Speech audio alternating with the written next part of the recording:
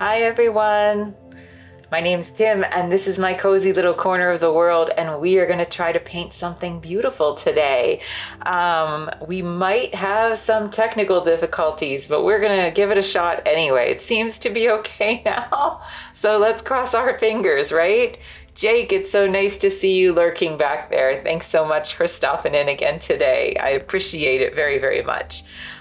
So yesterday, we painted this little blue frosting study, and then I asked the question of whoever put the color in first, we would paint the next one that. And so let's try a pink one today. So I've actually done something a little bit different where I've made two. I just haven't painted this one pink, and I did that because because I had two images that I made this morning, and I thought I'm gonna just see which one is best. My husband voted for this one, so we're gonna give that one a shot first. But if for some reason my paint isn't dry yet, which I did struggle a little bit with that with this one yesterday, then I will go ahead and start to work on this one. So I might just go ahead and just show you how I paint the background on this, or the base coat on this, which isn't super exciting, but it's something, right?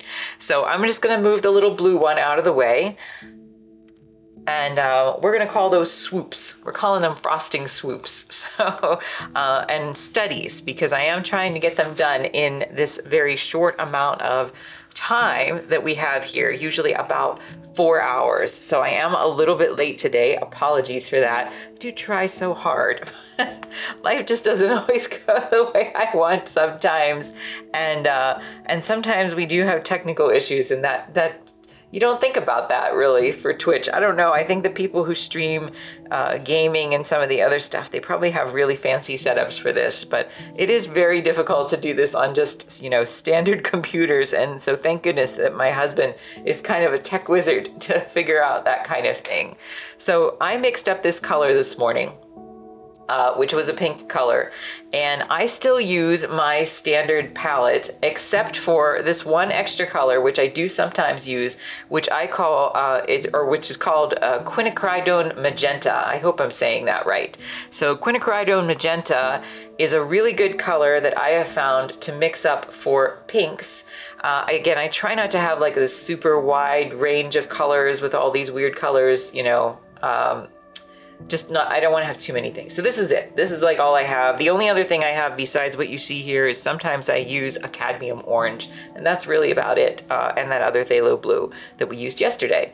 So to mix this pink, what I did was I took white with some of the quinacridone magenta, that is a hard word to pronounce, quinacridone magenta, and I actually took some of this pyrrole red as well. So if I just mix the quinacridone magenta with the white, it ends up being just a little bit too purple, and so I've found that using a little bit of the pyrrole red helps me get there to a pretty good pink color. So we did use that already on this or on this bottom layer, this mid-tone layer of this pink swoop, and you can still see my pencil lines through that. So we're just going to do the same thing to this one.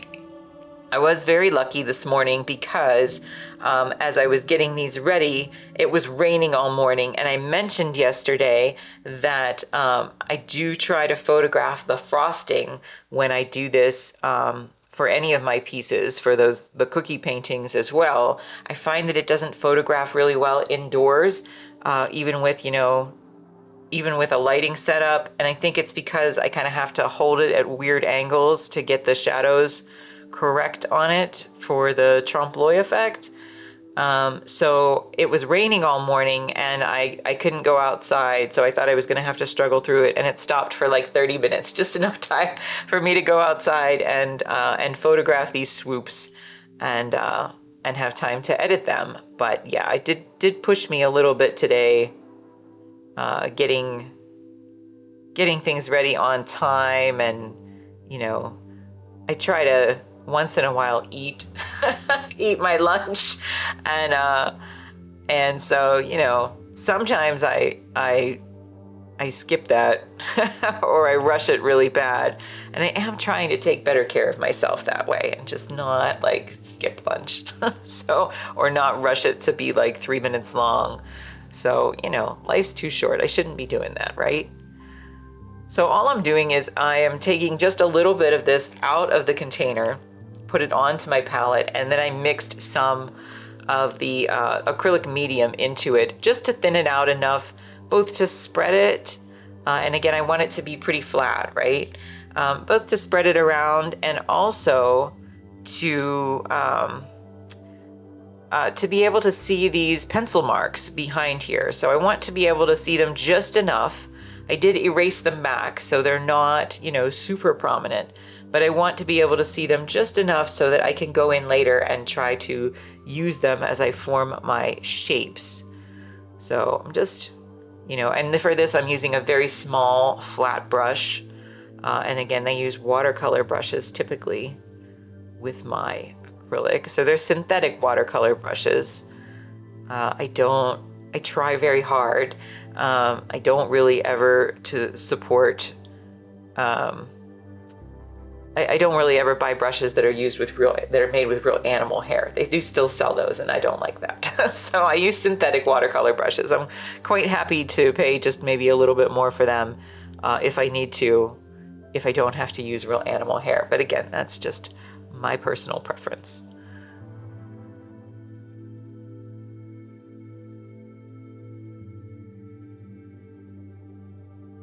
So I'm just gonna put this down, and like I said, I just wanted to kind of have this second piece as a backup for me, just in case I was having trouble, because this one's gonna be painted a little bit differently than the one yesterday.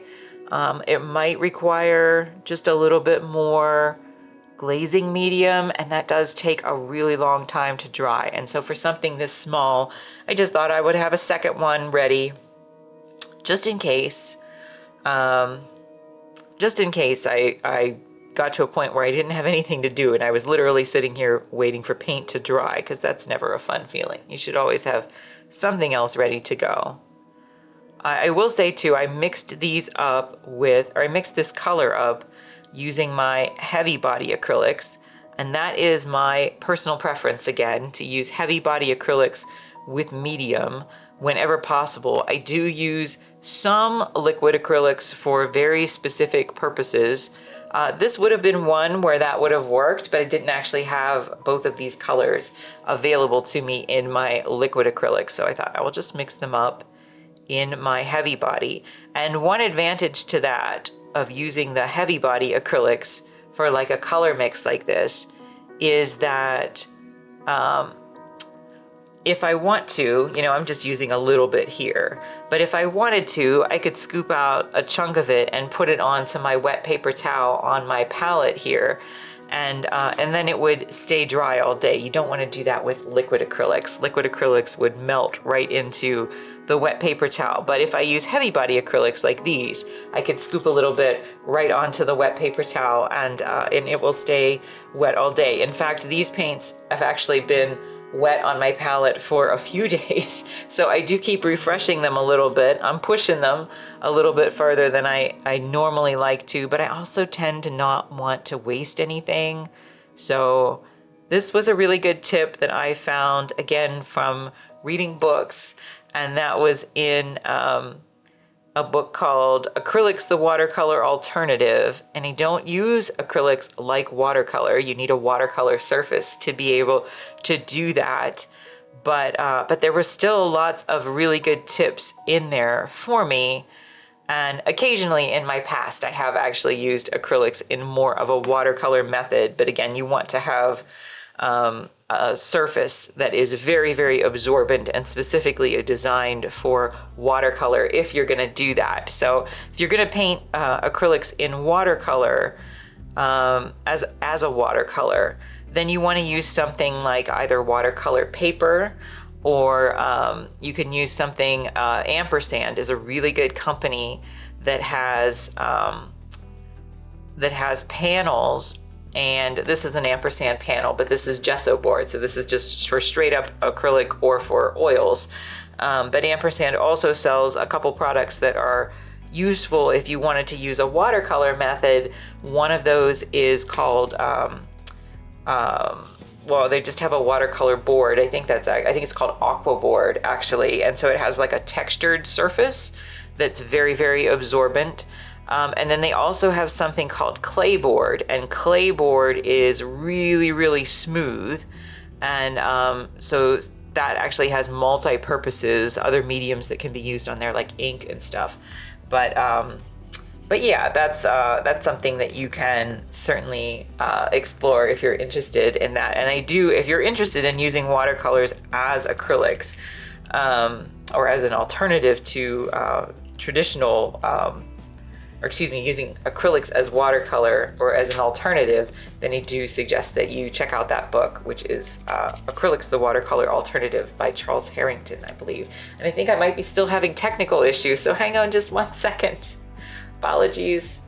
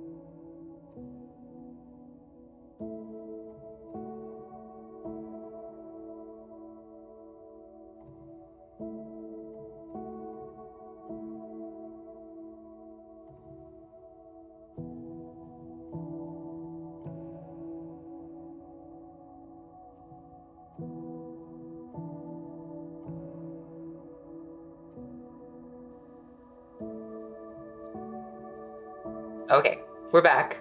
Apologies. Thanks so much for hanging on.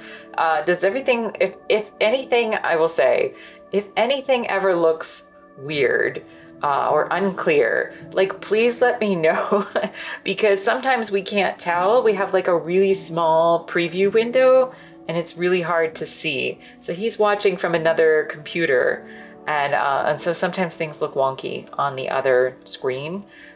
So we just can't always tell. But anyway, I think we fixed it. But we'll give it a shot. So as long as this looks relatively clear, like I'm okay. If the rest of me looks a little fuzzy, I'm all right with that. You don't need to see me anyway, I always say. But hey, he insists. He thinks y'all want to see my mug, so here I am.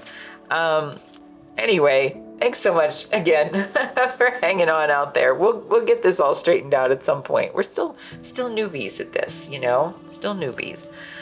Anyway, so okay, now we have these two ready, and that one's almost dry. So how about that? We'll have that one ready to go. This one should be dry enough to work on. So we're gonna just set this one aside for now, and we will come back to it if we need to. So like I said, I did actually have digits. Thanks so much. I appreciate it. Appreciate your patience with me. Again, I'm sure the gaming community has like really amazing setups to do all of this, but for little old me, that is tough. So, oh, did you just subscribe to me, Digits? Thank you so much. Oh, that means so much to me. Thank you. Yay!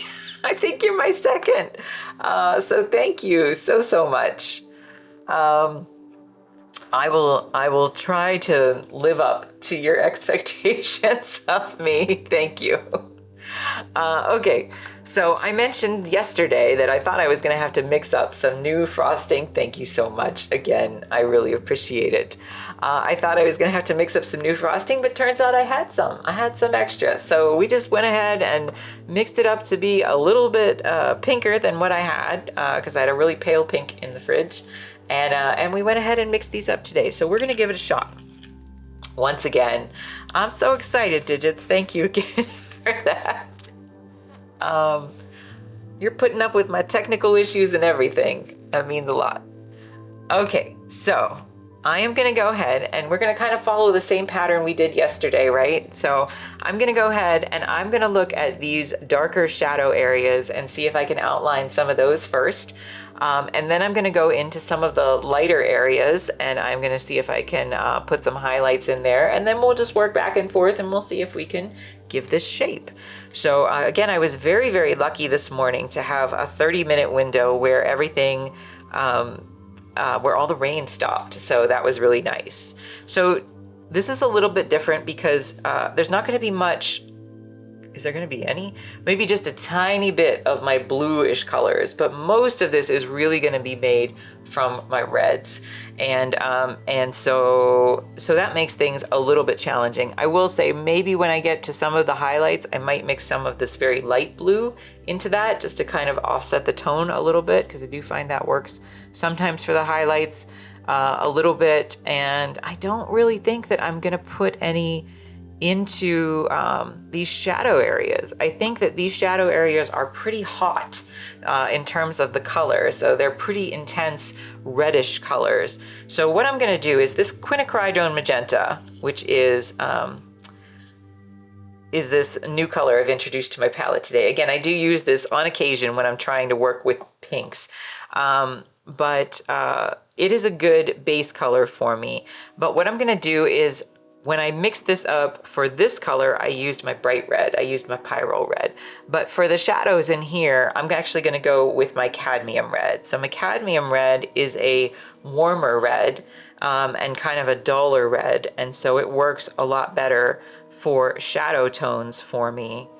And so I usually build up my base layers to work with my cadmium red, my darker blue, and my yellow. Those are usually the colors that I use for my base layers.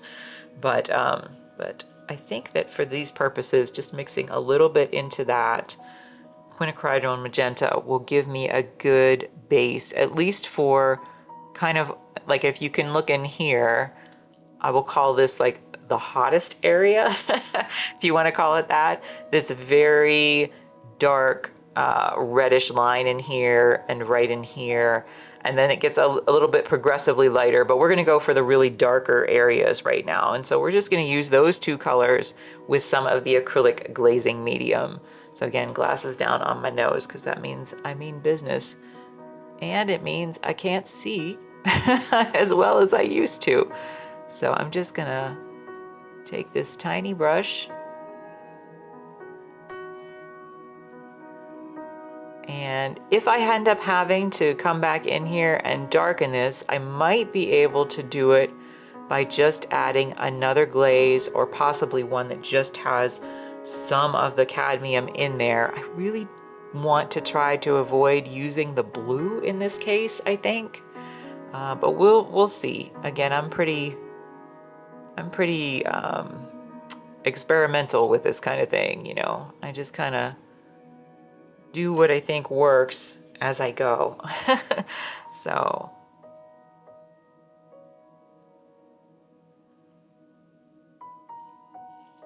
and again, I'm just gonna occasionally clean my brush off, wipe it off on the paper towel to make sure it's dry, and then I'll come back in here and trim this out with just a little bit of the acrylic glazing medium.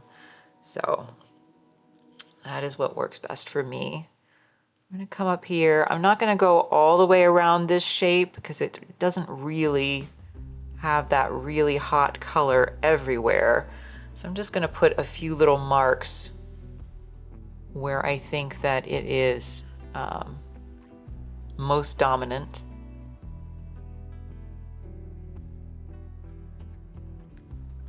But I liked doing that little blue one yesterday. I thought that was a really fun little exercise. Again, I can see the possibilities of what it would be if I started doing them in larger sizes, in multicolors. It could be very, very cool, actually. And so I'm, you know, my brain's running, certainly.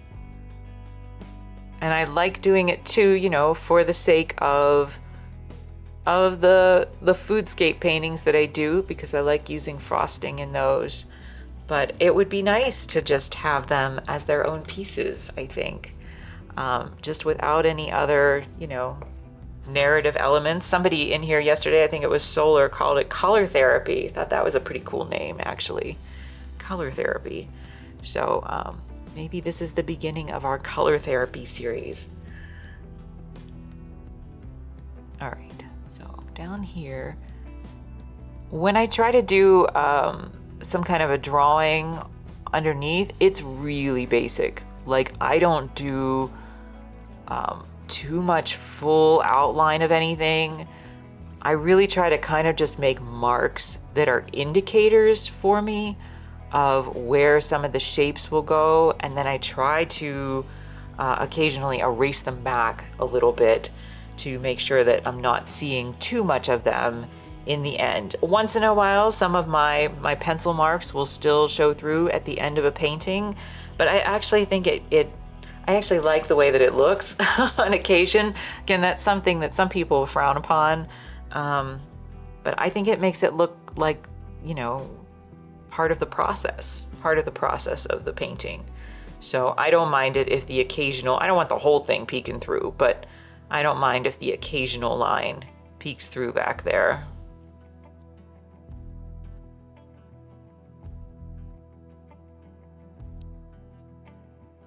By the way, I always sing the accolades of my husband. And I should tell you today that I had planned, I hadn't slept very well, and I had planned to paint just the white backgrounds on a bunch of stuff. And he's like, you can't do that. You're gonna bore them. You can't paint the white backgrounds today. So, so he saved you from that, and you get to watch this now. So I will do those tomorrow. I will do the white backgrounds tomorrow.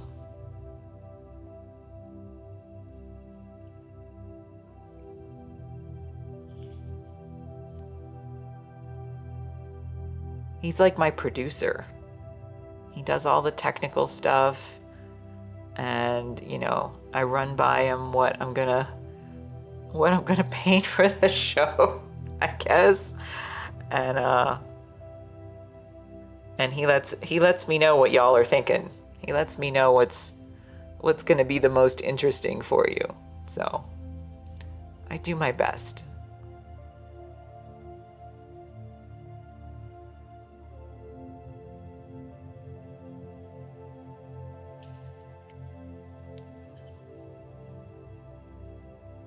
One trick too that this is kind of like almost like a monochromatic study, right? Because it's just all using similar colors. We're really only going to use one, two, three colors plus white in this. So 3 different reds plus white, maybe a little bit of the touch of blue, maybe, but for the most part, just those three different reds.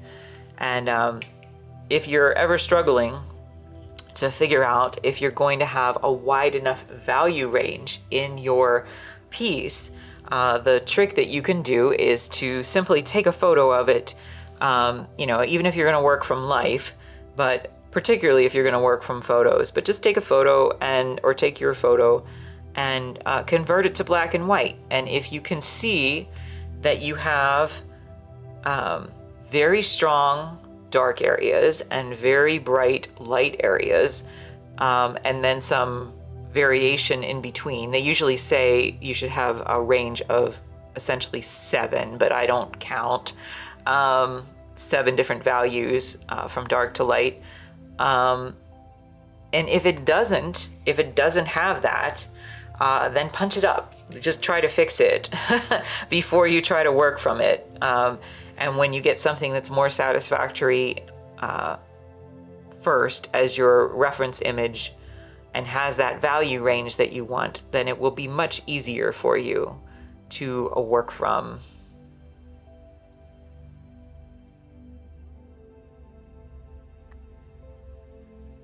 Again, sometimes I complain about technology, right? Because there's ups and downs to everything, but it was a very different way of doing things before I had access to digital images. That sounds really silly, but it really was. So I couldn't do that little trick, for example, to convert your image to black and white, to check for the value range. I just had to figure it out. So I guess I think that you have to, with anything, I guess I think about like what would the old masters do? And do I think that Da Vinci would certainly, take advantage of all the technology that's available to him today? Yeah, probably. He probably would. Maybe I draw the line at certain things, but certainly, making sure he had good references to work from, yeah, I'm pretty sure he would.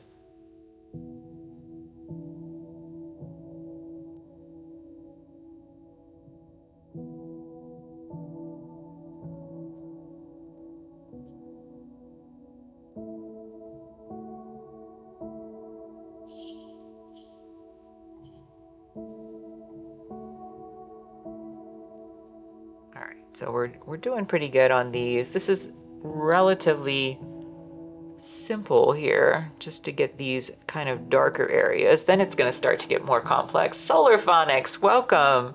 How are you doing today?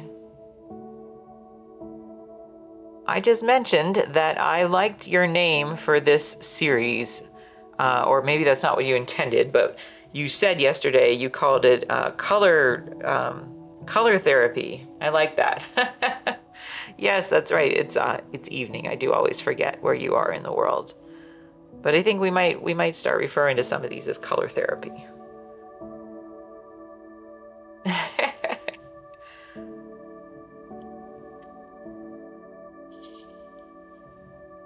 All right. So again, I just want to get these very basic shapes in. And then I'm just going to take a little bit of white and add that in to make kind of the next degree. You're a bit rough tonight. I'm very sorry. Maybe the color theory will help, or color therapy will help. I'm very sorry. Well, you take it easy over there, and I will know that you are there watching, even if you need to rest a bit. So, still dealing with burnout? Yeah, that is a real thing. That is a real thing. So I do understand.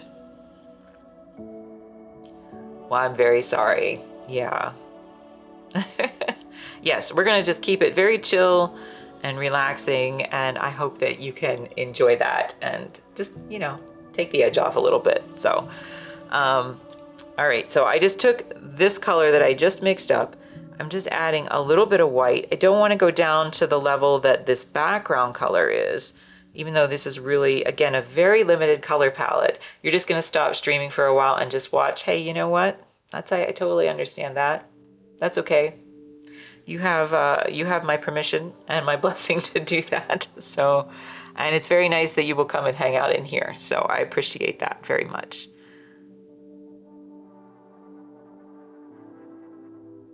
All right, so I'm just gonna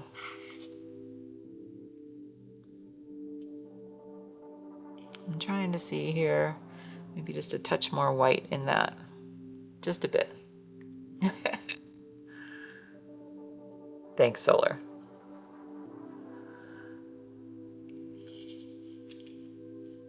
Again, I think it's really a good exercise for anybody. Maybe this is a life lesson, right? But for anybody to just, see what you can do with limited access, limited colors. Once you limit yourself, you can really see how far you can push things. And I've seen people who, like I mentioned, there's some people who paint with coffee, right? So they paint like watercolor with coffee in various stains. I think it's very interesting to see what they can accomplish with that, even if it just exercises, just interesting to watch. And so I like, for me, I want things to be really archival, of course. So I use, really good quality paints, but for me, I think it's very interesting to use a very limited color palette. Now you need a cup of tea. Yeah, that's right. You relax with a cup of tea there. That's a good way to go. So I had mentioned a while back, for anybody who wasn't here, that my very limited color palette, which again only includes basically these colors and cadmium orange, which again I rarely use, and the other phthalo blue, which I used yesterday. But that is because years ago, when I worked at the art magazine, I interviewed an artist named Mel Leipzig. And if you don't know who Mel Leipzig is, I would say that you should Google him. And Mel passed away last year, I think. But he is a brilliant painter, and he painted in acrylics, and he used a very, very limited color palette, even more limited than this, I think. I think he was down to 7 colors. I think that's what it was. But he talked about that in the interview that I did with him, how he had kind of gradually whittled down his color palette, and his work is really brilliant, and it's usually these solitary figures in kind of a forced perspective, and usually in a room, I'll say, sometimes they're full of junk. Sometimes they're kind of messy. They're full of lots of stuff. It's rooms full of lots of stuff, but it's a hard thing for me to describe. But again, his name is Mel Leipzig, so I would go Google him if you're interested. And that's, you know, the kind of thing that, you know, if I hadn't ever talked to Mel, you know, that probably would have changed my whole painting approach, because I didn't understand that at the time as a painter. I really did not understand like what colors I was supposed to be buying. I had very limited painting experience at that time. And that was during the time, toward the end of my time at the magazine, when I was like so determined that I was going to be a painter, and I was getting up an hour early in the morning and painting before work, and coming home and painting at night. And so I just really dedicated myself to it. But I still, you know, I didn't feel like when I was in school that I had learned enough to really have a very good grasp on things, because they taught a different methodology. They did not really teach realism per se. It was just different. It just, you know, like I've said before, some of it was useful and a lot of it was not, but I didn't understand that at the time. And so talking to all of those artists really did help me to understand a lot of different aspects of being a painter. And just, you know, again, like the little tips and tricks that they used, or that they discovered, or that they, you know, just figured out over time. And so that's one reason why I come on here, actually, because, you know, I always thought that was very helpful for me to learn what other people did and why they did it. And so, you know, I don't know how easy it is. I think there's a lot of information out there, but it's a little hard to sift through. And I'll liken it to gardening. You know, I say that I have this little garden in my backyard, right? And so I started it last year, and I was desperately trying, watered that down with a little bit too much of white there, so I want to go back. I was trying desperately to figure out how to do this. And so it took me a few months to figure out that, because I kept messing up, things kept dying, I couldn't figure out why. And it took me a little while to figure out that the videos and articles that I was reading, and I will say mostly the videos that I was finding on YouTube, they wanted to make videos that, of course, got clicks, right?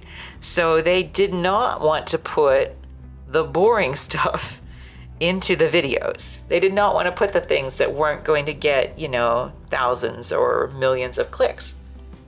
They were just putting the boring stuff in, or excuse me, the exciting stuff in, and, you know, the teasers to get you to click on it, or to think, oh gosh, what am I doing wrong? You know, this is 10 ways your garden can fail. Like, but they weren't actually teaching me real logistics. And so I had to do different research to try and learn from experience to try to figure some of that out. And so I guess I kind of feel that way with painting.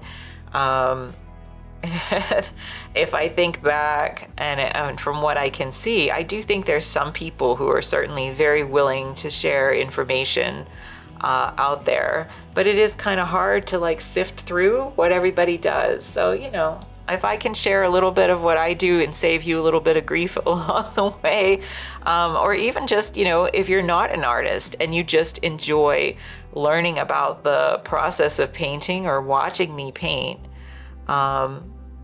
Again, do I think that if Da Vinci had access to this like years ago, would he was like a shameless self-promoter, right? So he would have totally been doing this. And I'm not a shameless self-promoter, but I want to share what I do. So, you know, it's I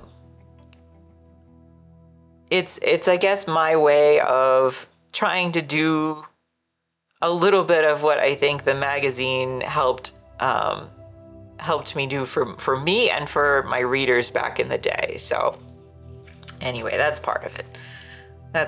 Plus, you know what I've said before, I'm here. I'm going to be painting anyway.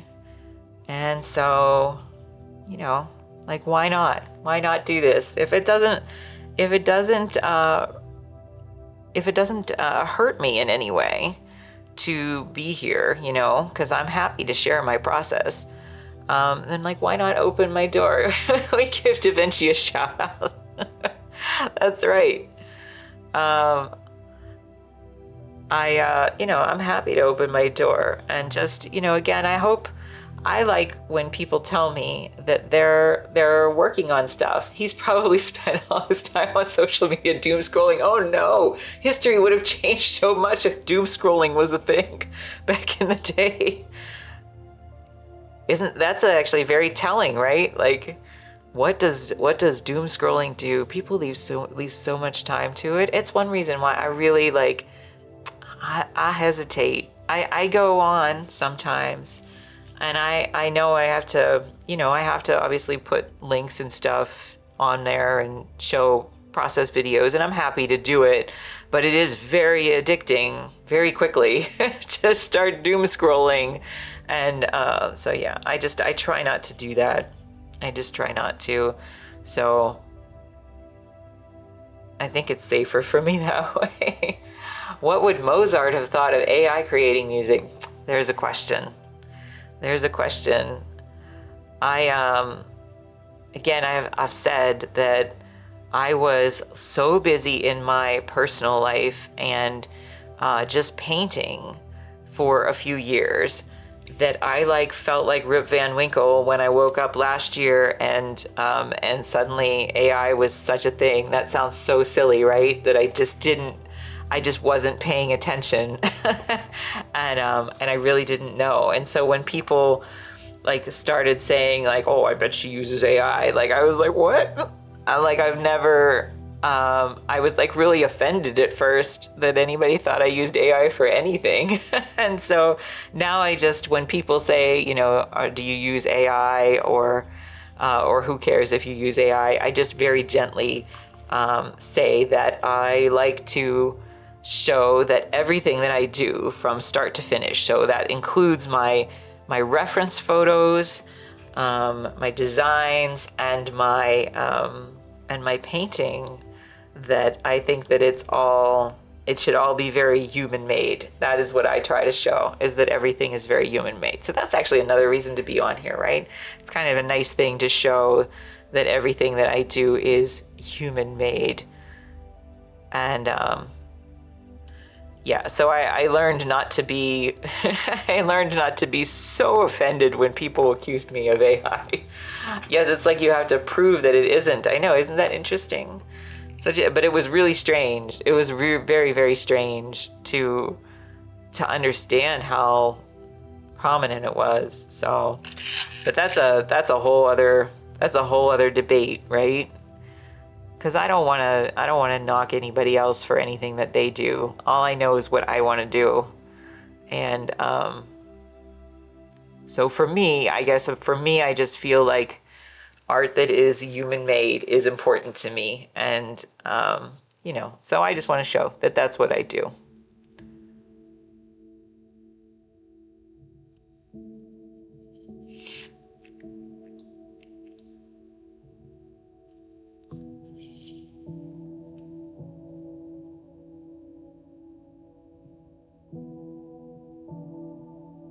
I think this will be actually really interesting to stick with this incredibly limited color palette today and just see what we can do with it. So I'm kind of excited. And it's also kind of a weird thing because it's such a bright piece, such a bright subject with the pinks. So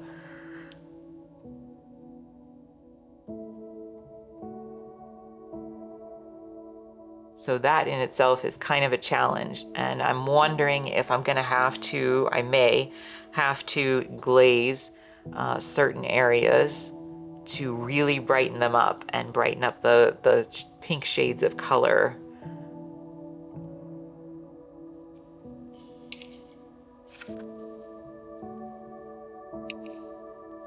But I feel like, there's certain pieces when I look at them that I am, at first glance, or when I design them, at first glance, I am very overwhelmed, and then I just have to methodically work my way through all of the aspects of it. And there's some where I look at it and something like this, I see probably 90% of my roadmap. I see it laid out before me. So it's just a matter of me executing it. And so that, again, is very pleasing for my brain.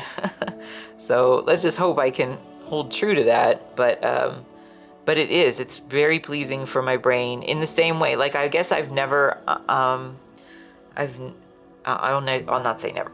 I've rarely been addicted to any kind of video game. Once in a while, years ago, I would play something like a Bejeweled or a Hexic, something like that. And I played a lot of Animal Crossing during the pandemic. And I have played some other video games as well. Like I very proudly told Willow a couple weeks ago, she was asking in here, and I completed Zelda, like the first Zelda. So yeah, that is a tough game. And I did it because my husband, who is a big Zelda guy and has completed a lot of Zelda games, all except like the last couple,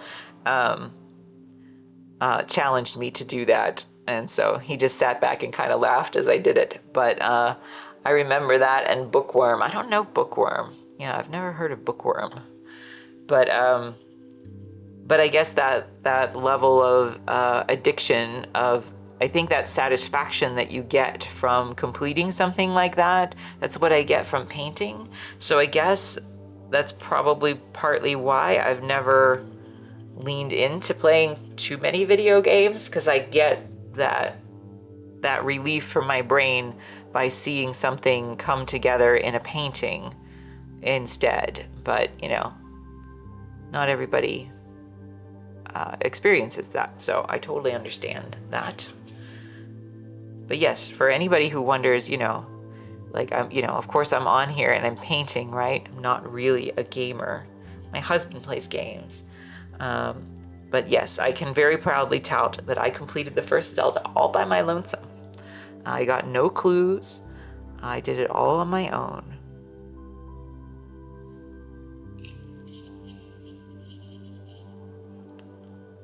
All right, so I'm gonna mix up a little bit more of this color, and we're just gonna go in and try to, again, fix some of those shadowy areas that are kind of, I did the wrong thing there.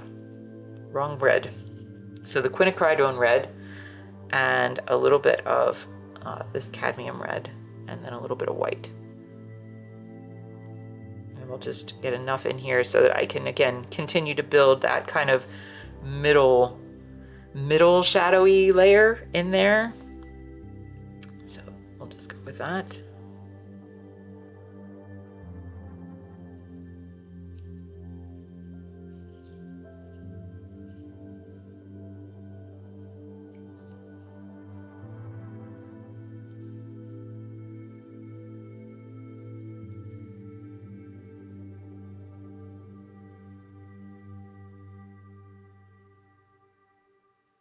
There we go.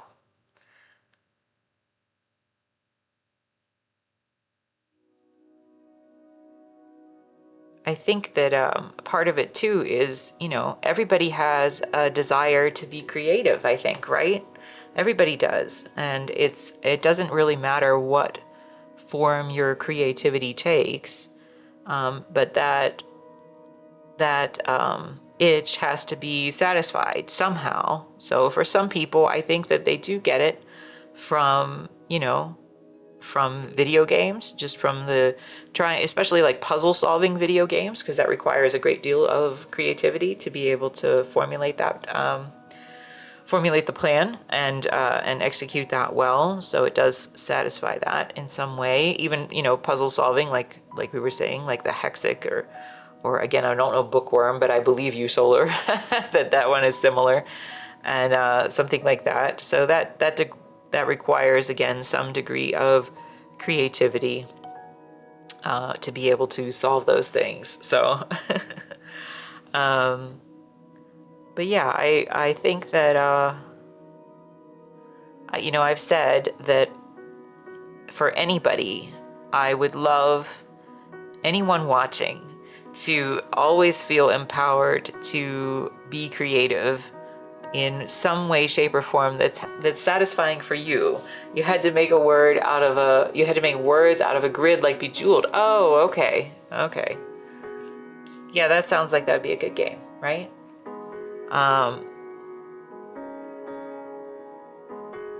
Yeah, that sounds like that would be fun.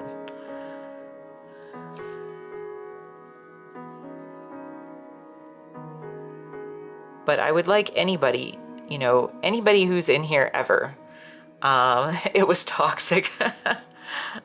Anybody who's in here ever that wants to improve their skills, whether you want to do it, you know, tremendously or just enough so that you can like doodle and be happy with the things that you doodle.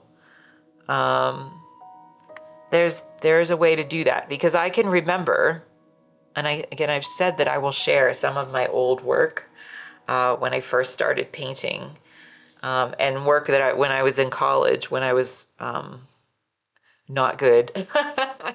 And you mean you see the color? Oh, okay. I want everybody to feel empowered to be able to get to the level of ability that they want to be at. And I'm still striving for that. But, you know, I still have lots of things that I want to be able to tackle. And I get better every year. So, Deborah White Music, hi, how are you? You can also hear what frequency sound that is. Oh, that's interesting. That's interesting, Solar. Welcome, Deborah White. How are you? Whoa, I lost my picture. I'm good. I'm good. We're doing another color study today. So we're just doing a frosting swoop, a pink frosting swoop. Yesterday we did a blue one. So anyway, yes, I thought you came in with Solar Phonics the other day, right? I was pretty sure. So anyway, I hope that I can share just, you know, a little bit. Again, if it's something that you're just mildly interested in learning how to do things, or if you just like watching the process, that is totally cool. And if you want to, you know, again, amp up your skill significantly, then maybe I can share some information either from what I do or people that I've known in the past and help you get in the next direction. Deborah's another good egg. Oh, that's so nice. Deborah, are you also, well, obviously you're some kind of a musician. Are you also a composer, or are you, what do you play? What do you do?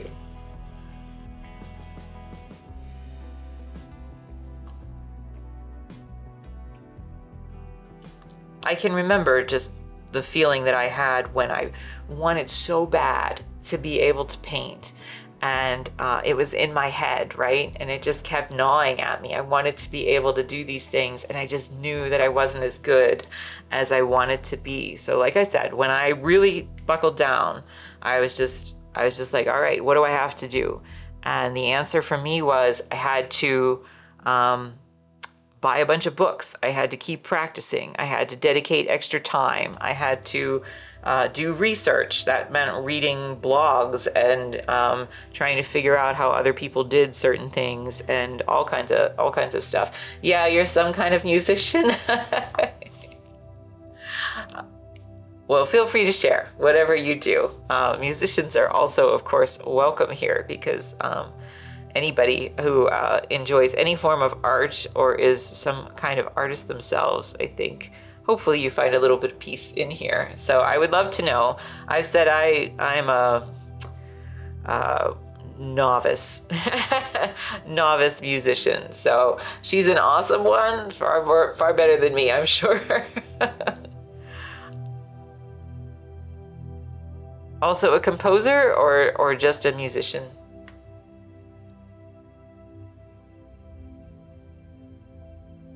And do you stream? Well, if you do, I'll have to check out your channel as well. Folk singer and songwriter. Very, very cool. Very, very cool. Do you stream on Twitch too?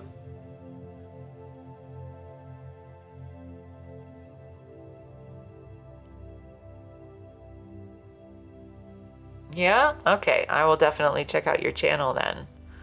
I appreciate it. I appreciate you stopping in here.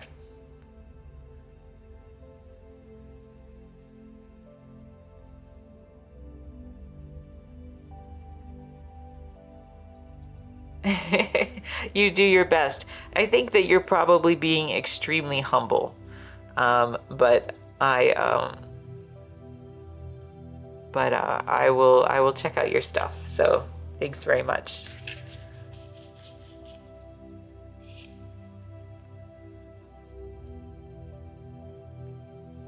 And what pushed you down the truthful? What pushed you down the path for folk music as opposed to something else? Because I think that's a very specific niche.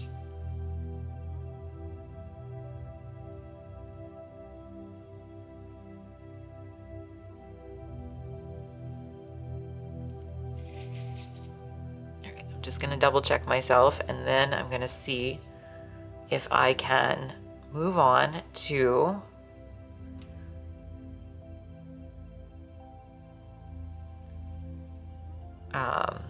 doing some highlights. So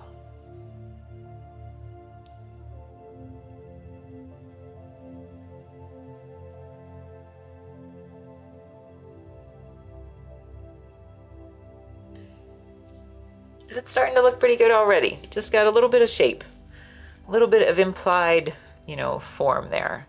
I do think that I need to go back in and make some of these shadows a little bit darker, but let me just see. Yeah, they're still a little bit wet. So we're going to move on to some highlights. You used to tour with rock bands. It never quite felt right. Quit for a few years, then bought a guitar, learned the basics, and discovered who you naturally were in a nutshell. Good story, Deborah.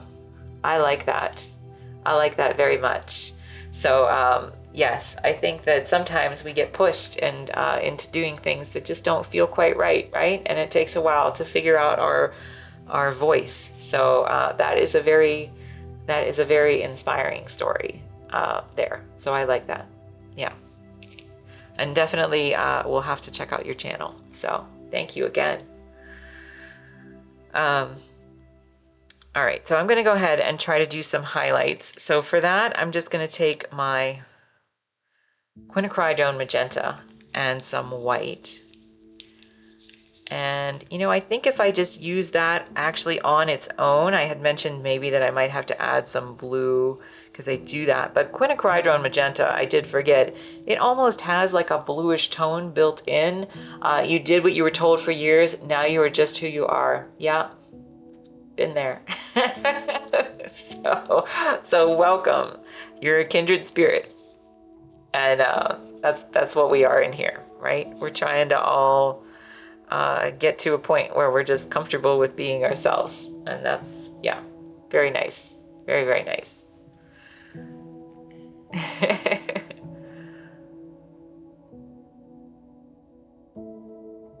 All right, so this quinacridone magenta, I don't know if you can see that really well on my palette, but it does actually have kind of you can see next to this, it does actually have like a cooler kind of bluish tone. It's a longer journey for some of us. Yeah, well, yeah, I didn't start painting until, I came back to it many years later, so I didn't start painting until I was about 35.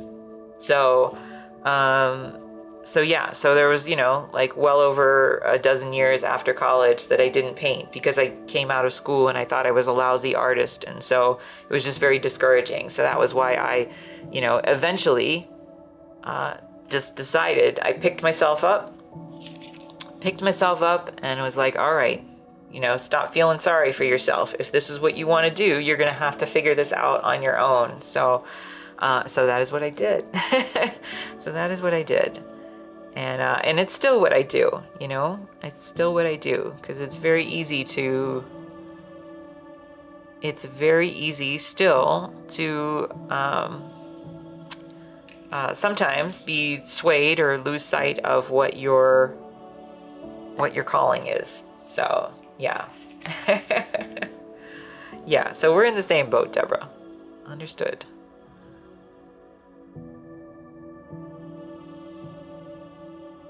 So yeah, the bluish tone that I was speaking of, which is, I was going to use this little bit of blue, but I think this is fine on its own.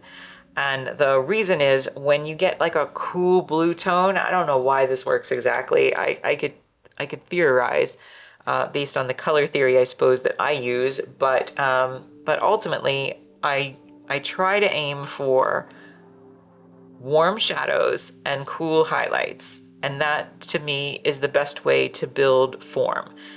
Your approach might be different. You might do different lighting setups and it might be the complete opposite of that. But I tend to think if you're going for really strong realism, like Trompe, that that is, at least for me, that's the best approach. So warm shadows, cool highlights. And when I say that, just keep in mind that I kind of have two different mixes of color on my palette. So yeah, Deborah. So I have this warm set of colors, which is this dark blue here and my dark red, which is cadmium red. And then I have these cool colors down here, which the pyrrole red, the quinacridone red, and this cool phthalo blue. These are my cool colors. So it's basically like two separate color wheels that you mix within themselves, and then you can mix them with each other in various ways.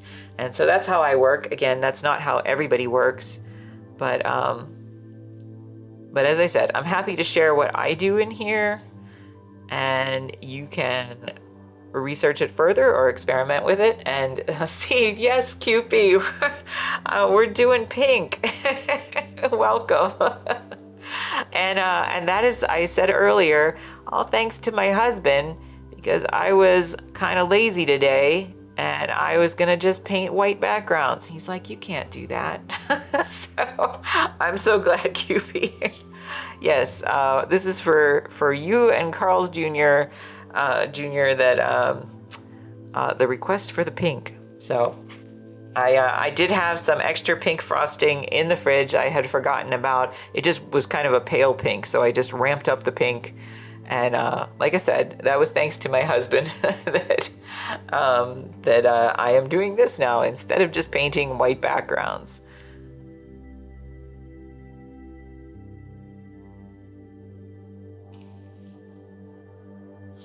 But it's kind of cool. I mean, it's kind of this is going to be an even more limited palette than the one was yesterday. So, oh good, Cupie and Deborah know each other too. It's such a small, it feels like such a small community on Twitch of just very nice people who are into the arts. So I like that. I'm sure there's lots more people out there, but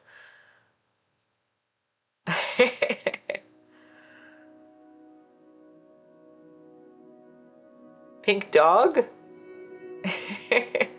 Oh, just meeting Cupie now. Okay. I'm glad. Well, I'm glad that you're all meeting here then. That's good too. I thought you knew each other. I'm sorry. You're just friendly.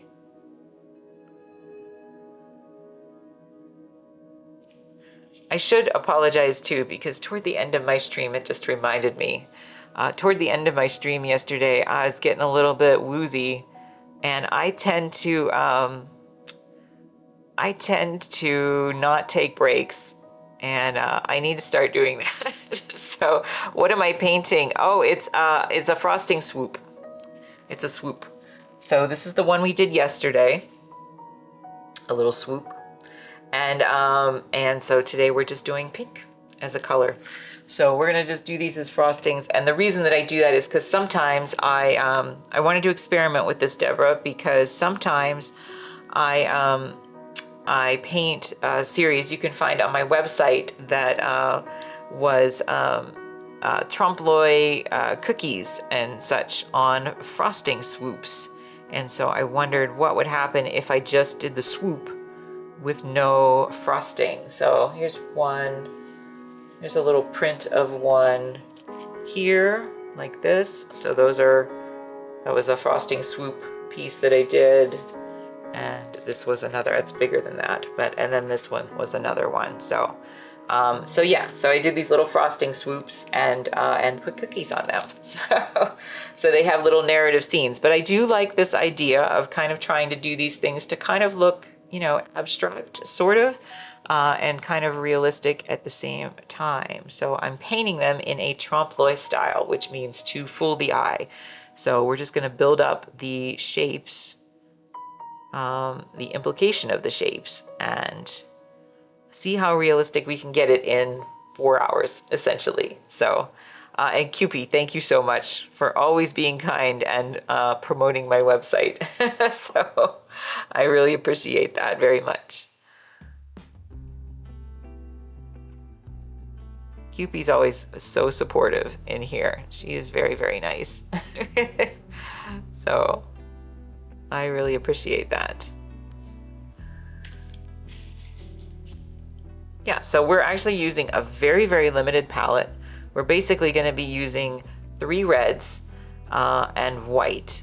And I think that I can do the whole thing to look very dimensional with just those colors. So we're not going to introduce anything else, I believe.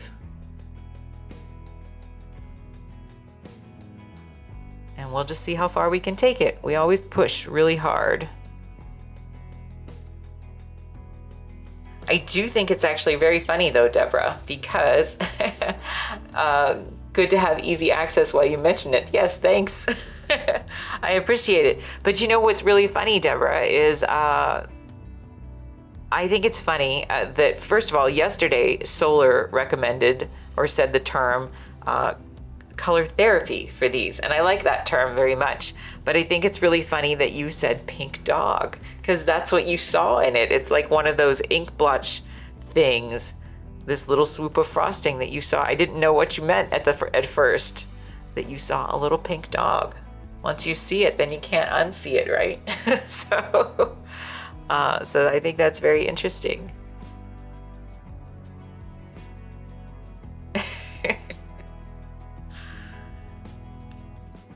That's all right. We're animal lovers in here too. At least I am. So I take it as a compliment that you saw it as a pink dog. Yeah, I'm just taking frosting swoops, real frosting that I make, and swooping it out. I did 3 swoops this morning. We're actually going to try to, at least in part, paint 2 of them today. So if I run out of things that I can do to this one because I'm waiting for it to dry, then I have the other one over here that I can work on. So, so that is the plan.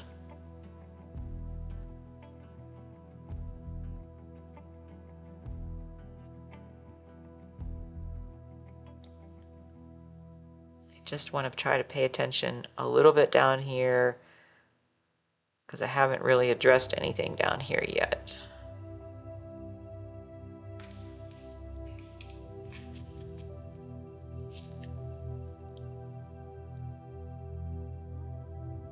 But it's a good little exercise, and I think, I don't know, I think these could be really nice. I could think they could be very nice positioned next to each other on a wall too, right?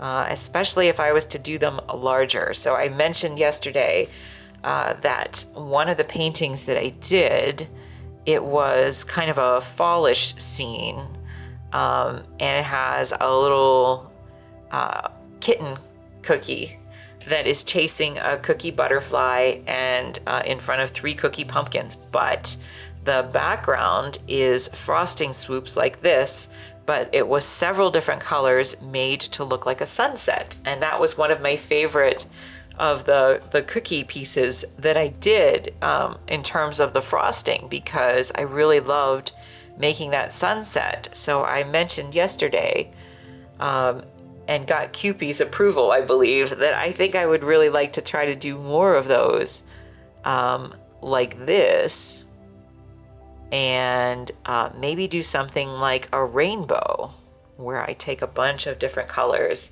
and swoop them all together and then try to paint them in the trompe-l'oeil style. So that could be really neat.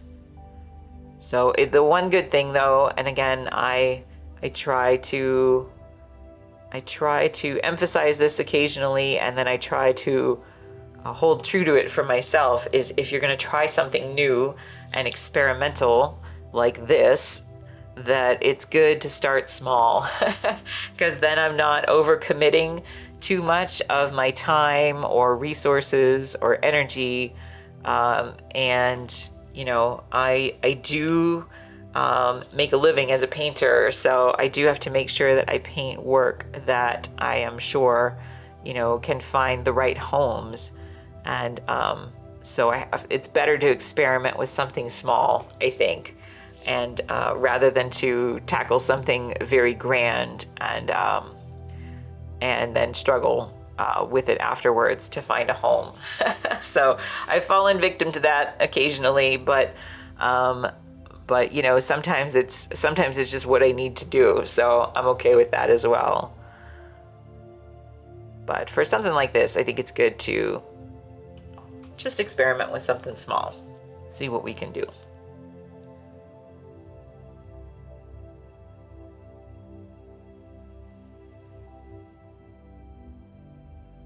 I really need to look up and see if the daily painters is still a thing, because I mentioned that that was what I used to do when I was first starting out painting, and it was a tremendously beneficial exercise to do, which is, you know, you paint, it's kind of just what it sounds like. You're trying to paint small pieces in a day, essentially, and then you would put those up for sale. So it was a really good way to experiment with a lot of different types of subjects, and you know, just practice your technique without, again, overcommitting to, you know, giant, grand paintings. And so those were typically 4x4, 5x5, 5x7, 6x6, something like that. They really didn't exceed the 5x7 size very much. One of the things I used to do though was, and I thought this was pretty neat, I used to occasionally paint board games, like pictures of board games that I took. And one thing that I was kind of, it wasn't really trompe l'oeil, but I would say it was something that was really neat. You need to get your day going. Oh, thanks very much. No worries. I appreciate you stopping in, Deborah. Thanks very much. I hope I'll see you back here again. And yes, solar seems like a good egg too. So thanks very much. I appreciate you stopping in. Have a good night, Deborah. What was I saying? With the daily paint. Oh yes, that one of the things that I painted was Scrabble. I painted a lot of Scrabble. Thanks very much, Deborah. I very much appreciate it. You too. You too. I hope you have a good weekend.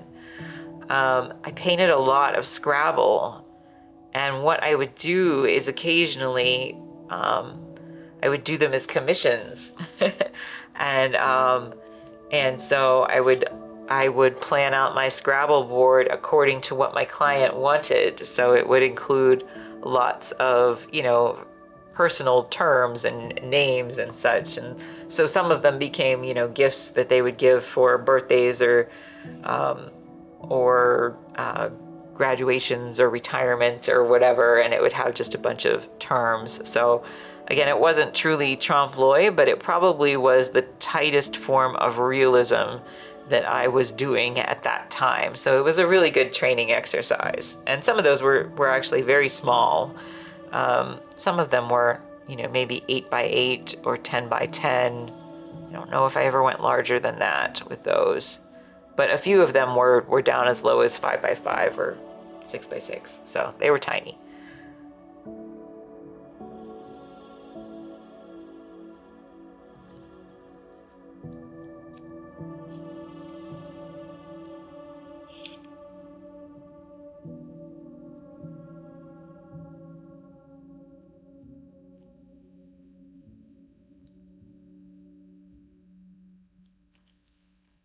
Yeah, if I think back on all the stuff, I mean, I've painted a ridiculous number of paintings, even though I only started, you know, 12, 13 years ago, really.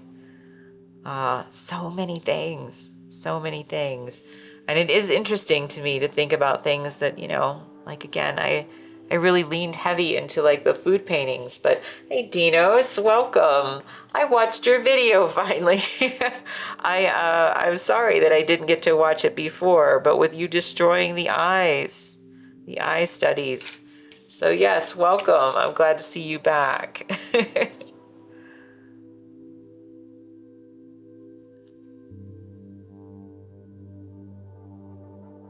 Very sad to paint over your work. It was some really somber music that you put with that too. It was very sad. Um, I had a very similar-ish type thing when I destroyed all my cookie models for all the paintings that I did last year. And I don't remember the music that I put to it, but yeah, that was painful. It was painful because it took me like so long to build all those cookie models. And, you know, at some point you gotta let them go. So I made a video where I crushed them all and threw them away. So yeah, that was the thing. But I feel your pain when you have to cover up work. Stuff that you put lots of time into.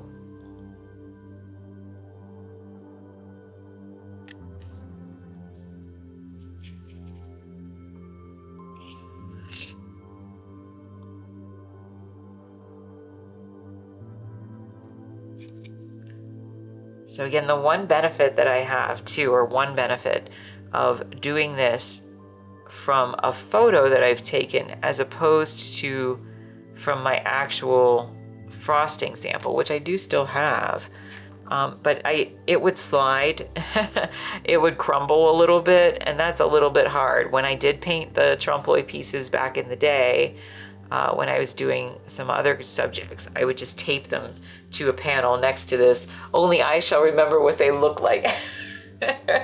That's right, Dinos. Only you. Nobody ever even saw my cookie models in real life, just my husband. But yeah, there was so much work and it was really hard to throw them. That one giant cookie model took me like a week to build, and of constant work, you know? So it was painful to throw it away finally. But you know, I don't want bugs in my house, so I had to let it go sometime.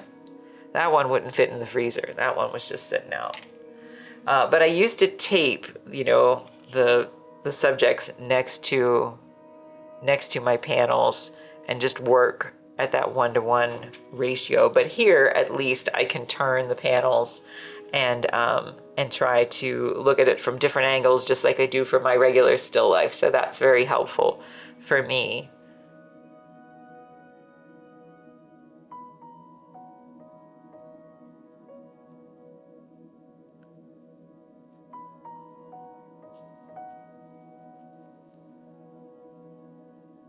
All right, I'm gonna thin this down a little bit more even, and just come up here. Again, I'll have to glaze back and forth, but sometimes you can just thin the color down that you're working with and apply it that way, as opposed to trying to mix up a completely different color. Today is Trader Joe's Day. What does that mean, Kewpie? Are they having a sale? I don't think I actually have a Trader Joe's around here.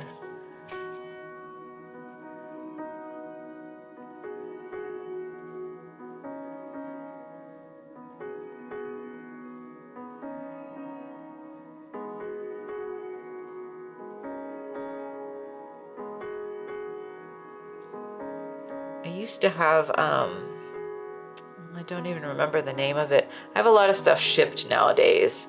So, oh, just your restock day. Trader Joe's is your favorite. Aw, that's very nice. Yes, it's your Saturday, or it's your Sunday, right? It's Friday. You're one day off, right? So yesterday was your Friday. Great gluten-free options. Nice. Yeah, I tend to have a lot of stuff shipped nowadays. So I use like iHerb and ship a lot of stuff that way.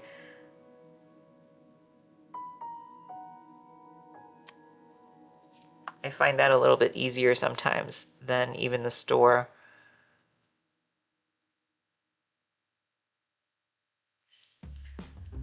But I'm gonna get to turn the panel, which is nice. So we always kind of check to see how we're doing shape-wise, right? So these are abstract shapes that we're painting, essentially. And so I just want to go in and kind of challenge my brain to look at things a little bit differently. And so I'm just gonna go in here. And this is just, again, the same color, but it's thinned out a bit. So I'm kind of hoping that will work, as opposed to me mixing up a whole new color. You get fresh gluten-free pasta sometimes. It's so yummy. You know what I like? I sometimes will buy my gluten-free pasta, because for some reason QP and I are remarkably the same in a lot of things. But I actually really like, there's a Bob's Red Mill flour that is a gluten-free flour, but it is made with chickpeas. That's really good to kind of make your own homemade stuff. So I like to make myself gnocchis. So I can make gnocchis with just that and just potato flakes and water. And that's really good. I enjoy that.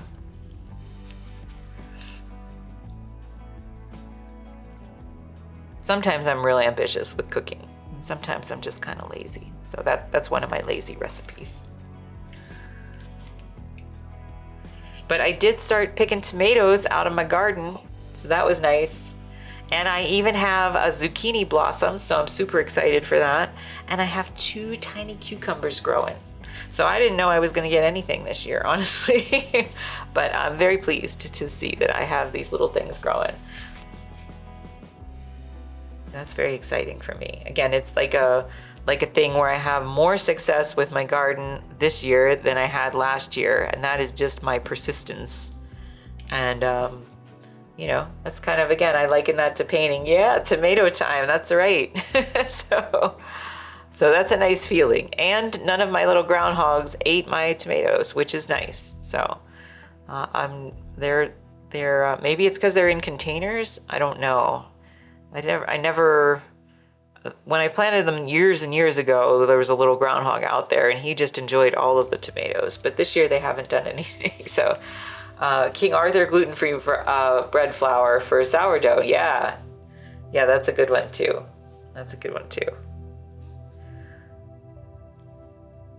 Yeah, I don't know. It sounds really silly, right? But I'm just so excited that I have things actually working in my garden. I've really learned a lot. So they use a gluten-removed wheat starch. I don't react at all. Nice.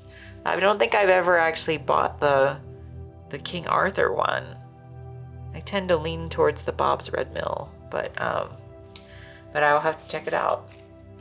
Harvest is the most exciting part. Yes. I even got some green beans the other day, and I didn't get that many off of my plants so far, but man, they were like the best green beans ever. So I was really excited for that. What else do I have growing out there? My potatoes, I think, are gonna come along fine.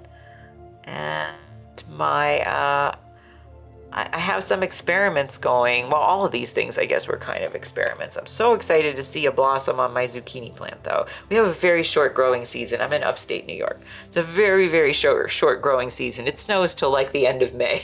So it's very, very short. And so that limits what I can do with that. But anyway, I'm very, very excited. And so I even have corn stalks out there. How about that?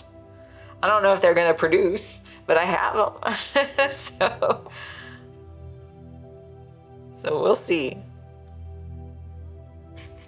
One of the biggest shocks of moving was how long the growing season is here. It seems to never end. I know I'm a little jealous of the Carolinas. There is a YouTuber that I do watch that is based in North Carolina that gardens, and he always talks about it like it's, you know, it's going on forever. And ours literally, it starts it literally is like freezing temperatures until the end of May. That's what it typically is here. And then it can start snowing as early as like early October. So there's not much reliability in those off months. So it's very, very short. And that is one reason why I'm trying to grow things indoors as well. So I have some grow lights and my little arrow gardens, and I enjoy doing that too. And so, you know, just a little bit experimental with everything, but so nice when some of it actually works out.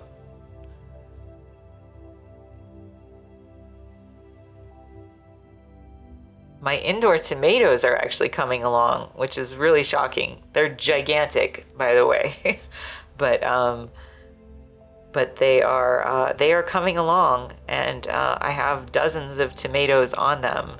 So we'll see. We'll see how that goes. Oh, no, see, I think I messed this up over here. This is a little off. So I just want to see. This should actually be right here. So I got to turn it sideways. I would like to try and grow the spoon tomatoes one day. What's a spoon tomato? By the way, I'm not growing big tomatoes. I'm growing cherry tomatoes, but I'm growing unusual varieties. So I have green and gold. My green ones are outside and my gold ones are inside. So wanted to try something a little bit different. They're super, super tiny, like the tip of a baby. Oh, really? Interesting. I've never heard of that before.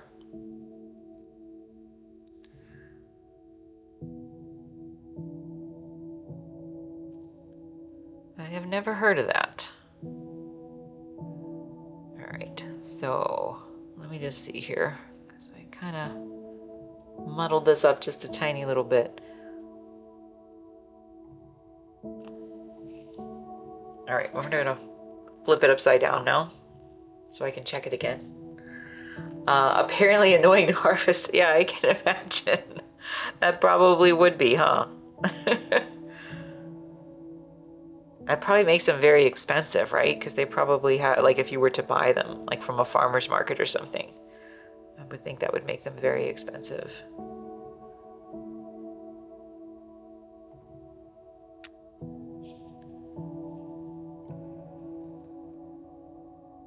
It's not something that I ever really thought that I would particularly be interested in, but I really am. I really enjoy the gardening. Again, I don't like growing flowers or anything. If I'm going to put all the effort in, I want to be able to eat it. I want it to have a purpose. I don't want it to just be, you know, pretty. I'm okay with experimenting with stuff, but, you know, I want it to be real.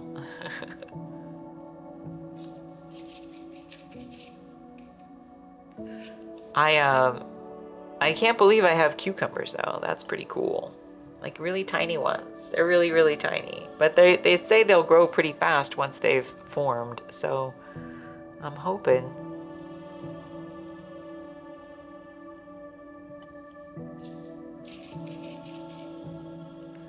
All right. So again, we're just checking to make sure. And like I said, today, when I get to somewhere between, I don't know, maybe around like the 2.5 hour mark, 3 hour mark, I am going to need to take a break today because I know yesterday, by the very end of the stream, I was like worn down because I hadn't taken a break. And I will do that to myself.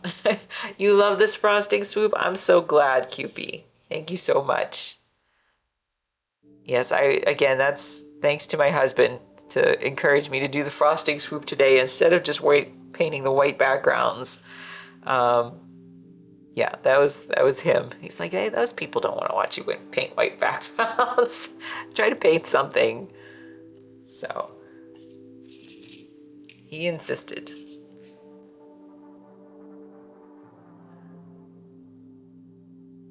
But yeah, I remember doing that actually. Again, don't be like me, right?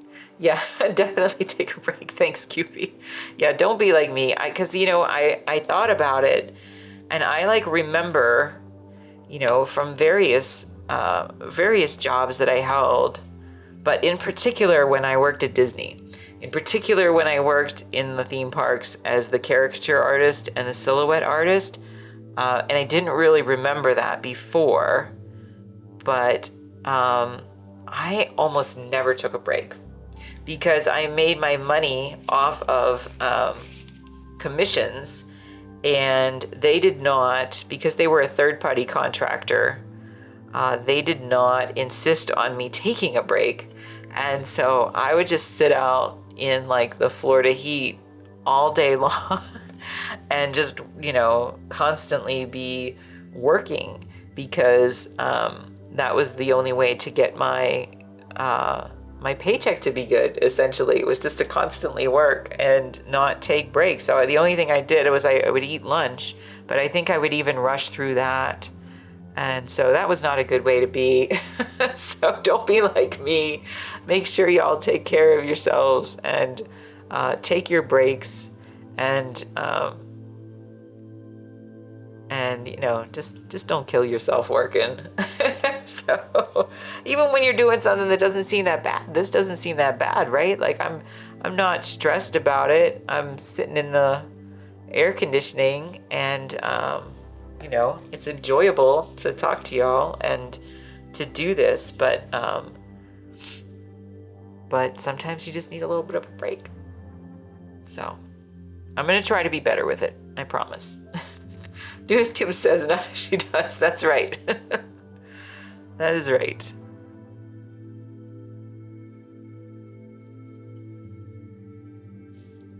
I do know that when I worked at the magazine, and I will just tell you that, you know, for part of my time there, I had an office with a window.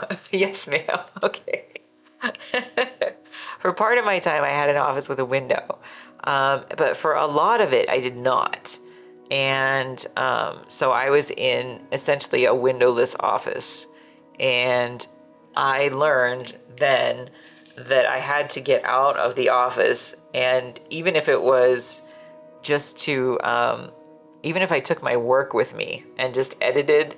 You love my Reading Rainbow shirt? This is TeePublic, I think is the name of the company, right? And it's artist designed shirts. They have so many over there. And so I bought a few not long ago. So I dig the Reading Rainbow one too. Thanks, Goofy. I really like that site though, TeePublic, because they really have, I love that they're artist designed. So, you know, they're not really straightforward Reading Rainbow, right? But very creative. Lots of very creative people there doing some very nice quality stuff. So I enjoy it. But I used to take my editing with me in my car, and I would drive down the street. This is going to sound really silly, but I would drive down the street, and sometimes I would either bring my lunch with me or I would just grab something at the grocery store and sit in the parking lot of the Publix, of the grocery store, under a big oak tree. I would keep the windows down, even though it was Florida. If I was in the shade, it wasn't so bad, but I'd keep the windows down and enjoy the squirrels running up and down the tree. And that made me feel like I had some sense of sanity from being trapped in my windowless office. So yeah, sometimes you just gotta get out. On occasion, I was like located maybe 20 minutes from downtown Disney, which is now known as Disney Springs. My work was.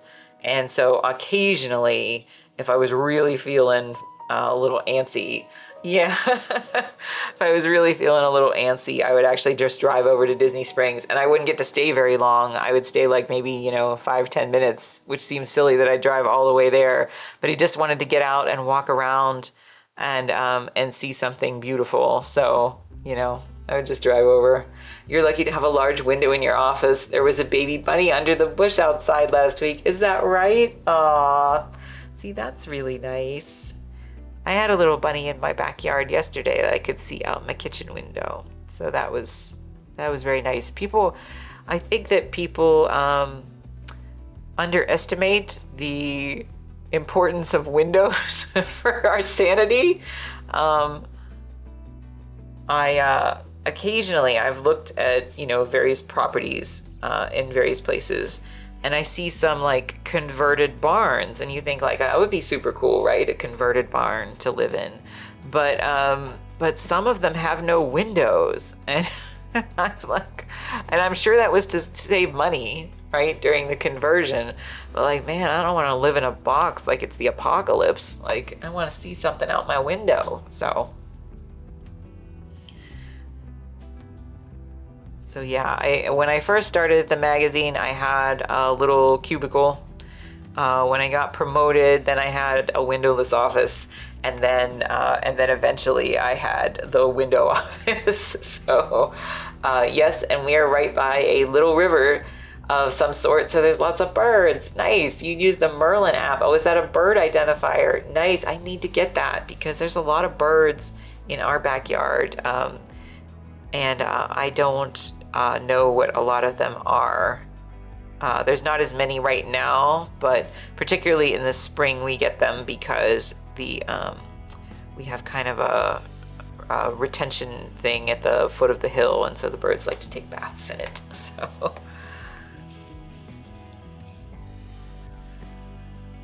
but yeah, I'm really terrible at identifying birds, actually. I know very few. When I was young, through Cornell. Oh, is that right? You can photo identify or use sound. Cornell's actually not terribly far from here. A couple hours, I think. Yeah, I will have to look that up. I remember when I was young, I would go to my grandparents' house, and my grandparents, I mentioned, they lived in an area that had a lot of space, and so they didn't have any like real immediate neighbors. I could still see the houses, but there were no real immediate neighbors like within walking distance to them, or at least in comfortable walking distance to them. And so my grandpa had a big driveway, and he used to give me bird seed, and he had a little stool that he was Italian, so he called it a bunking. I don't know if that's a real Italian word or not, but anyway, so he had this little stool that he would give me, and I would go out and sit in the driveway with the bird seed, and I would throw the bird seed all around me, and all the birds would come down, and I felt like Snow White. So when I was little, and I thought that was a very sweet thing to have experienced with all the birds coming down. I do remember one time though, my mom came down to visit when we were in Florida and went to Disney World with us, or just me one day, because my husband was working, and she got an ice cream cone from one of the places in Fantasyland in Magic Kingdom, and it's amazing. It's so cute. What an amazing memory. Yeah. He had a little wishing well at his house too, so that was really nice. There were some magical things there, and he had a big garden.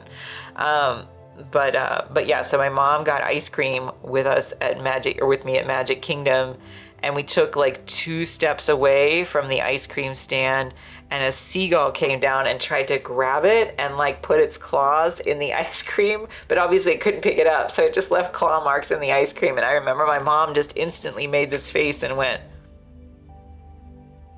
and like looked at me, and the people were really nice that actually worked at the ice cream stand and gave her a new cone. So you found out we have some pretty colorful birds down here. Would love to see, you would love to see. One is called the painted bunting. I've never heard of a painted bunting. Yeah, not heard of that. Yeah, it was totally the ice cream, and it had little claw marks in it. It was pretty gross. The seagulls used to be very aggressive at Disney World. They're a little less so now because I think they use some kind of a sound device to keep them away. But yeah, they used to be quite aggressive. So that's not the only time I've seen seagulls swoop down to take someone's food, but that was the only one that really stuck out in my mind, I guess. I think once one of them might have tried to take my sister's hot dog when she came to visit too, but yeah, it was my mom's face that I remember after that, because she was so sad that it tried. Seagull food casualty, right? I know. It's It's a sad thing.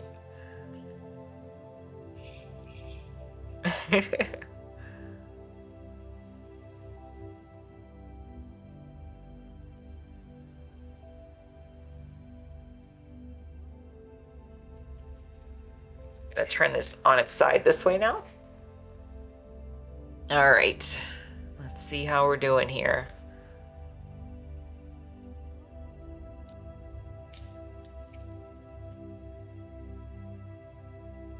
These really are good little exercises. I like it. I like doing them, and I think it's nice to also do something that, again, is not such a huge commitment, where I'm, tackling a masterpiece every time. This is just a nice little exercise, and I think they're kind of pretty. So, I like it. I like it for that.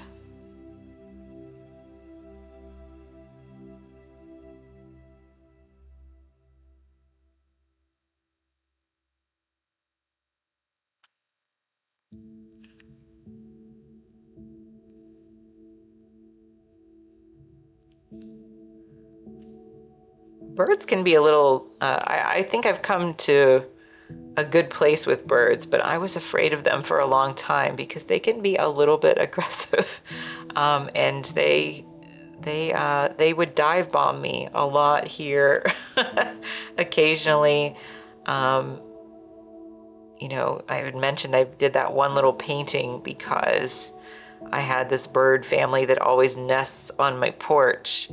And before I made peace with them, they were dive bombing me whenever I would try to get packages off the porch. And I hurt myself a few times because I would stumble trying to get away from them so that they wouldn't get me. I felt like I had to get, like some kind of headgear on to protect myself.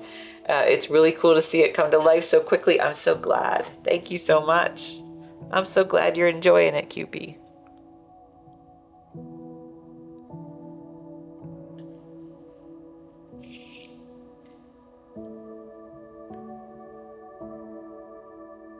Anyway, now I've made peace with the birds, I think. Anyway. Most of the time they're pretty cool with me.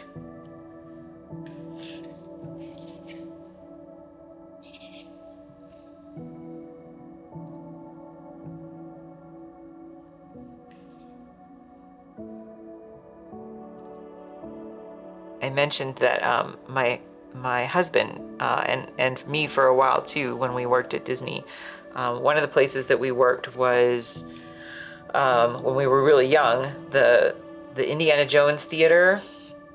Just worked in attractions there, and they have a long queue line that's kind of in the wooded area there, or there's just some trees, I suppose, around, but there's some pretty aggressive birds that would hide back there. And he told me that one time he went in to work and they were setting up the queue, and this one poor kid went back there, and when he came out, he was like bleeding like all over his head. And my husband said to him, like, what happened? He's like, oh, a bird got me. Like, and it had like dive bombed him in the queue. So I thought that was pretty funny, actually. He was fine. It's just part of the job. So aggressive birds, yeah. I've never watched the Hitchcock movie. I don't think I've ever seen the whole thing of birds. Anyway. Like I said, I've made peace with the birds now. I hold no malice toward them. They're pretty fine with me now. This is a neat little swoop. I'm enjoying it. All right. So I want to go ahead and let me just see how I'm doing here.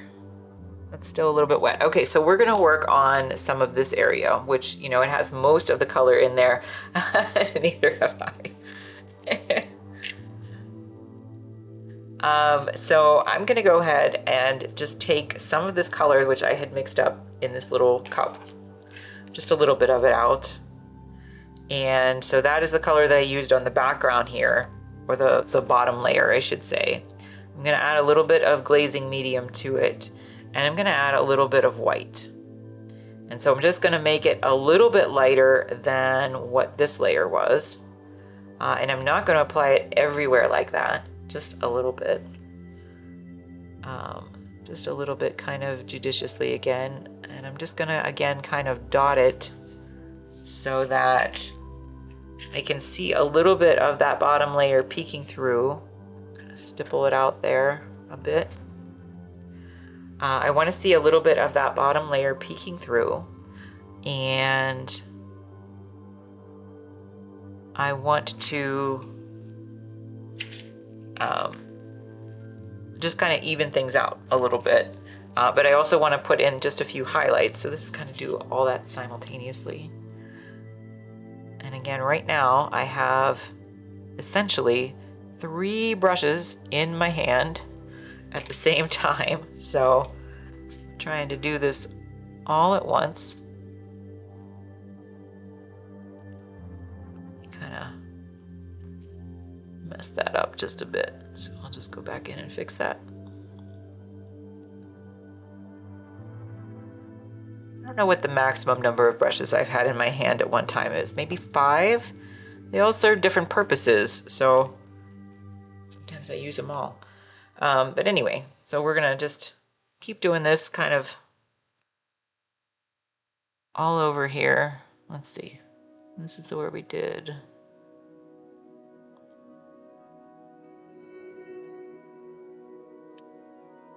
Right up here. So again, I don't want to go over like the entire thing. I'm trying to pay attention to my photo, trying to look at the form.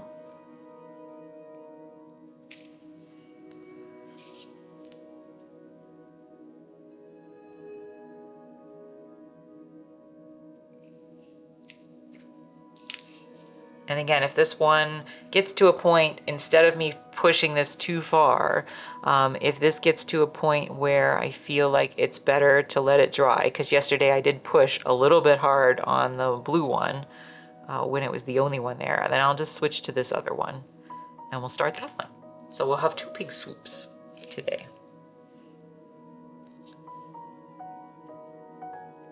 I think this is also a really good training exercise because I always say, you know, we're not painting like ice cream cones when I paint the ice cream cones.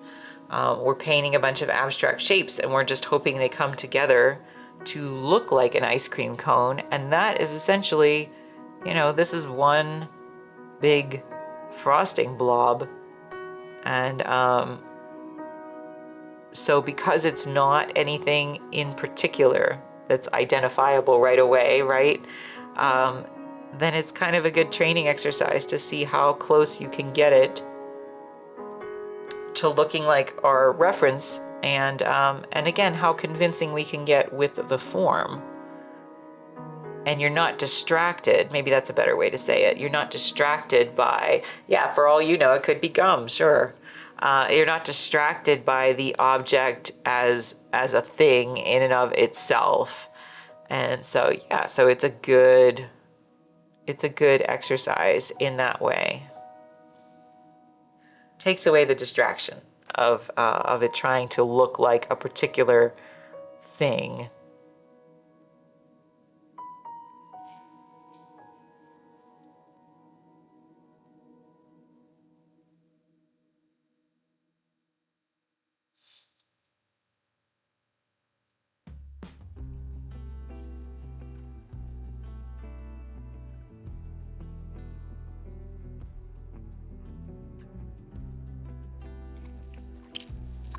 Cool. Well, I almost dumped that. Now it's because I have too many brushes in my hand, and so that would have been embarrassing. Maybe not. What color is next? I don't know. Let me recover for a second because I almost dumped this. You vote orange. Oh, I thought you voted purple, Solar. Didn't you vote purple yesterday? Orange is a nice color, though. Orange would be nice. I think I would like to do orange, actually. So yeah, I think that would be nice. And I need to put all these brushes down. Well, maybe we'll start, I don't know. I like the orange. So maybe we'll start with orange and then go to purple. But they might actually be nice together, actually, the orange and the purple. Um, all right, so yeah, I typically hold my palette with this hand down here, and then I was holding my brushes. I literally almost dumped this. And that would have made a mess that would have made me very, very sad. So I am glad that I recovered from that.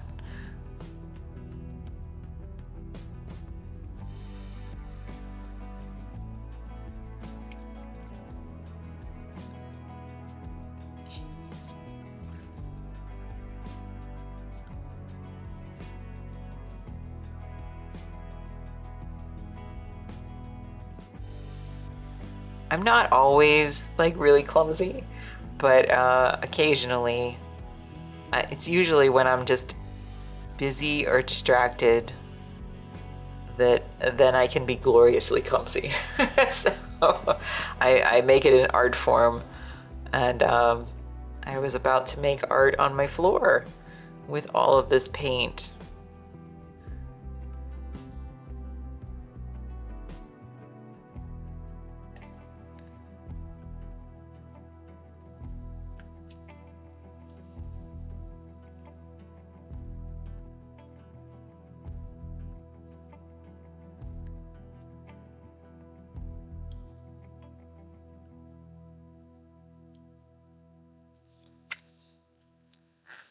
I think I'm just gonna dab that just a little bit, but I do think I'm gonna come back and do this part again. Just bring it out. But it made it a little bit better. It made it a lot more shapely than it was. I think I'm gonna add a little bit more white and see if I can just fix some kind of in-between areas that I can see. Just a little bit. And again, if I don't get it right, I don't panic, usually. Hi, Cobb. It's so nice to see you. How are you doing today?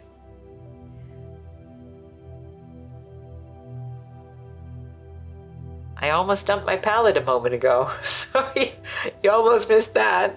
But I caught it. We are doing another little frosting swoop. So this time we are doing pink, obviously.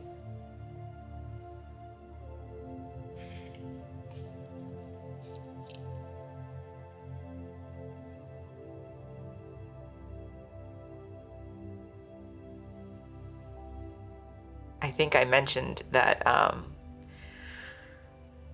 when I was doing the daily paintings, and I was selling stuff on eBay, actually. So this was quite a while ago, maybe like 10 years ago. I was selling stuff on eBay, and somebody bought one of my paintings, and it was the most that one had ever gone for. No worries, Solar. I will see you soon. And yes, you are welcome to lurk. So you take care of yourself, okay? Thanks so much for stopping in again today. So I was so excited to see that this one, because I would put them up for auction, not for like a buy it now price. Good, I'm glad, Cobb. I would put them up for auction, and I was so excited to see that one was selling for so much more than, what I'd gotten before. And I remember I went and I looked at the painting and I totally dropped it. It dropped it like broke the corner, and it was so sucky. And I had to fix it, and I was like panicked and so upset. And at this point in my life, I've just learned like that stuff's just like not that important, and everything is fixable. So yeah, I fixed it and it was totally fine. Yeah, so I've just learned not to take stuff like that quite as seriously. But I say that because, again, occasionally when I'm a little hyper, I can get a little bit clumsy. So it's just kind of the way of things. Although somebody was telling me, was it Dino's? Somebody was telling me the other day in here that they did something, and I believe they fell off their chair. I don't remember who that was. Dinos, if that's not you, I apologize. But somebody was saying that they had actually fallen off of their chair. And so hopefully I will not do that. So we'll cross our fingers and see if I get to that point. But hopefully I do not.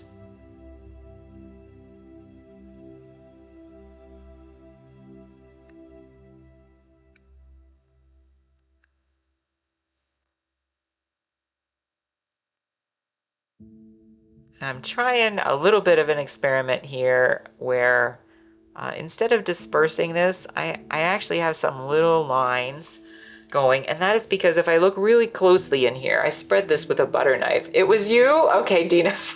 I wasn't making it up. Okay, good. Well, anyway, yes, it was you.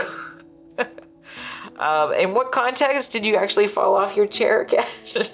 so, um, So anyway, the butter knife that I used to spread the frosting has actually left some little marks in here. So we're just gonna see, again, this is just a study today, and we're just gonna see if, including those instead of spreading the paint the way that I was doing with my stipply brush, if that works out, if that looks right.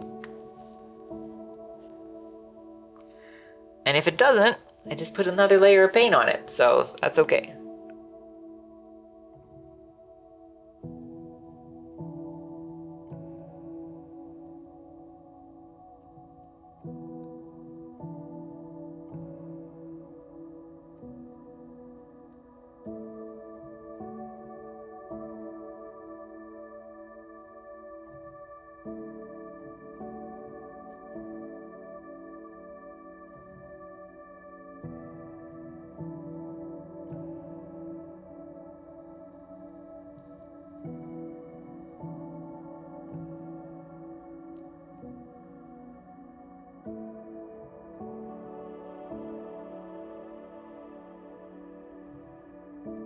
Okay.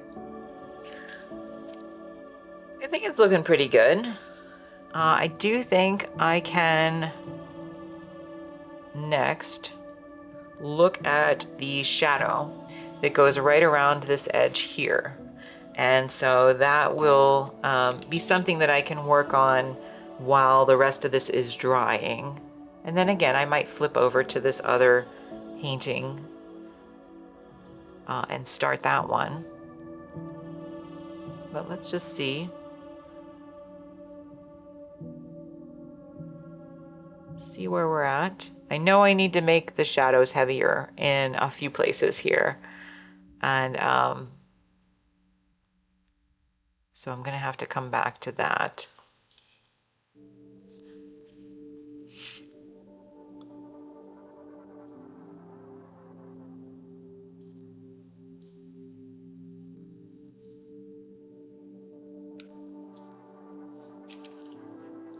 Anyway, for everybody who's here, thank you so much.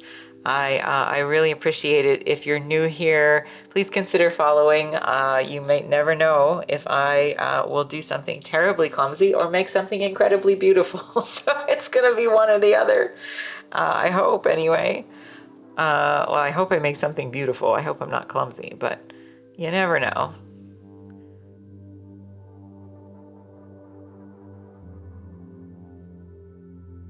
I don't think that I've actually ever dumped my palette completely. I have almost dumped it and caught it and had the water and stuff ricochet onto my painting. So, which it probably would have just been better at that point to drop it and just let it fly on the floor. But yeah, I don't think I've ever actually gotten quite to that point where it truly fell over.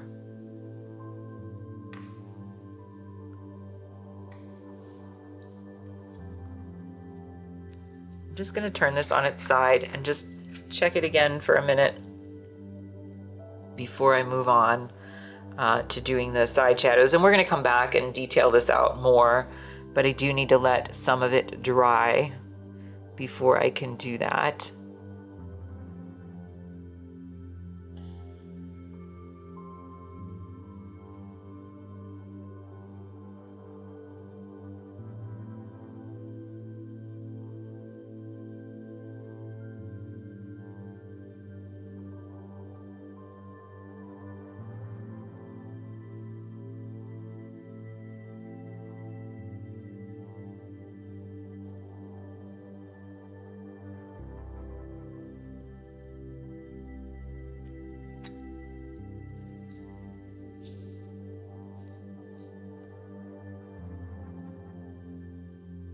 do think it looks, actually, we're only at like 2 hours, so that for that, it really looks pretty decent, I think, anyway.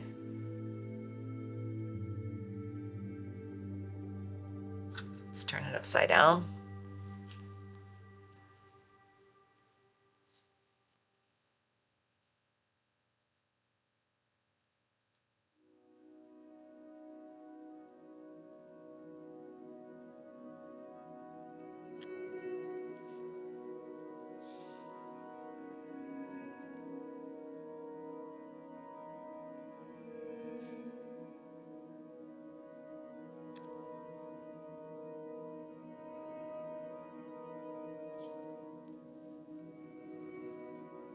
Okay, so let's move on and try to do the shadow. And we'll just let this dry. And like I said, we'll come back to it, right? We gotta still detail things out and really try to make the colors exactly what they need to be to create the form. But, you know, for right now, let's just go ahead and do the shadow. So right here, I can see the way that I had this shadow, the way that I took this photo, is I have a very thin shadow down here. And a very thin shadow over here. So my light was kind of coming again from this direction, right? And so I want to make a conscious choice that I'm acknowledging that this is the direction of my light. And so even though I can see everything in my photo roughly, I just want to be aware of it in case there's anything that I need to change. So the way that I am going to do, this is the only place actually where I'm going to go outside of this very limited palette that I mentioned. So, and that is because I want to add a little bit of a brownish tint to the shadow area. I think that that is going to look a little more convincing and a little bit of a bluish tint. So I'm going to add some of this blue, which is my dark blue, which is Payne's Gray is what it's called. And we're gonna do that with a little bit of brown. And I think that I'm just gonna try that. Well, maybe I'll tinge it with just a tiny bit of red, just a tiny bit. Put just a little bit more blue in there. So it's a pretty subtle shadow, and I don't want it to be overpowering. I just want it to be just a hint of it enough to make it look like it's sitting on the panel. So, so let's just see if we can do that. I still need just a touch more blue there. All right, so it looks like it goes.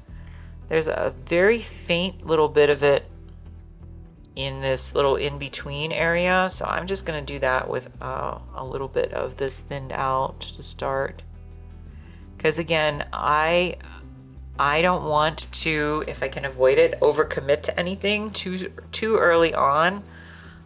So I'm gonna start even a little bit lighter because the shadows are tricky. Sometimes they don't look right. Sometimes they have to be changed from what the photo tells me. So I'm just not going to overcommit to anything right now. I'm just going to see if I can get a rough idea, and then I'll come back with a second layer at least and clarify that.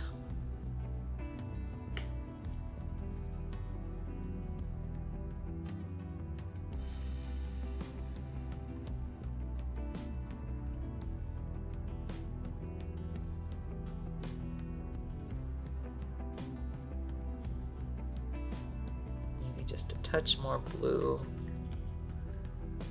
and a touch more brown, just a bit.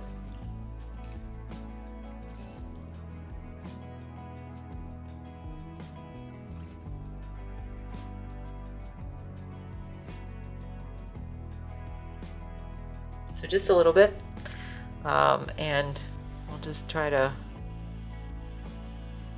again feather this out with a different brush and a little bit of acrylic medium so that it doesn't have such a hard edge on the outside. So because there's already medium mixed in with the paint, that does make this a little bit easier, because if there wasn't, it would probably already be too dry to do anything with it. So it dries very, very fast, especially without the medium.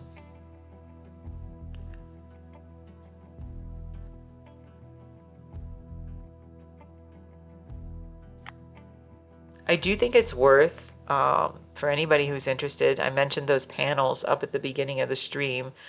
It's worth experimenting with different types of surfaces just to kind of see, even if it's not you experimenting for like what you want to do, but to experiment just to see how paint gets absorbed into different surfaces. So working on gesso board is really different from working on aqua board, which is really different from working on clay board, which is really different from working in acrylics on any of those surfaces, because the oil can actually be used on all of those as well, and it will absorb completely differently into the surface. So it's kind of a good tool to just, you know, train yourself, I guess, a little bit. It was worth it for me to play around with it all a little bit. And, you know, I still have a few panels laying around, so I might experiment with those sometime, maybe on the stream, just so you can see how different paint absorbs. But I did do like my first oil painting series, which was my concession stands from Florida. I did do those, some of them on gesso board like this, and some of them I did on clay board, which is like super, super smooth, and it absorbs completely differently. So just a very different experience. Doesn't make anyone, you know, necessarily right or wrong. It's just a very different experience as a painter, and also what the final product looks like. But again, good reason to do things small, because, you know, you can pick up different panels for a few bucks, and as long as they're small, and then you're not overcommitting to any huge investment in any one thing. But I might try sometime on the stream just to show you like a clay board or an aqua board, so that you can see the difference in working. It's been a long time since I did that, but it would probably be interesting to see. Let me just see if there's anything else here.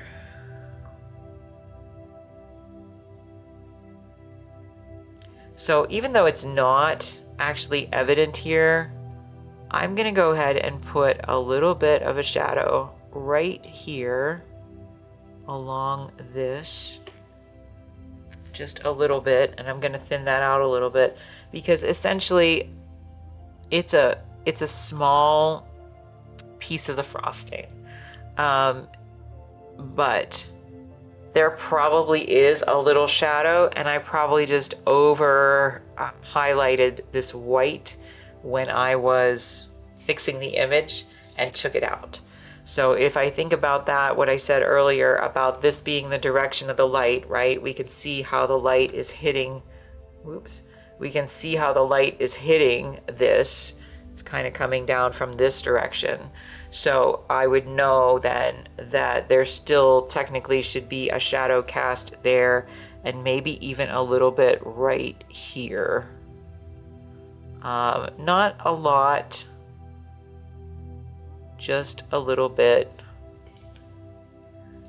And we'll see, I might change it at the end. You know, sometimes I overdo it and then I have to knock them back, but I just want to consider that those might be there. Now, the reason that they wouldn't be too strong over here is because even though this is the direction of the light, the thickness of the frosting was quite low over here. So this part cast a shadow here, because this is actually, I already put that in there and then I kind of wiped it away. This part here is actually raised up, and that's why it's kind of casting a shadow a little bit off, and there's a little gap right here. This part is so small that the shadow that it's casting is just very, very thin along here. And the same with this one, that this is actually so low to the surface that it is not casting a super huge shadow here. So that's why technically there would be a tiny shadow in these places. I'm going to include them for the moment, but they're not going to be super prominent just because of the way things are shaped. But I do want you to just be aware, you know, like my photo is not totally accurate because when I was trying to fix it so that my background would be completely white, I probably lost some of my shadow back there. So same thing down here. This is a shadow here, but there's probably also a slight shadow right here. And I just want to make sure that I include it because I probably did, I shouldn't say oversaturated, over brighten it, I suppose. And that's what I had to do to get it to look clean for me to work from, but it is not accurate. So sometimes you got to change stuff a little bit here, anyway, here and there. But yeah, I actually, that phraseology, if that's is that a word? Phraseology? That phrasing was actually something I heard in a video from a comic book artist who is very, very well known. And he said, you just basically have to decide on a direction for your light. And so that helps to prevent confusion when you have like multiple lighting sources that are coming at you doing different things. So if I'm aware of that as I go, then it will help to control everything for me. Let me just see here.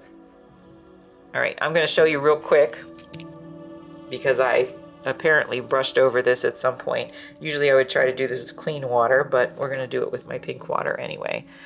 So I brushed over that. It's too dry for me to remove, so I just have a tiny piece of sandpaper, and I'm just going to very lightly sand over it. I don't want to go too hard, but just enough, because even though I'm going to paint the backgrounds white, I dip it in the water and then I dry it on the paper towel. Even though I'm going to paint the backgrounds white,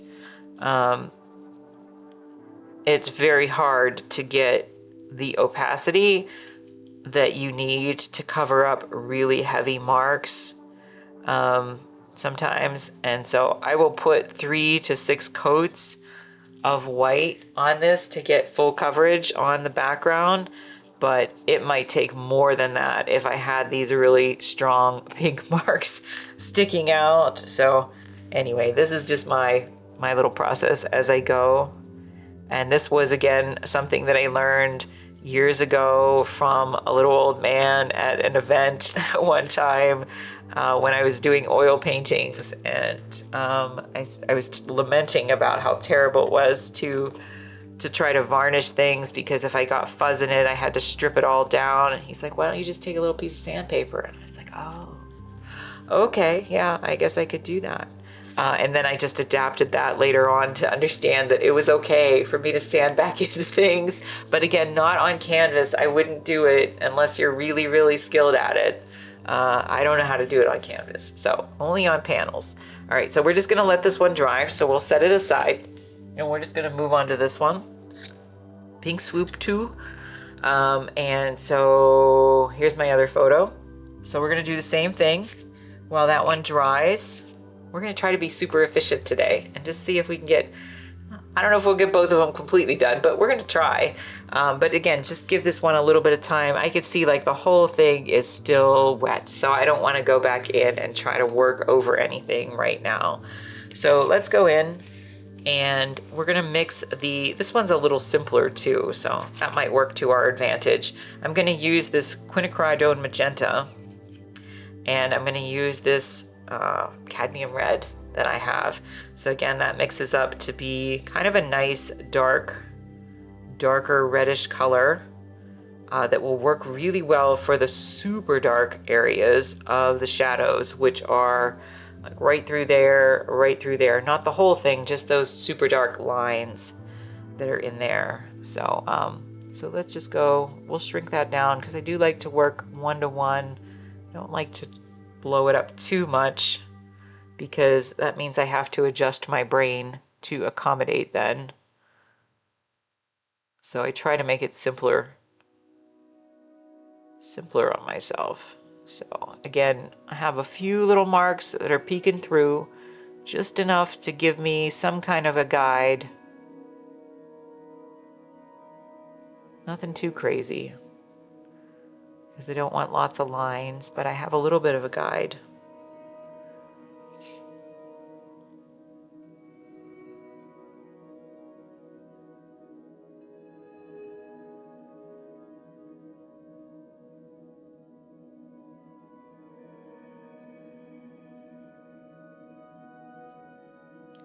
And I did mention that if nothing else came out of me working at Disney in the heat and working as the caricature and the silhouette artist, it was efficiency.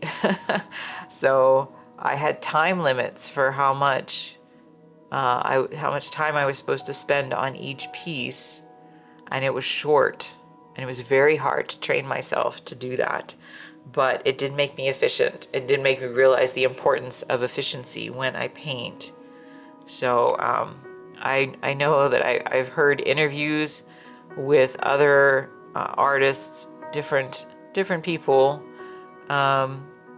saying that they'll sometimes just sit there for hours and stare at their paintings. I'm like, man, I would never get anything done if I worked that way. So I much prefer the philosophy of the artist Chuck Close, who says, inspiration is for amateurs. I just get to work. And so I try very hard to be incredibly productive.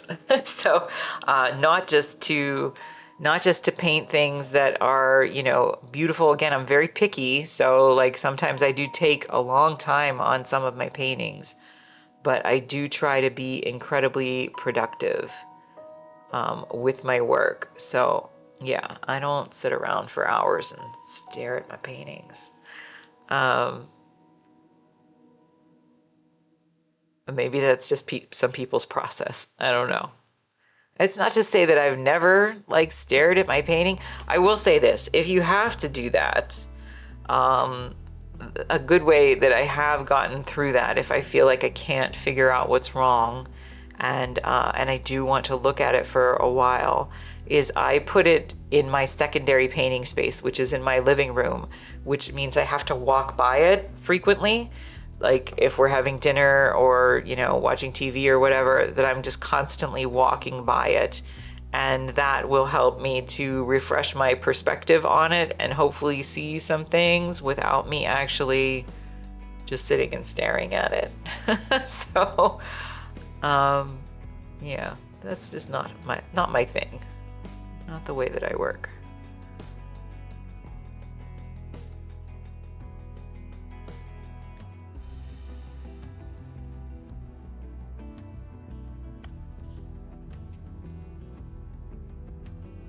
But this is a much simpler swoop.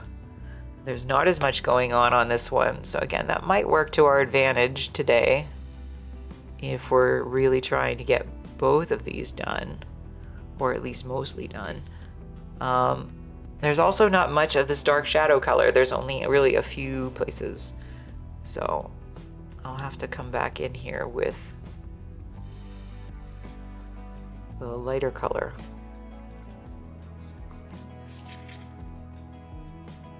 I'm going to clean that up just a little bit because I went a little bit crazy with that there.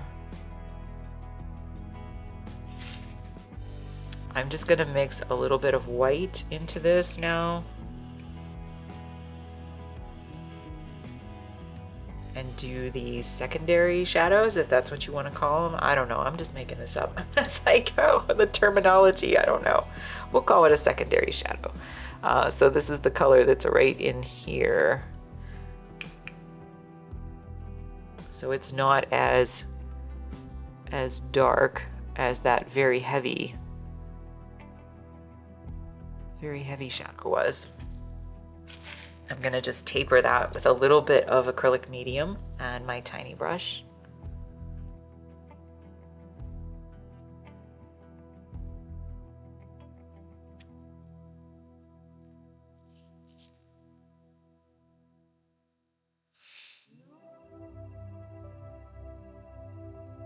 have become, I said, very aware that I do this weird thing where I like paint before I actually hit the surface to try to figure out the motion of my brush.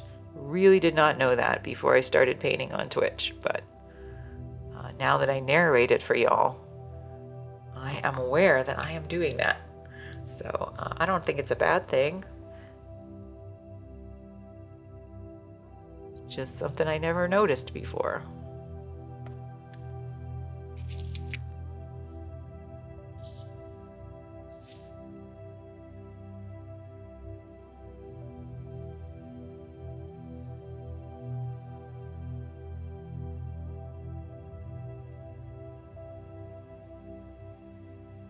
The other thing, and this is something that I really do miss.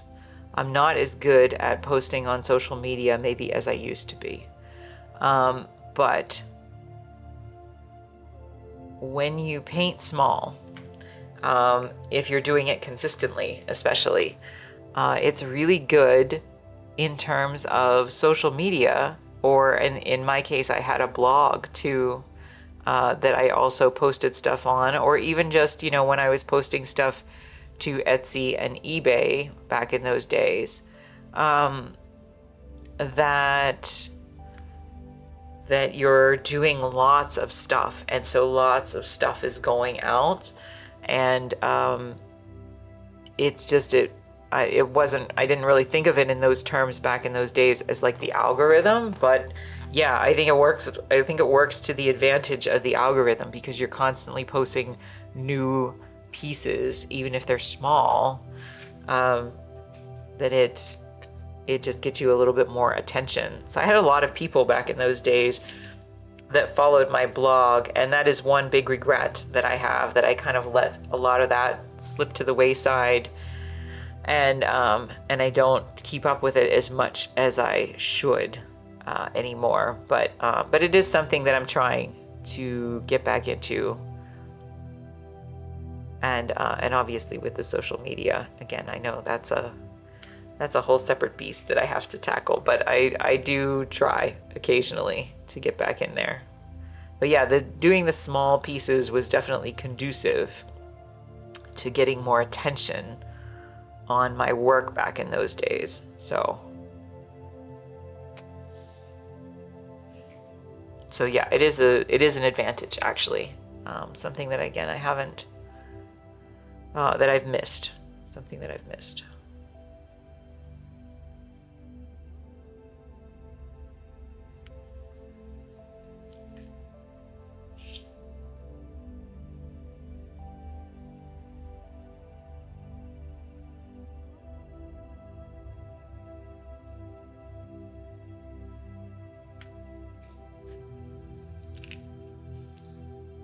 All right. So doing pretty good on this. This one's just a little bit darker than the rest of this was.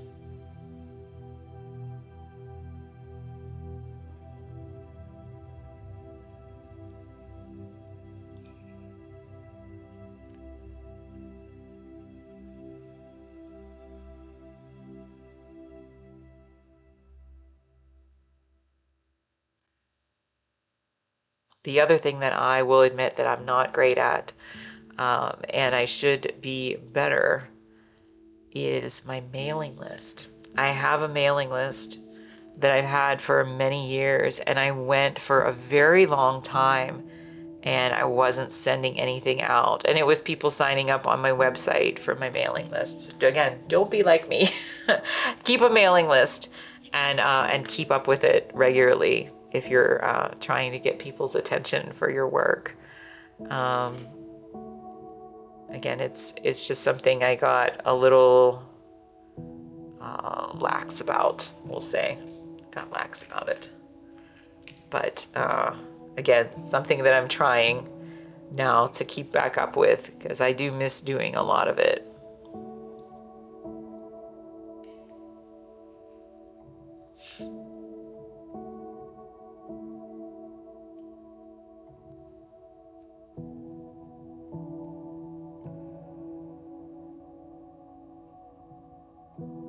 So I just have some very faint lines back here telling me sort of the shapes.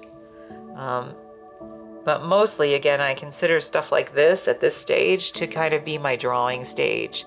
So really, like right here, I really only have this one little line and a tiny dot, but I still need to draw quite a bit into this to make it look accurate. And so I just consider this, this one reason why I don't do really detailed drawings underneath. Filarty MacGuffin? Welcome. I hope I said that right. Did I say that right? Welcome. How are you? Thank you so much for being in here.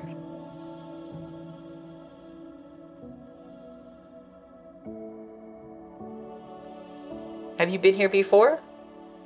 Your name looks familiar to me. I feel like you might... Well, you tell me if you've been here before. So...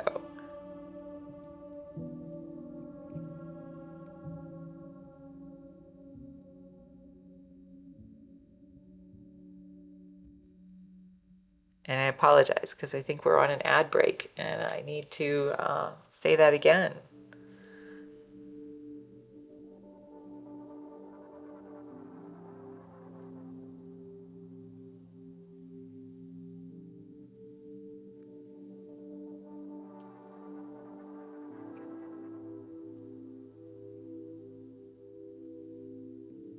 So, Filarty MacGuffin, if I said your name correctly, I hope. But anyway, again, welcome. I think I was on an ad break when you said hello and you were lurking. So I really appreciate you being here. Thank you so much.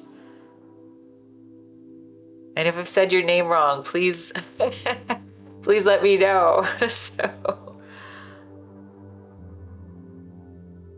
hey, did I say it right? I don't know. Your name looks really familiar to me, though. Are you a streamer too? I think that you might be, right?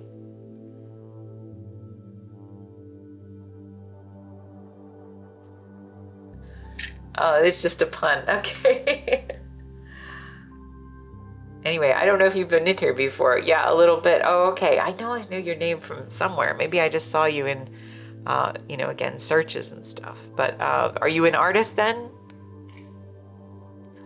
Music, painting, and sculpture. No cam, just music and painting and sculpting. Nice. Nice. Well, I will have to check out your channel then. And welcome in here. Which do you consider your primary discipline that you do over there? Or do you just do them all equally? Watercolors, clay sculpt originally. Oh, okay. Nice. Nice.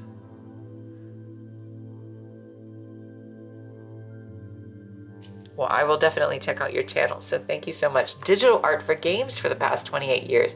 Interesting. Well, that's an interesting transition.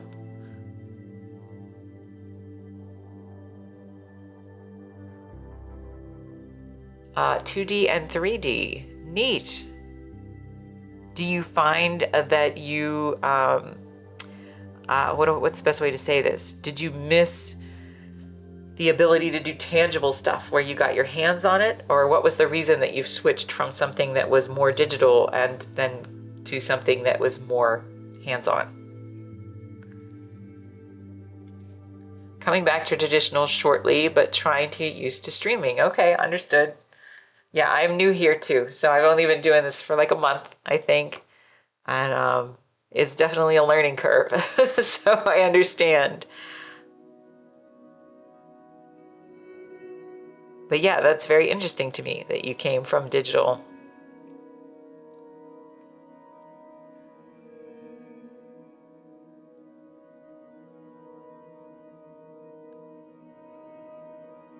Always had a sketchbook to hand, encouraged other artists to doodle. Nice. Nice. You know what? There's nothing like a real life sketchbook, right? I have one that I keep nearby, and I do keep some notes on my phone. And, I mean, I am a traditional painter, but But there is something just about the ability to quickly sketch down an idea that on real paper, maybe I'm just old-fashioned that way. Sketch and pen to embrace the happy accidents like old Bob taught us all. That's right. That is what they are. Happy accidents. We try to never say in here, I try to never say that I'm making mistakes. They're just things that I need to make more beautiful each time. So yeah, I try to work them into every mark, tries to get worked into everything else. Yeah, only been off and on for a month or so. Okay, so you're like right around my time then, right around it being a newbie on here like me then. So so yeah, well, again, welcome, and I'm sure you will do great. And I will have to check out your channel. So both newbies, that's right. I have found that everybody here, well, I will say 98% of people have been extremely nice. So so it is a nice community of artists and art lovers. So yeah, it's just nice to know that there's lots of kind of like-minded people out there. Your setup looks more slick and professional. I've just been streaming from my screen on an iPad Pro. Actually, no, my husband has set this all up for me, and he is definitely of the producer mindset. So he makes sure that this is up and running. And it is not super easy. It's not super easy to do. I don't think I'd be able to do it without him setting it up for me. The cameras, this one was my idea, the palette cam here. I thought that would be a nice touch. But as far as the actual practical setup and making sure that everything's sharp and colorful and whatever, that's all him. Some really great folks doing art and some great supportive communities. Yeah, I agree. Everybody's been very, very kind and supportive, and that's just really nice to see. It feels very different from, it's not to say that social media doesn't have that. I'm sure that there is that, but this is just way more laid back to me. So 24 style picture in picture is great. Yeah, he really has gone the extra mile to set this stuff up for me. So I am very grateful for him to be able to do that. But every day is like a little bit of a pain because every day, you know, we have some technical issues that come up. And so it's not like you just turn it on and go. Your other half done a pro job. They need his help. He should hire himself out. Yes, I agree. He would be a really good consultant. He you know, he has a very, very broad, always gremlins in the machine. Yeah, there really are. Because like sometimes my cameras are off, my colors are off. Sometimes this whole stream just doesn't work.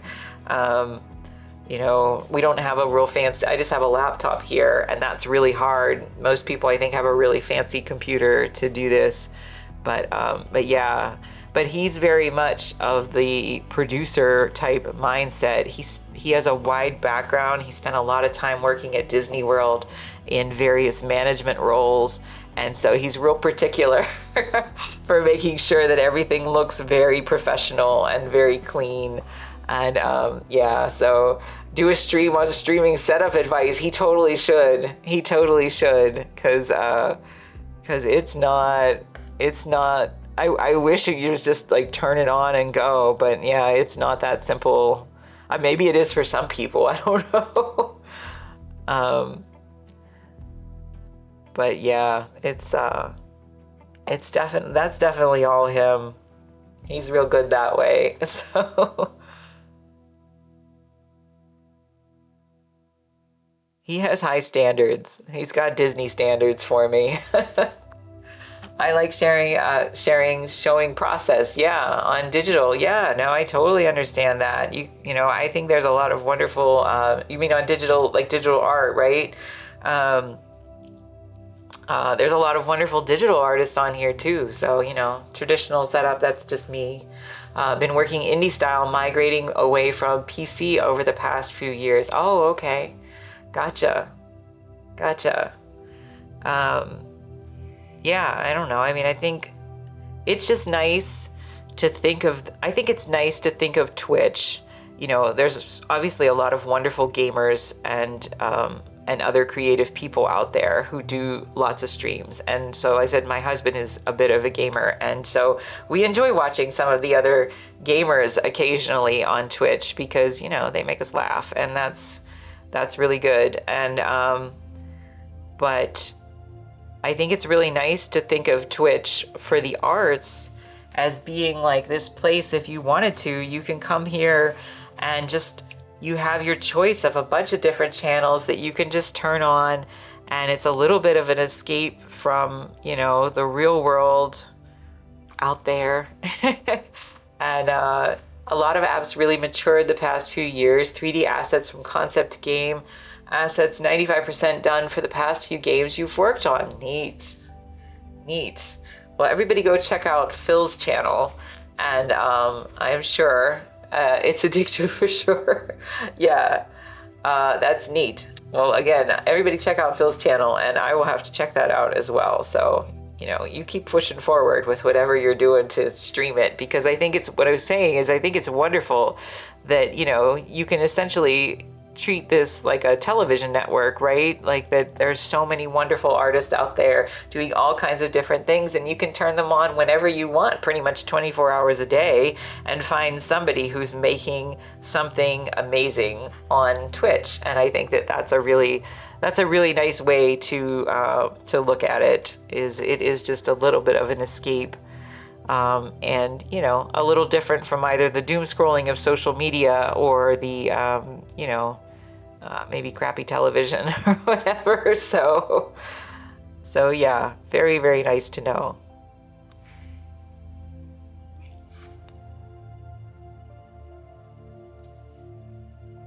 But I also feel like, you know, I've said on here before that I want to live in a world full of artists, right? So that's the world that I want. And so this is actually kind of like the closest I can get to that. Everybody just feels like we're all in each other's studios and all working together in that way. And so that's a nice feeling. So anyway, yeah, I think so.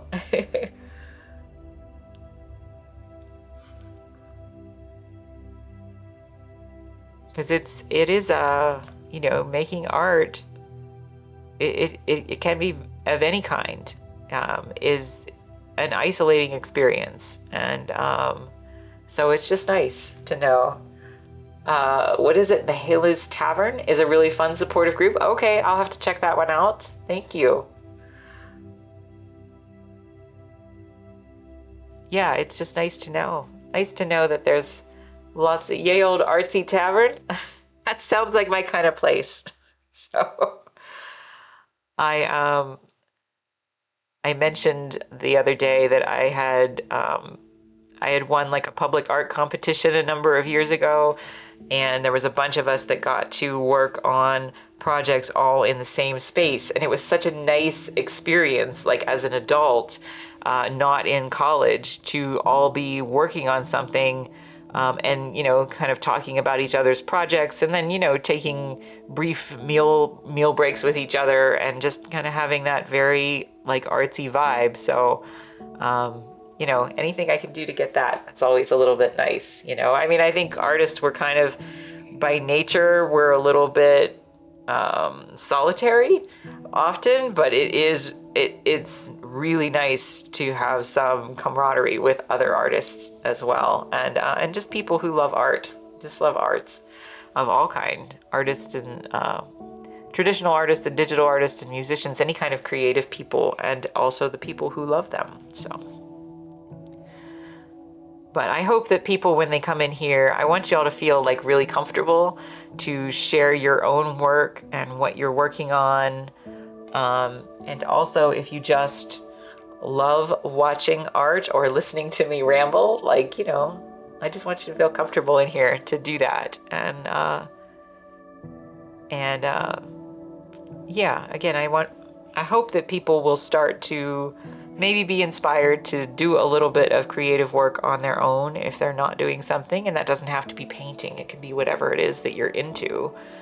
But I want y'all to feel like you're in my studio and that we're all working on stuff together. So.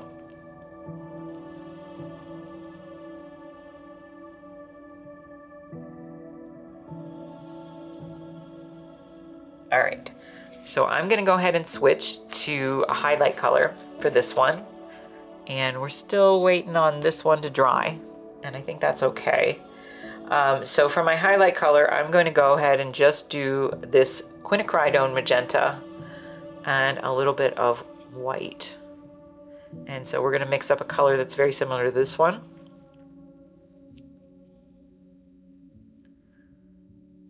And it has kind of a slight bluish tint to it. And so I don't need to add any blue to it, which I would normally do to cool it down for the highlights. But I'm just going to go in and try to add it. This is just going to be like the brightest of the highlights, and then we're going to work back through to add kind of the transition areas. So we're just going with, you know, the best of the shadows and the best of the highlights, or the strongest of the shadows and strongest of the highlights first. And that gives me a good basis for everything else.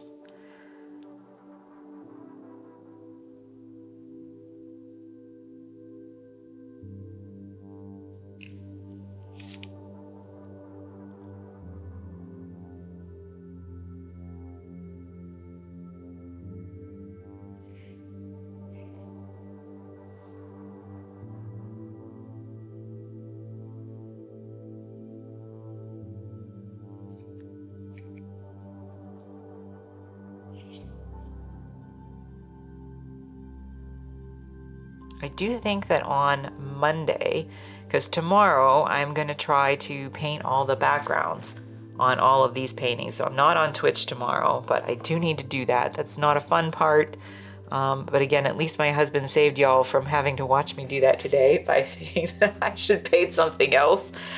So tomorrow I'm going to do all the backgrounds on these ice cream paintings that are over here, and hopefully on these little frosting swoops too. But Monday, I think that we are going to start a new ice cream painting. So I had promised Willow, who comes in here often, that we were going to paint butter pecan. So I'm going to try very hard tomorrow to make time to photograph some butter pecan ice cream cones, and we're going to give that a shot. And I've never painted a butter pecan. I did actually buy extra pecans so that I could try to make them a little more prominent in the painting, because when you scoop ice cream, one thing that I have learned is that they rarely have many little tidbits in them of the things that they advertise. They might taste like them, but they very rarely actually have visible tidbits of stuff. So I did want to show a few pecans. So we will see. We'll see how it goes. I usually take multiple cones, photograph multiple cones. So usually at least 3, and then choose from that. But I only bought 1 small container of the butter pecan and not a full gallon like I usually do. So we'll see how many I can get out of it. Probably at least 2, I would think.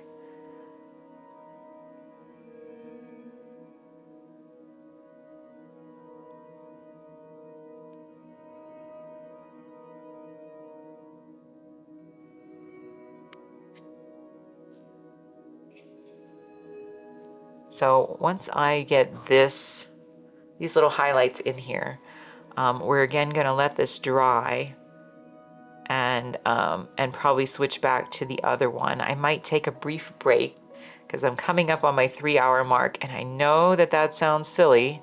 I should be able to get through, but I've just found that when I push through a little bit too hard, I tend to get a little woozy. So I'm going to take probably connection sound issues. Am I having sound issues now? Anybody else having sound issues?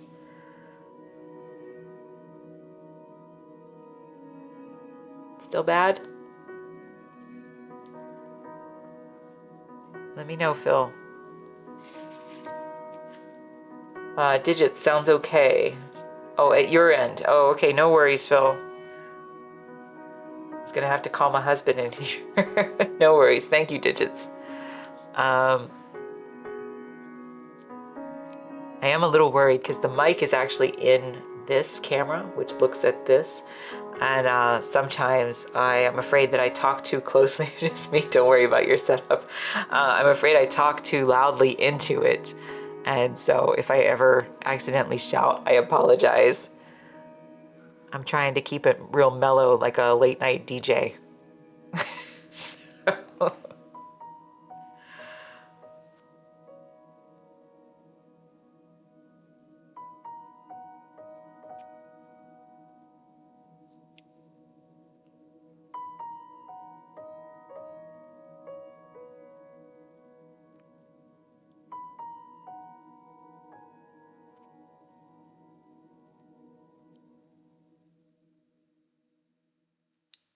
anyway, so we will take a brief break. And I think I was saying that earlier. Yeah, it is my addiction. Sometimes if there's nothing else that can be said about me, I am an exceptionally hard worker. And I always have been. And so I will work myself to death sometimes. So do as I say and not as I do, and don't do that. Take breaks. And I am going to try to take a break briefly for maybe like 10 minutes here in a little bit. And then come back and try to finish at least this one and maybe this one too. So that will be better than me trying to push through and getting quiet and woozy. So we'll just keep doing that. I will try. I will try anyway.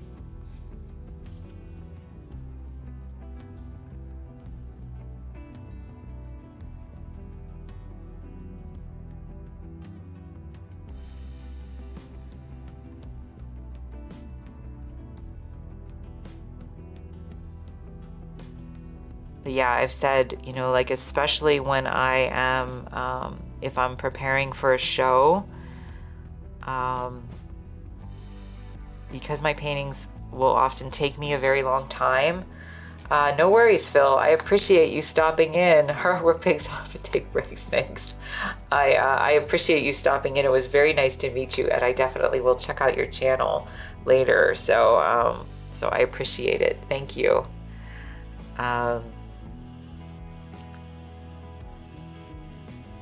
Yeah, so sometimes I have, you know, worked, you know, from 8 in the morning till midnight, 7 days a week for months at a time. And thank you very much, Phil. I really appreciate it. That's very kind. Thanks. And yeah, don't do that. I guess is the lesson. Don't do that. Because I inevitably end up making myself feel ill by the end of those stretches of work.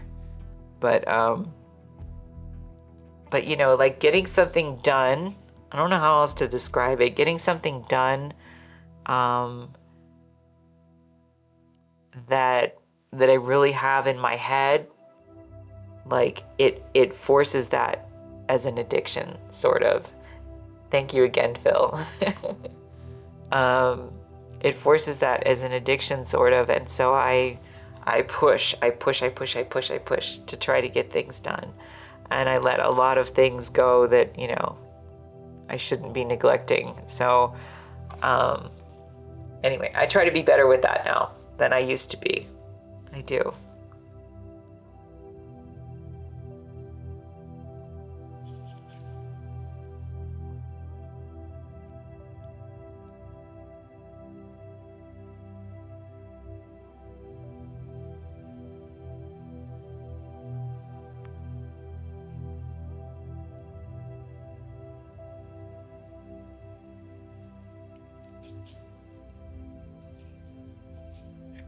So the question is, there's this tiny dot right in here. Can you see?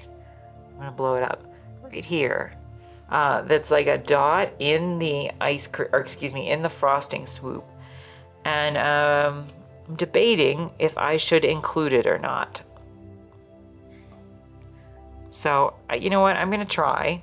And then if it looks weird, I'm going to take it out. So let me just put it right in here. Sometimes I won't know until the end. The frosting, when I do these things, you know, for the cookie paintings too, especially, the frosting would sometimes have these weird little gaps in them. It just happens with the frosting, and sometimes I would include them, and sometimes I would cut them out. I don't know. I'm gonna leave it in for now. I don't hate it. We'll see. I don't want it to look like an eye, so that's the only thing. That's the tricky thing with these, right? These little these little swoops, is they are like those ink blotch things where you look at them and then suddenly you start to see things in them, faces and whatever. So at least I do. And apparently Deborah did when she was in here earlier, because she thought this one looked like a dog. So yeah, you start to see shapes. And you know what? I don't hate that, actually. I think that just speaks to the creativity of people, and, you know, seeing something in the paintings that maybe wasn't intended. But if it makes you notice something, then I don't think that's a terrible thing. So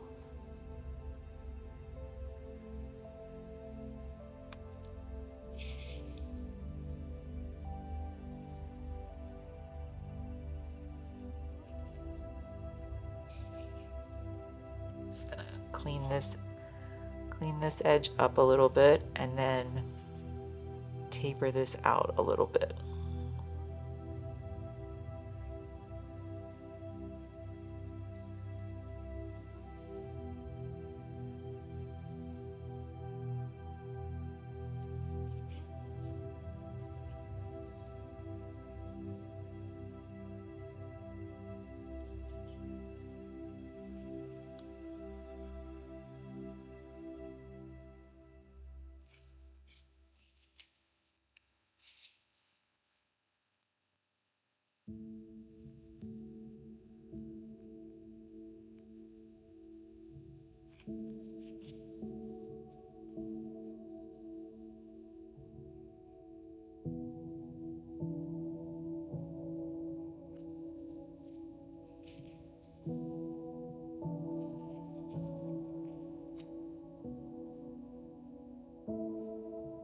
So I feel like if I get the worst of this, if I get the base highlights in here, then I feel like I'll be at a place where I'm semi-comfortable taking a break for a few minutes.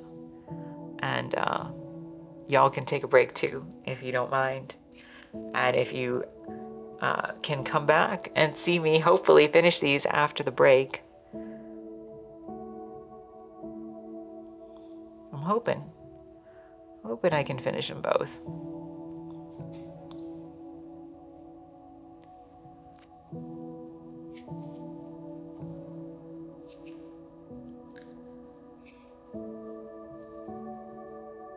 So there's another little, I'm gonna switch colors. There's another little mark right here. It doesn't go all the way through like a hole like that one did, but it's probably worth putting in.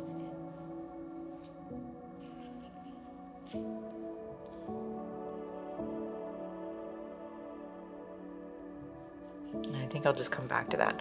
All right, so I'm gonna take like a 10-minute break, probably 5 to 10 minutes. If y'all can take a break too, and come back, I would really love it. And if not, I understand, but I appreciate everybody who's been here. If you haven't followed yet, please follow me.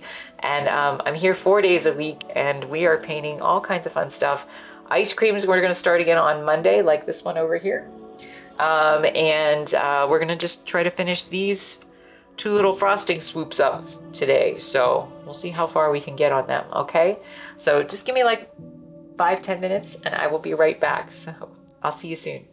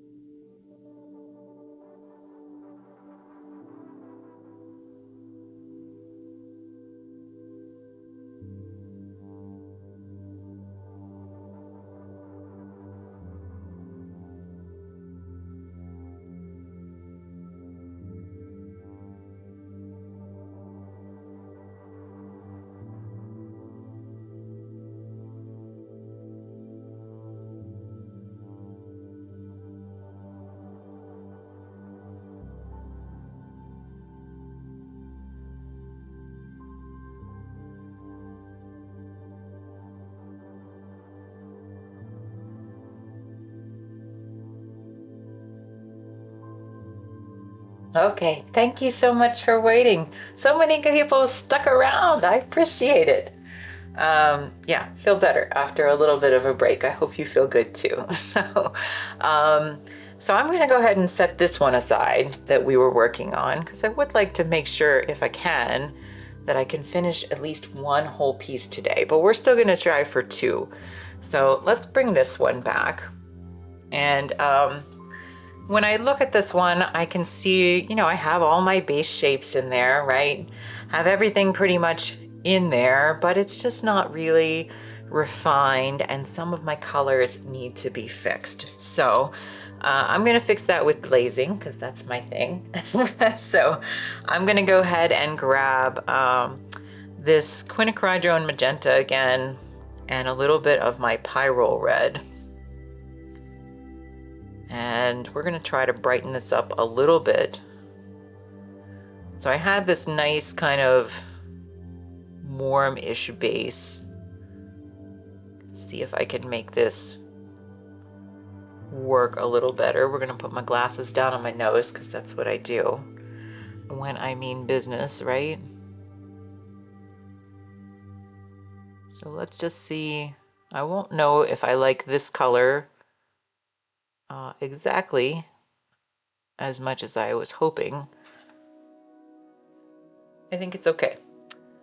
All right, so we're gonna go with that for right now anyway. Sometimes this glazing process, I guess I'm a little haphazard with it, but sometimes I put, like in this case, multiple glazes over the same area that are two completely different mixes. So this bottom one actually had cadmium red mixed with my quinacridone magenta. My top one that I'm putting on here has pyrrole red, which is my brighter red, mixed. And it's just interesting to me, I guess, how the effects of the two different colors are. Things that you can't get, in my opinion, if you were to try to mix actual colors. So I just like to see what I can achieve with doing all the glazes as opposed to, again, the direct painting and trying to mix actual colors. But I really like actually what this is doing with this little color mix. Sometimes I get lucky. And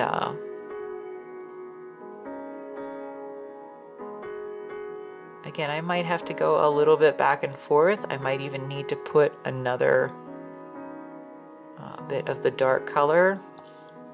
When I did the one painting that was, if you get a chance to go look at it, my gingerbread neighborhood painting, which is on my website. And look at the trees. Is that Willow? Hi, Willow, how are you? I was telling people earlier that Willow was the one who was in here who had requested the butter pecan, which I'm going to start on Monday. I'm doing good, Willow. I did finally get my ice cream cones because you requested sugar cones. So I'm going to start that on Monday. And so I hope you'll stop in and get to see at some point next week, even if you can't come in on Monday. But yes, we're going to try. I'm going to try to photograph it tomorrow. So I do have the butter pecan, and we're going to give it a shot. So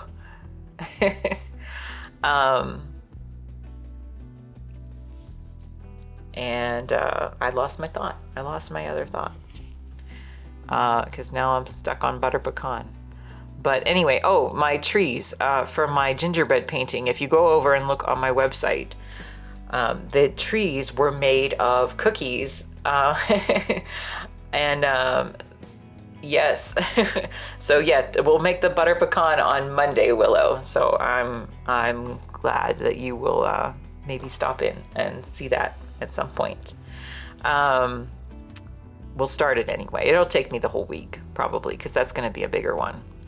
But my trees in the gingerbread painting were actually made from Lucky Charms that were mixed with green frosting and placed on a sugar cookie that I made.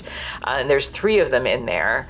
And then I replicated them in paint. And I want you to think about that for a minute, about what what Lucky Charms, the dry Lucky Charms cereal, would look like mixed with green frosting, right? So it's going to create all these crazy shapes, weird colors, weird shadows and highlights. And I painted them all. I painted them all. And I painted them with my glazes. And I think it took me, I don't know, I say somewhere between 7 and 9 glazes, I think, for most of that. Just working back and forth to try to make them look realistic. And they do look realistic, but they were crazy difficult to paint. So, as much as I loved it in the end, probably never again. I will probably never do that again. So, it's always good to challenge yourself, and it's always good to, push your limits. Man, oh day, that was rough. I'm telling you. One of those things that just put me in that painting fog for a long time, because it was just a lot of work to do that. This is actually, I feel really lucky with this. This was actually like just the right color mix to use for this part. And I think it's actually working really well. Again, it might need a little bit of tweaking, but it really is much, much better. A little bit of a mistake, faux pas. Well, I'm not going to call it a mistake. We'll call it, again, something I just have to clean up so that it will become more beautiful. But yeah, I do think this is working, this color mix. So,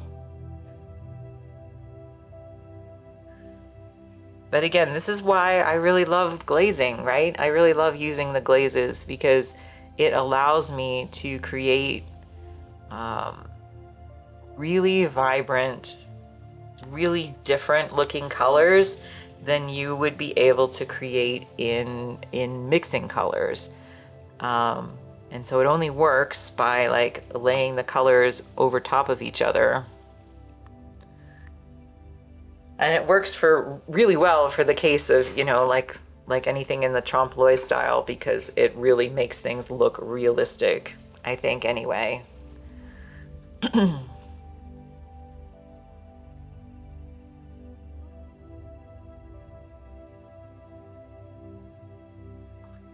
I like seeing what I can do with that, though. I like seeing what I can create that you cannot mix. Something that's that different. Because there's no way that, like, the vibrancy in, especially this kind of shadowy color that I'm doing here now, that's not really something that would be able to just be mixed and then applied along with everything else. It would get muddied up. So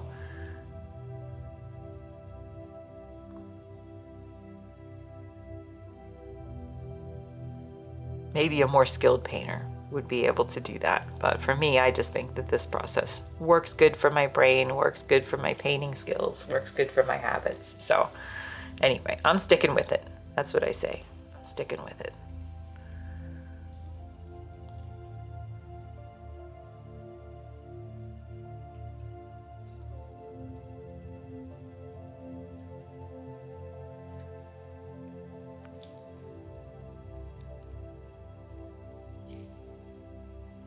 So yeah, we'll start the butter pecan on Monday, I think, as long as my photo session goes well tomorrow. And then we will try to maybe after that, or maybe even if I just need a break during the week, maybe we'll do another color study like this. So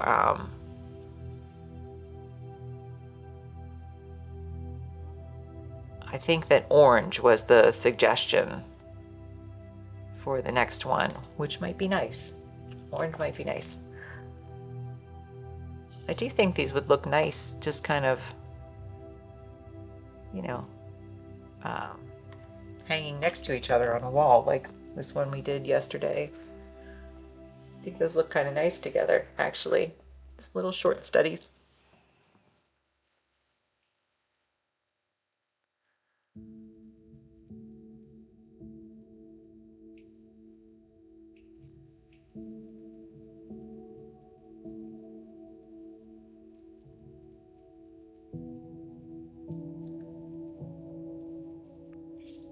I can hear that it has started to rain, which is a little disappointing to me because I was hoping to go out into my garden tonight once I finished up, and it might be too yucky for that.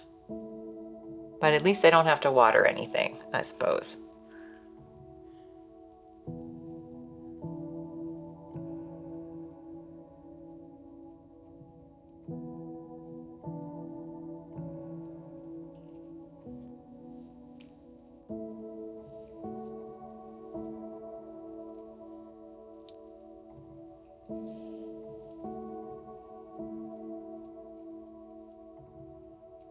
I'm gonna clean that up because I think I went a little bit rough on that edge. Just a little too heavy. But it does actually look much more realistic just by going in and doing these little corrective shadows. So without even having even touched anything else really, just adding this little shadow that refined this brighter color. And again, this was a mix of my quinacridone red, or excuse me, quinacridone magenta with my pyrrole red, and it just ended up being really nice. I'm pleasantly surprised.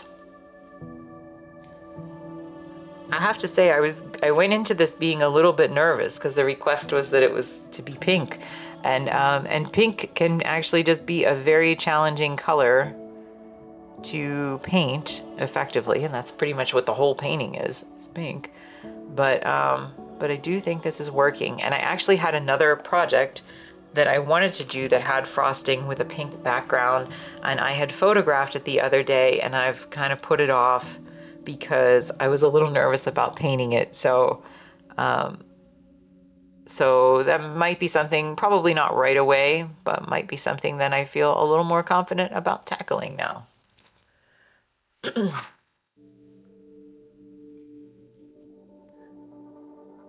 Just see if there's any other place that this needs to go, and might just turn it on its side just to see, because we try to change up our perspective, right? Challenge our brain a bit by changing direction. So I think I should go a little heavier right here.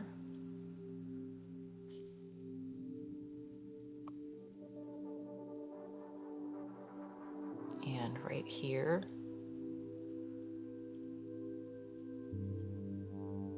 It's, I said this earlier, but it's a little bit better in this case that there's no, it's just a swoop of frosting, right? So there's no real object like when I paint my ice cream cones that this is trying to be. But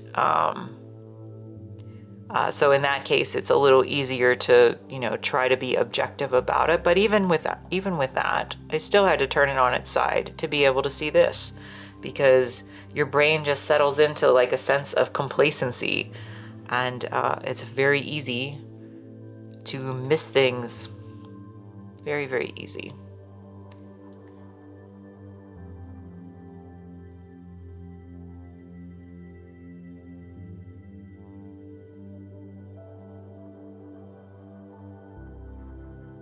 I'm gonna actually turn this upside down in a moment. See, like this right here, this little mark right here,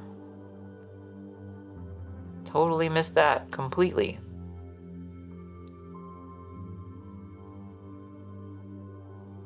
Go down here again, a little bit more right in here.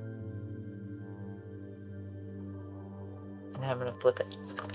Again, flip it until we get it right.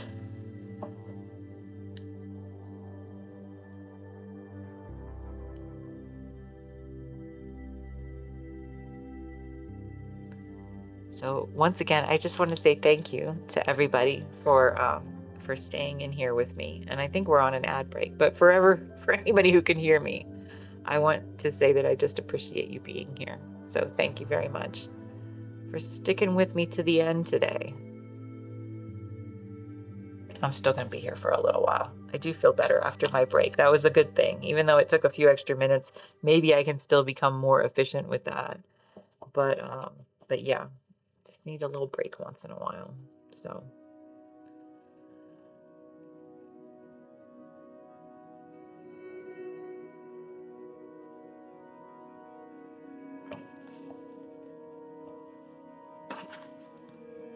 All right, so we're almost done with this part, and then I'm going to again go back to some highlights, try to bring those out, and then we will once again address some of those mid-tone areas.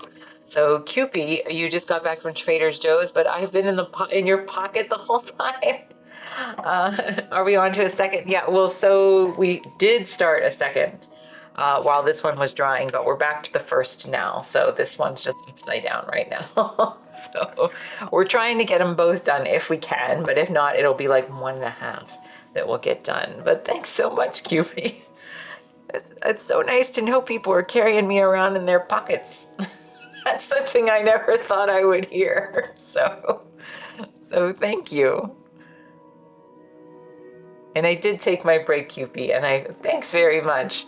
I really appreciate it. I'm glad you like them. I did take my break. I feel a lot better. I don't feel like I was feeling yesterday toward the end of the stream. So yeah, it is important for me to do that, I suppose. And what did you get at Trader Joe's, Kewpie? Because really, we all got to go to Trader Joe's, right? With Kewpie? Because we were all in her pocket. So I think we should know.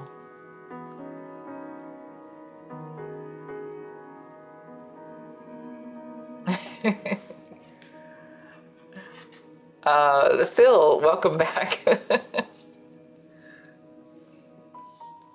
And thank you, Kewpie. I appreciate it. So are you working on your own stuff, Phil? Is that what you mean by that?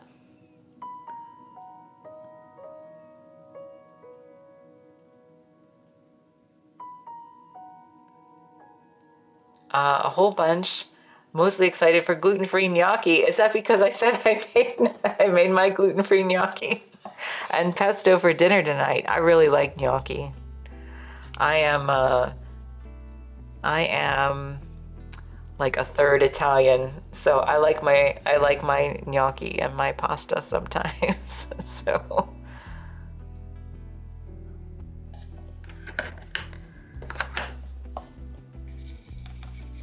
digital painting, Phil? Nice. Anything in particular that you're painting?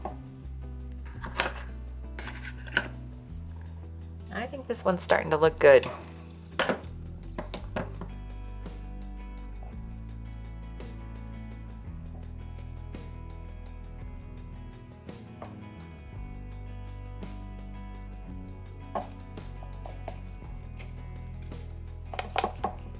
I actually grabbed some unprompted. Sometimes he reads my mind.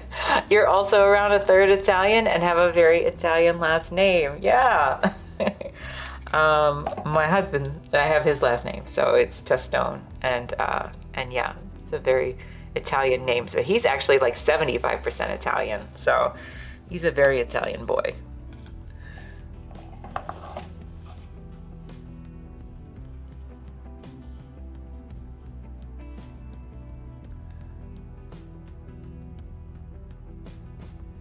And you're a Gemetti? Is that what it is? Gemetti? That's very Italian.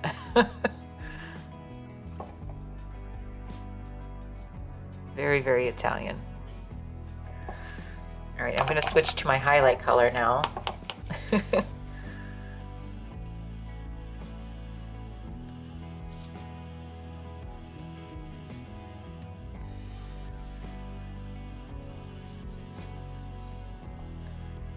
That's so impressive. No one ever gets it right the first try. Maybe it's because I have a lot of Italian relatives with a lot of different last names, I guess. So,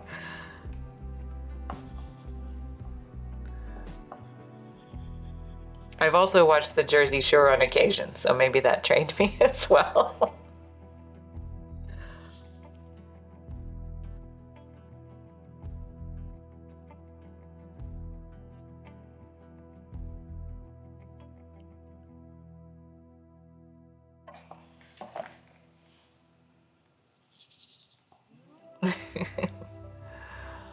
All right, so we're just gonna try to, I wanna go in here. There's this little indentation here that I did not capture. So let's see if we can get that right in here.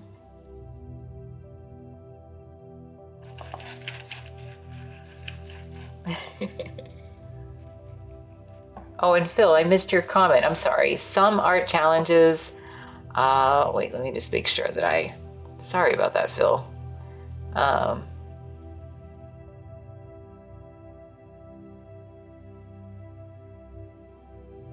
Sorry, I have this,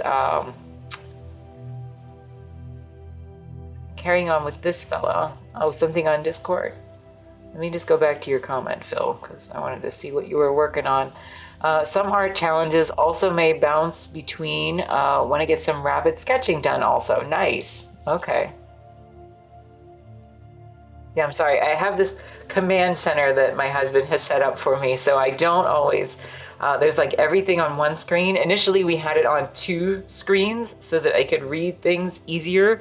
But we did find, Phil, just in case you're wondering, because you asked about the technical stuff, we did find that having it on two screens caused us to have problems with the broadcast. And so we had to go down to one screen, but now I have a whole bunch of tiny things happening on one screen for me, so I don't always catch everything in the way that I should. So yeah, sorry about that. NWS, what does that mean?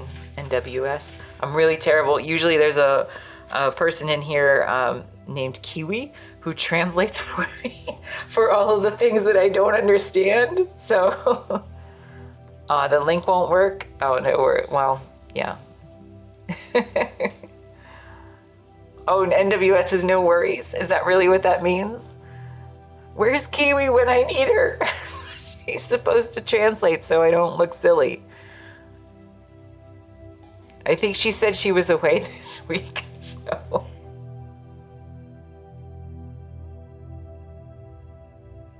Yeah, I apologize. I'm really like kind of in my own little world, and I am not great with, I don't know, staying up with anything past, I don't know, 1985. I don't know. I'm not very good at knowing terminology.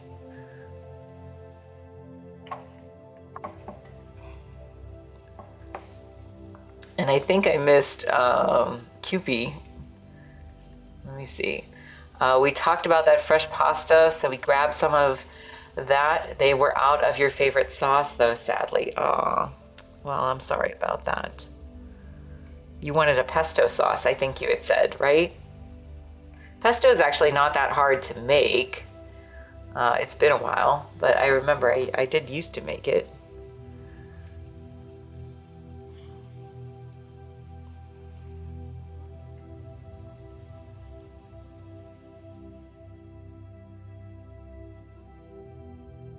May need to join Mihaela's Discord. I did stream painting him so far. Can see in my latest vids there. Oh, okay. Is that what you mean? That in order to see the link? Is that what you mean, Phil?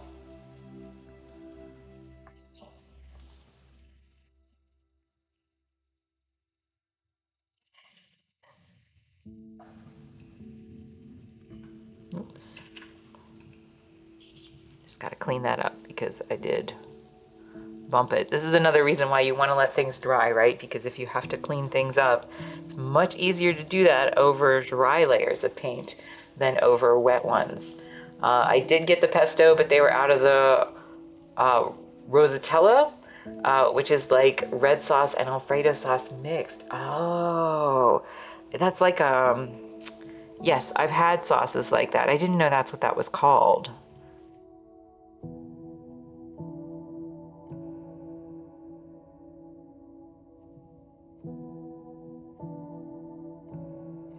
Well, I'm sorry. You will make do. I'm sorry. I'm sure.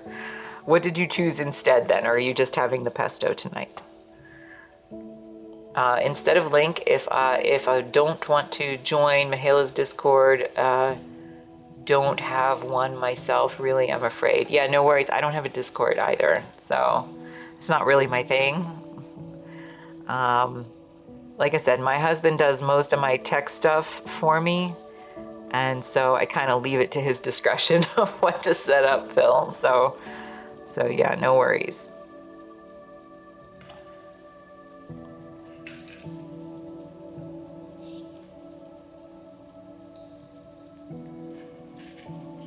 Oh, it's like vodka sauce. That's what I was trying to think of. Vodka sauce. That I've had before, which is really, really good. Vodka sauce.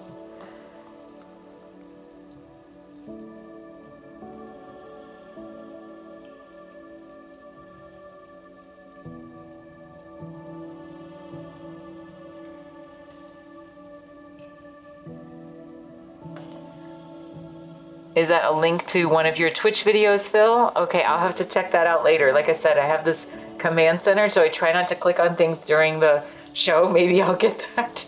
Maybe I'll get to a point where I can do that a little bit later. Um, but yes, I will definitely click on that after the stream is done. So very, very cool. And it's a digital painting? Is it a digital painting?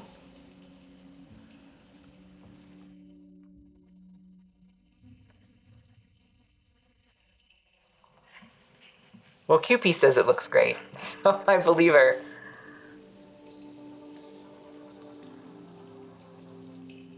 Yes, everybody else, you can feel free to click on Phil's.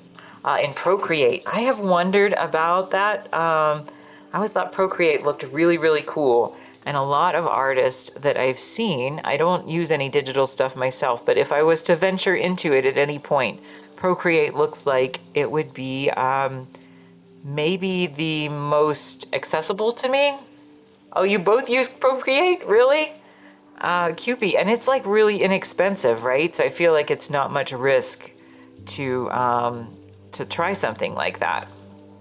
I saw somebody who does a lot of graphics in Procreate, and it just seemed very, very user friendly.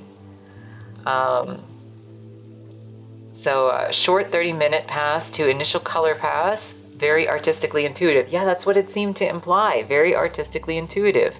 Well, good to know. Yeah, good to know. Because, I just would like to experiment with it someday, just to see. Um, I definitely, like my traditional media for, the purposes of my work, but there's certainly other things that I would like to just play around with and experiment. So yeah, Procreate. No subscription, just a one-time fee, which you love. Yeah, that's crazy. Great program, and you get a ton of free brush files. So I've got no shortage of those. And what did Phil say? $20, one off forever, and no AI scraping. That's awesome. That's awesome. I wonder why it's so affordable. Why is it so affordable? Is that a weird question? Because I have like a Photoshop elements to edit my images, and that cost me something ridiculous, like $150 or $200. And then I wanted to get regular Photoshop, but they won't even sell that to me. I have to pay like an annual fee. And so that just seemed crazy to me. So just to make art, I think that that's incredibly affordable for Procreate. Got some concept art connections in and how they use it. Collie Wirtz did a lot of concept for Dune and Marvel films in that. Is that right? in Procreate? Wow, that's crazy.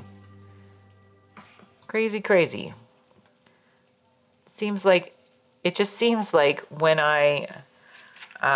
for any other kind of programs that I look at, for anything, even, like my website and stuff, it seems like they're always trying to charge me for everything.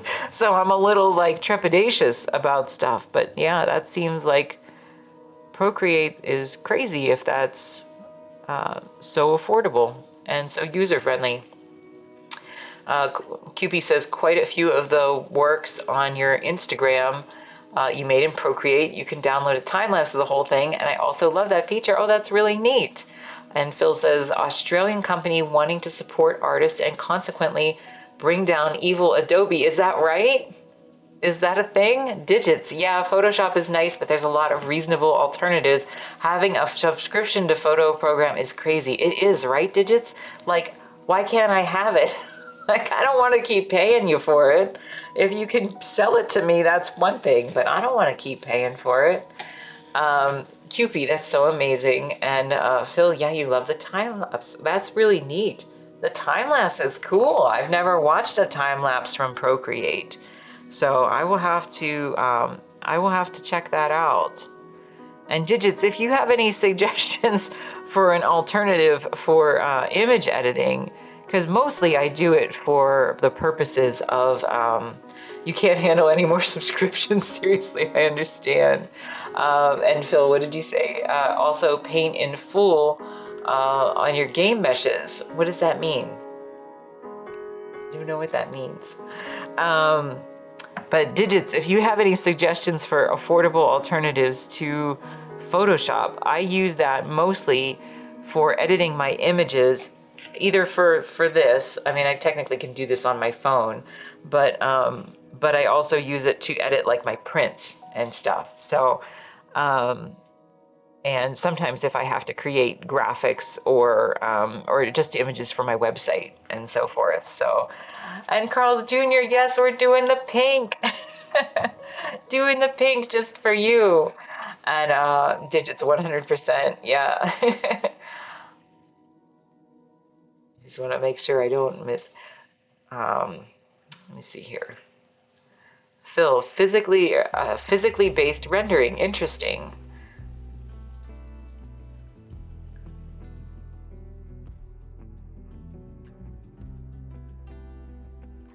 And let me see here. Bear's emote here was drawn traditionally and animated in Procreate. Is that right? And then this emote was made entirely in Procreate, including the animation. Is that right? That's really neat. Oh, Carl's Jr., I'm so glad you're happy with the pink. We're actually making 2 pink ones, and we wanted to make sure that we had something to work on in case the other one wasn't entirely dry. Metal beds, roughness, mapped on normal mapped assets exported from Nomad. I think that you might as well have been speaking German, to be fair, Phil, because I don't know still, even though you explained it, what that meant. So I appreciate it, though. I'm sure other people in here probably knew what that meant. And you work on Linux. Oh, okay. So you use, yeah, I don't know what that is. Windows Paint. That was pretty nice. Yeah. I don't know. I don't know if I can find anything that's really going to work for my purposes other than, again, Elements is okay because I did actually buy that right, like straight out. So I don't have to replace it until I change computers. But, let's see, Phil. $20 forever off one, and you do all your 3D sculpting on that. The frosting looks so yummy. I'm so glad you like it. Carl's Jr., you're funny. I told everybody that my husband is the one who insisted that I work on this today because I was just going to paint white backgrounds because I was going to be lazy. And he's like, no, you can't do that for those people. So I'm glad that you're happy about that. Realistic rendering of surfaces on game meshes. Oh, okay, Phil. I'm starting to get it now. QP 3D sculpting absolutely blows my mind. I can't comprehend it. She's impressed by you, Phil. Old days used to just be color and specular to define how shiny or not shiny a surface is. Oh, okay, gotcha.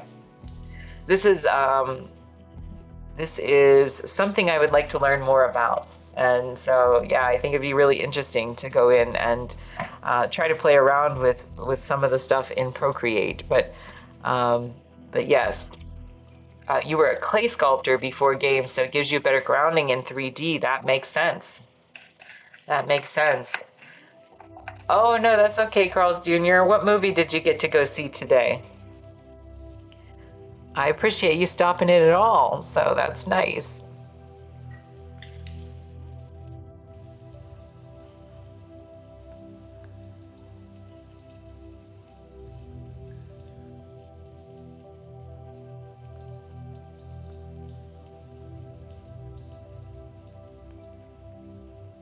That's interesting that you were a clay sculptor, Phil, before you went into the digital games. Was that intentional, or was that kind of an accidental career choice, I guess, for you for that time? Now you just want to be the artistically intuitive tools for painting and sculpting, so moving away from Maya and Max. Okay, gotcha. That's very interesting then, that you started out traditional, that you went into digital, and now you're kind of going back. So, so that's a very interesting transition, I think.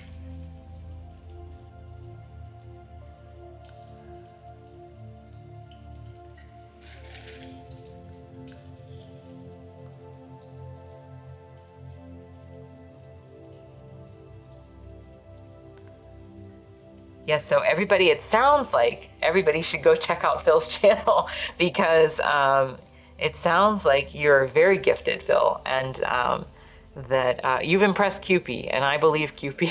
So, um, and I would love to see what you're going to continue to create. So that's very cool. I was messing around on Amiga on the side doing pixel art and animations, got your foot in the door in games. Oh, okay, doing pinball animations originally. Interesting. Yeah, of course, Phil. I'm definitely, I want to check out what you're doing over there on your channel, so. And us newbies, we got to stick together, right? So on here.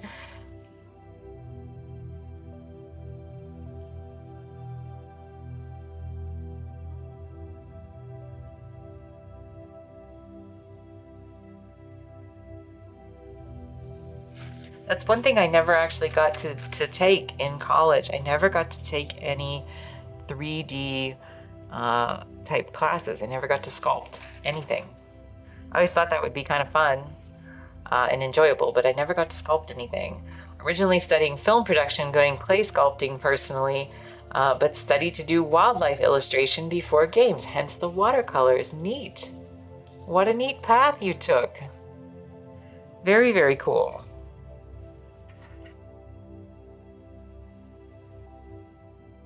Wildlife illustration. That's very interesting.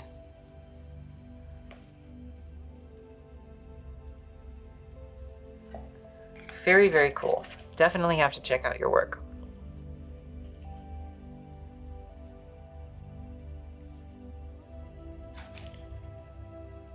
Do you find yourself wanting to keep working in both, wanting to keep working, you know, a little bit digitally and a little bit in then the traditional stuff, or are you leaning in one direction or another? It sounds like you like both. Bought some new materials the other day, gonna do some watercolors at a history festival next week. Wish me luck, it's been a few decades. Oh, definitely, good luck. That's very, very cool. A history festival, interesting. Do you have to wear a costume? I'm just curious. I had to wear the old-timey costume when I did the stuff at Disney World. So nice to have different tools and approaches in the back pocket. There, cute. Look, Cupid's a fan. That's so cool. Do you post your art anywhere? She's a fan, Phil. So you're getting them. Not just listening and visiting. Oh, okay, gotcha.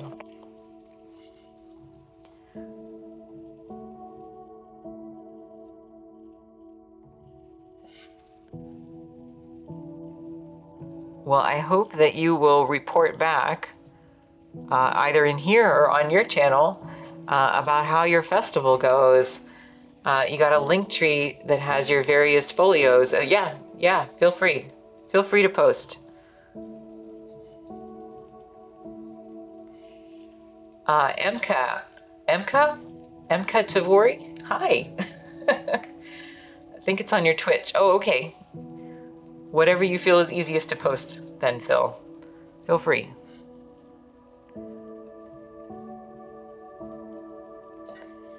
Welcome, Emka. Nice to see you.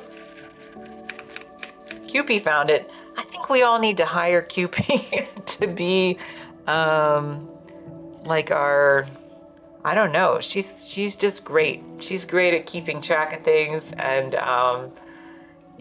people call you M. Okay, M. Welcome, M. Nice to see you. And Phil, thank you for posting your link, and I will have to check on that later. So, but QP's great for keeping us all organized. How's that? She promotes everything and keeps us organized. So,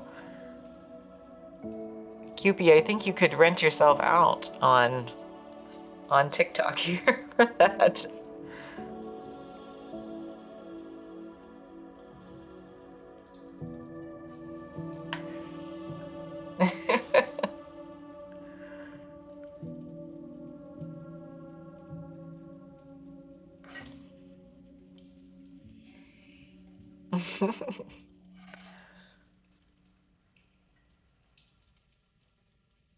We're doing pretty good on this. I'm just going to put in a little bit more on these highlights, and then we'll go back and try to work on some of the middle tones here as well.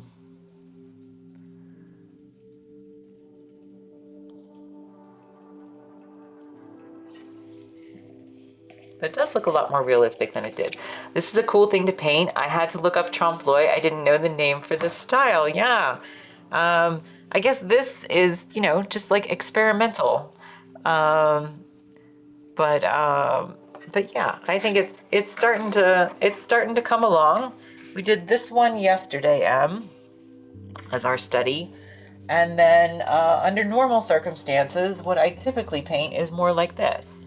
So I paint a lot of very realistic stuff, and then I do the trompe. So I think that these are, kind of a nice, balance for each other.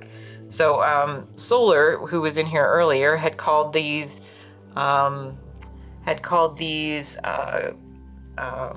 therapy, which I thought was a really nice name for this little body of work. So I think we might refer to this as color therapy. Dangerous if you have a sweet tooth. Thanks, QP. Yeah. I tend to lean towards the sugar, not really because I eat it, but more because I just enjoy the sculpting and nostalgia of it. I don't know. I like being able to make stuff with it. But I want these to be, as best I can, as realistic as I can make them. So that's my goal for these little exercises here, is just to make them as realistic as I can make them. Hopefully in my roughly 4-hour time constraint. I did take a break for a little bit, so I'm trying still to get this done in my 4 hours. And then we started this one as well, which probably won't be able to finish today, but hey, that's still pretty good for, less than 4 hours, I feel.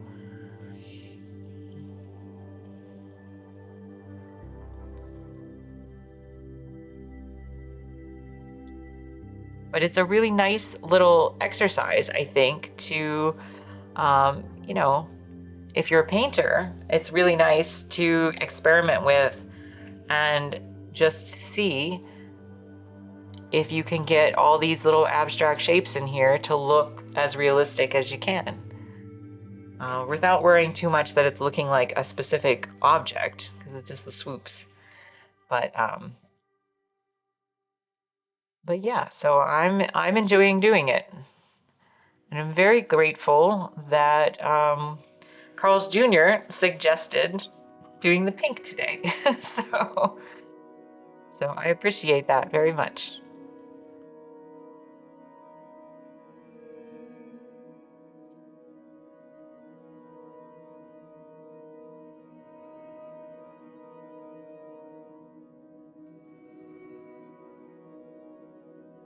You just finished a digital drawing for your friend's daughter. Now you're going to start a big long-term project, which is to complete a new sketchbook. Maybe I'll add this to my list of things to try in it. Yeah, absolutely. It's a good thing to try. I definitely think so. Any kind of, I've said before that when I, used to paint, well, I still do. I have some work that I do that's like trompe style. I'm happy to add this to the repertoire. But when I used to paint small and I painted a lot of trompe pieces, it was just really good for exercising your eye and trying to develop your skills to really be able to see things accurately. And then, like I said, this particularly seems like a really good exercise, because it's not any particular object. It's just a blob of frosting. So, but I think it looks really cool in the end. I think it looks cool. So yeah, definitely. So a long-term project to complete a new sketchbook, just for like, is it something you're going to share on social media as you're doing it, or is it for some specific end goal? What are you trying to do with your sketchbook?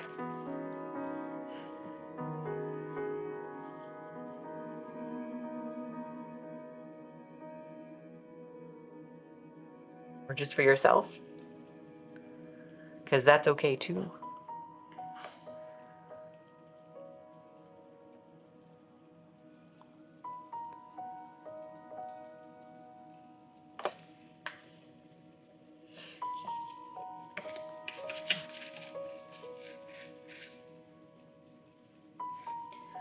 Your goal was actually not to share it anywhere until it's finished. Then you can choose if you want to share anything. Good goal. Yes, Cupid's like, tell us all about it. We like to know these things. That is very admirable, though. That's a very admirable goal. So, yeah, it's you know what? That like removes some pressure, right, from having to put things out there constantly, and just allows you to work through it. So, have you completed many sketchbooks? Good question. Good question.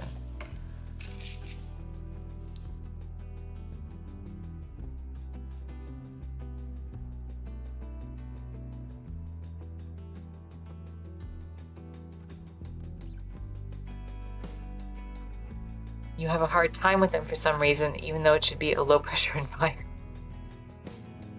I guess they serve different purposes for everybody, right? Like my sketchbook is more like a record of my ideas for like future paintings.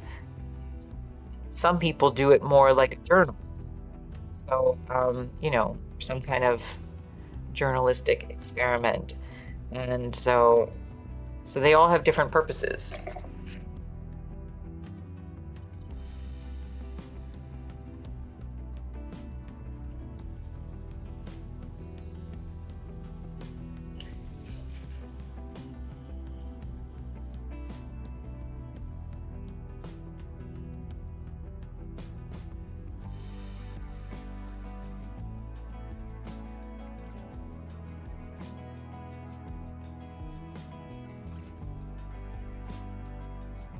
So, Em, if you're still there, yeah. Oh, I just wanted to make sure you knew that question was for you. You've been slowly getting away from social media. Understood. I don't have any of it on my phone anymore and use a Chrome extension that removes the scrolling feeds. So it's just a search bar and my messages or friend stories. Understand. Like I said, I go through very long breaks from social media too. But I don't know if you saw Cupid's message. She was just asking you if you'd completed many sketchbooks before. What's your thing? But yeah, I totally understand. Like I said, I have a love-hate relationship with social media. I understand what it's there for. Sometimes I know I need to be more consistently active on it, but it's like a, what do I want to say? It's like a drain on your energy, right? It's just, even if you go in with the best of intentions, I think that it is still just a drain. And even if you try to avoid negative stuff, it will still find you somehow. So I do understand people who move away and take long breaks. I don't, like I said, I'm not on as much as I need to be. And I know I need to be more consistent with it, but I just don't linger on social media anymore either. I mean, I never was like a huge social media person. Um, but it's just inundated with stuff that I don't want to see. There's like that old phrase, right? Garbage in, garbage out. So if I want to keep myself on a lower stress level, I tend to avoid it. And no, you haven't finished many. Oh, let's see. Yeah, no, you haven't finished many. Yeah, you've just used them, like you said, to plan, prep, practice bigger drawings. But I want to just develop a habit and experiment this coming year. I think that's great, actually. I think that's really great. And that is probably something that all of us could take a lesson from. Yeah, because again, I said like doing these little ones here that only take a few hours, like what good exercises they are.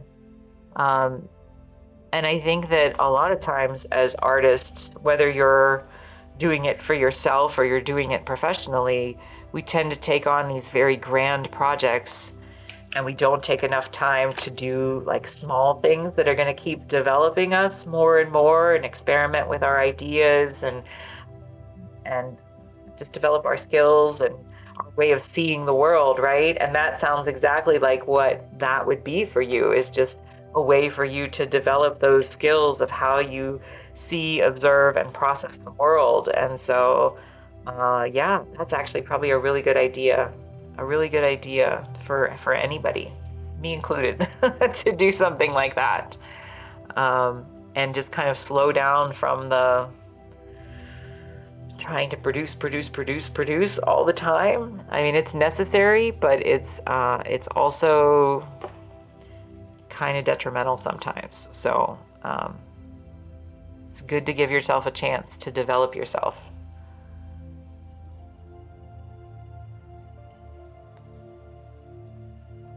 So you may have inspired me. I might have to take that up as a habit, even if it's something where I just sit down and sketch like a little thing at breakfast every day. That might be a nice thing to start doing.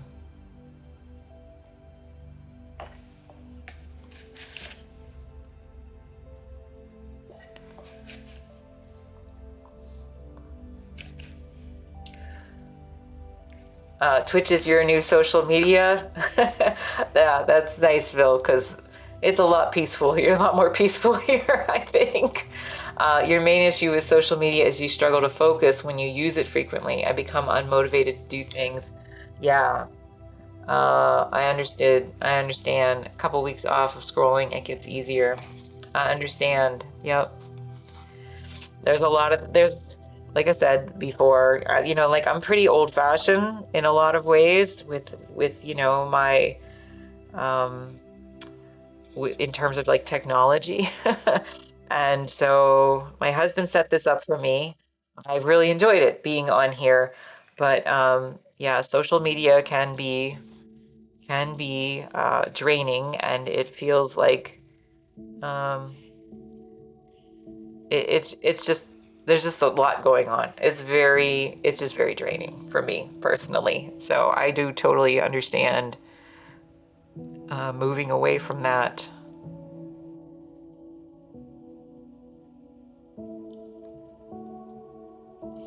I do want to start posting more. I haven't really shared on my social media pages very much about me being on here, so I would like to share that to people. And I do want to, get back in the habit of showing the work that I've finished when I do, because that's important to me and my business. But yeah, there's a lot of it that I want to just stay away from. So I do understand.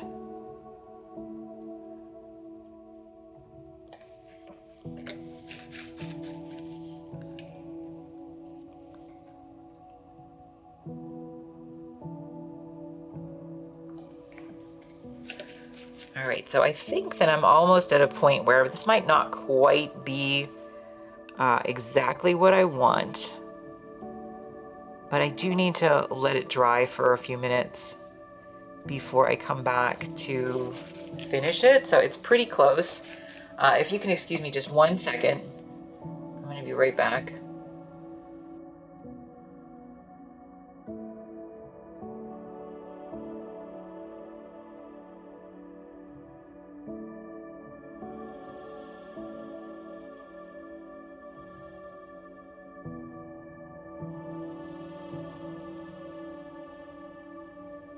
Sorry. Yeah, I understand. Yeah, like for business, it's necessary, right? And so for my art business, necessary because it does get people to find me. But but yeah, if you're just doing your art for yourself, like why why give yourself that added stress, I guess, of trying to put that out there, at least right now anyway. I mean, it is just I don't know, it's a roller coaster. The ice cream paintings are so cool. Thank you so much. I really appreciate that. Did you go on my website? Yeah, well, here, I'm just gonna set these aside for just a second. So just for anybody else who's in here, we did this one and this one and this one this week. So these were the three that we had finished. And then I also have over here this larger Neapolitan one. And I'm just tomorrow, on my off Twitch day, this was my larger one that we did last week, I think, right? And through part of last week anyway. So I'm just tomorrow on my off Twitch day, I'm going to be painting backgrounds on all of those. So that is a necessary thing for me. It's not a lot of fun, but it is a necessary thing. So I'm going to go ahead and switch this image over and just switch to this one. All right, so I'm going to go back in here with, I think, some of the shadow color into this one. Oh, thanks very much, Phil. I really appreciate it. Yeah, those are, that's kind of my bread and butter. I paint a lot of ice cream. I have a gallery in North Carolina that carries my ice cream paintings, so yeah, so that is the bulk of what I'm known for, I guess. But I just mostly paint food. Overall, I mostly paint food. So this is a little experimental. And then I said, before I do these cookie paintings too. And so this is kind of related to those where I did these, trompe-l'oeil. These are just prints of some of my paintings, but these trompe-l'oeil cookie paintings, and they were made from real life, and then I paint them to look realistic. So I was like, well, what if I just try it without the cookies on there and just try to do a couple studies of just the frosting. So that's what we've been doing yesterday and today. But yeah, if you haven't been to my website, I would say go check out my work at kimtestone.com, because I have a lot of stuff over there, and I've been doing this for a little while. So yeah, I try to make everything really, really realistic. These are very quick little studies for me. So these are, again, a few hours and just done. But usually my pieces, they take me quite a while for my good ones. Thank you so much, QP. Always with the Sharon of my website, because she's great for that. So yeah. But it's nice to give myself a little bit of a break from the ice creams, just kind of like,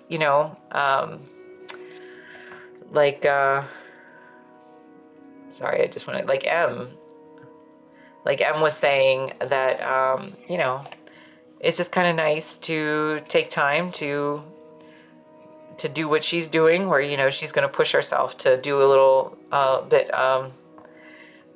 bit in her sketchbook, and I think that that's a wonderful project. So I think you have to push yourself outside of your comfort zone sometimes. Actually, on a side note, business-wise, there's a site I was told about called Pixel Artist, or by a pixel artist called Vigen. It's apparently a much more pro version of Fiverr. They have competition to win an invite. The theme is ice cream. Is that right? You could imagine invited right away. Oh, that's interesting. I'll have to look that up. It's called VGEN? That is very interesting. Yeah, I appreciate the clarification. Okay, I see your note there. Yeah, so it's called VGEN. Yeah, I'll have to check that out. I definitely have a lot of experience painting ice cream. So, yeah, I will have to check that out. Thank you very much, Phil. Yeah, enter by the end of July. Imagine you would be a shoo-in with that work. Oh, maybe. I don't know. But I appreciate it very, very much. Thank you.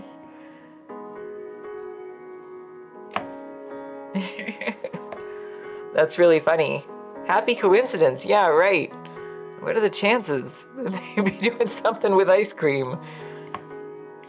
I'd be like, hold my beer. Because I do ice cream paintings.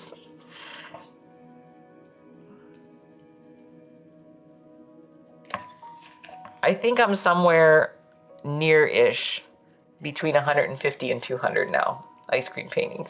I've done a lot. Done a lot of them. So varying sizes, some of them, again, if you go look on my website, I realize it's hard to tell. You can see a little bit on my social media, but some of them are as tall as 4 to 5 feet.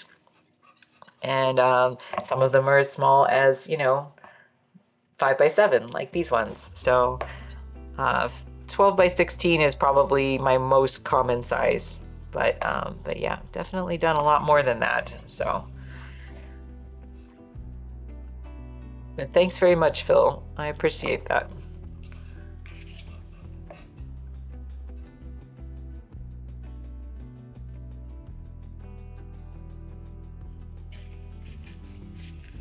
What's my favorite? My favorite ice cream or my favorite thing to paint?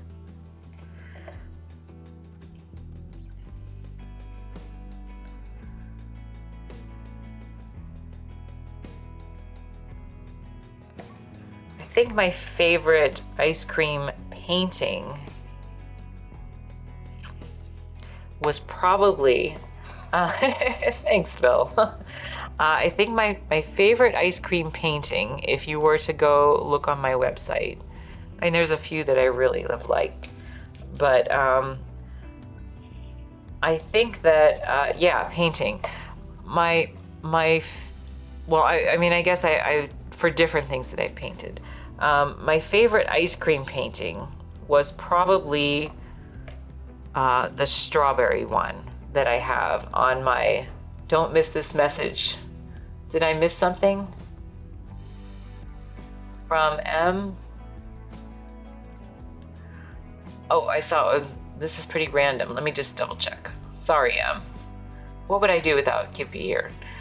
This is pretty random, but you use lamps for painting in the evenings. I am shopping for one for my desk, and there's too many options. I do, and I would say I just use I have up here, I have more lights in here because of the showing this, but I attach just a very simple light to actually in my other room when I paint. Yeah, QP is the best, right? Thank you very much, QP.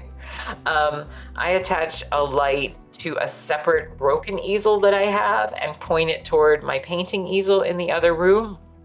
And I just have one of these, I don't want to turn to show it, but just a clip-on lamp that's like $13 on Amazon, and you just screw a bulb into it. So I get a daylight bulb and I screw it into that. So I do not have a fancy lamp by any means. I just want something bright enough that I can point it directly at my directly at my painting, and so that it doesn't alter it. And I definitely want a white light and not a yellow one, if that makes sense. So yes, thank you again, QP, for that. And yeah, just definitely a white light. And I'm so glad you like the shade of pink, Carl's Jr. I did bump it up from what I had. I did have some pink left over in my fridge. I did find, and then I just had to make it a little more intense. Clip-on sounds good. Maybe I could clip it to my monitor so it's above for the sketchbook. Yeah, this has a pretty big clip, so you could certainly find probably smaller ones. This is a pretty big, kind of like a work lamp, I guess. Is that what they're called on Amazon? I'm not really sure. So I don't know if you would clip it to your monitor, but certainly to something nearby. And I'm sure there are little ones that you could clip to your monitor if you needed to. But yeah, just Amazon. I'm sure there's something on Amazon that would probably work for you. And then for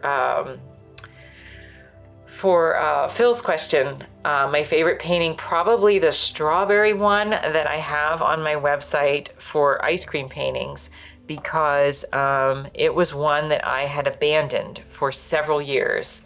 The strawberry shortcake ice cream bar and the cotton candy are your favorites. Is that right? You like the strawberry shortcake ice cream bar with all the little pieces. That was actually another one that I abandoned for like a year, I think, or two. So there's been a few like that, and those probably do end up being my favorites, where if I feel like I can come back to it after a long period of time. Hi there, Nervous Corvid. Nice to see you. Thank you so much for joining us.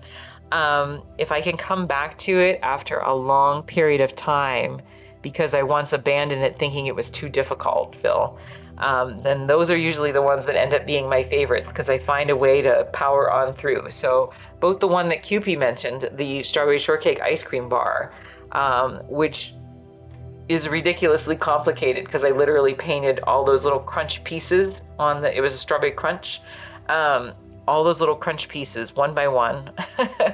And so I had started that and then abandoned it, like I said, for I think a year. The strawberry ice cream ice cream cone that I did, I abandoned that for like 3 or 4 years because I thought that it was too difficult, and so I barely got into it. I put it away. I saw it one day sitting in the corner of my room after several years, and I thought, you know what? I have the skill set. I can do this now. So yeah, that can be tough picking back up if not happy with it originally. Yeah, it can be. But I feel like every time I've done it, it's because I knew that I had built up my skills to get to a point where I felt like I could finally do it, you know? And so that is what I did. So the 3 paintings that I did that for that are the most significant would be those 2 that I just mentioned, and the giant fudge ripple one that I did last fall. And that one took me 2 years to paint. And so again, it was so big because it was 5 feet tall. It was so big that I had to, I just kept getting overwhelmed every time I tried to paint it. And so I would start and work on it for like a week. And you love the vanilla in a sprinkles cone painting. Oh, the recent one, Carl's Jr.? That's nice. I'm so glad. I like that one too.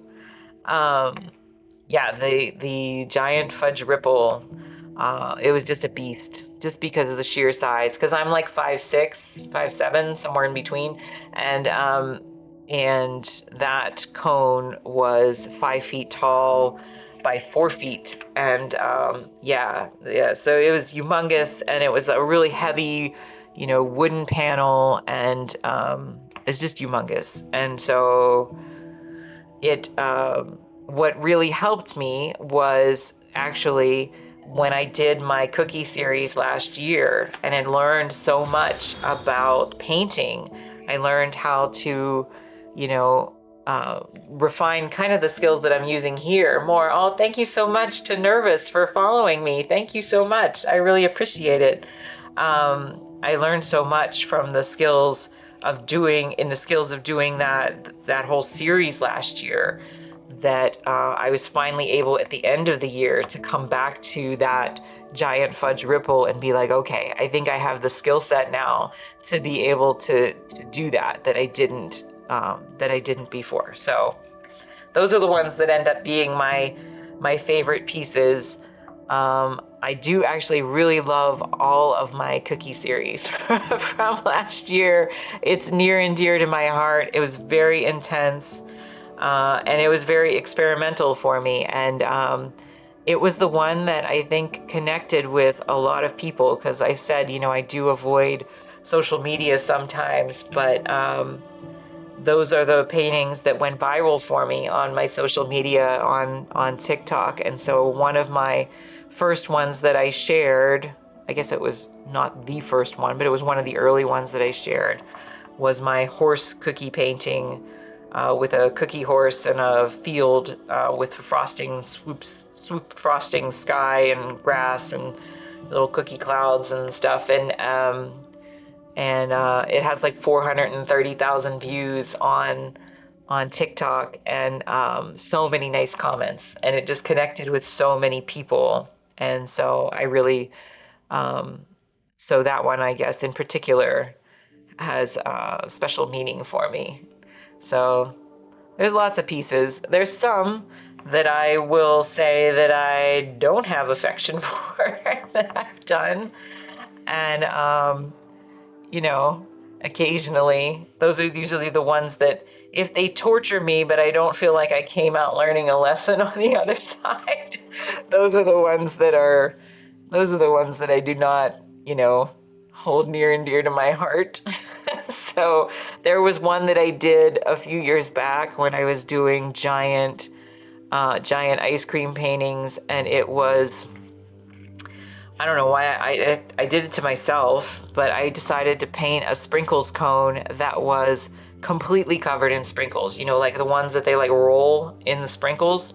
So it was just entirely covered in sprinkles, and it was 4 feet tall or 4.5 feet tall.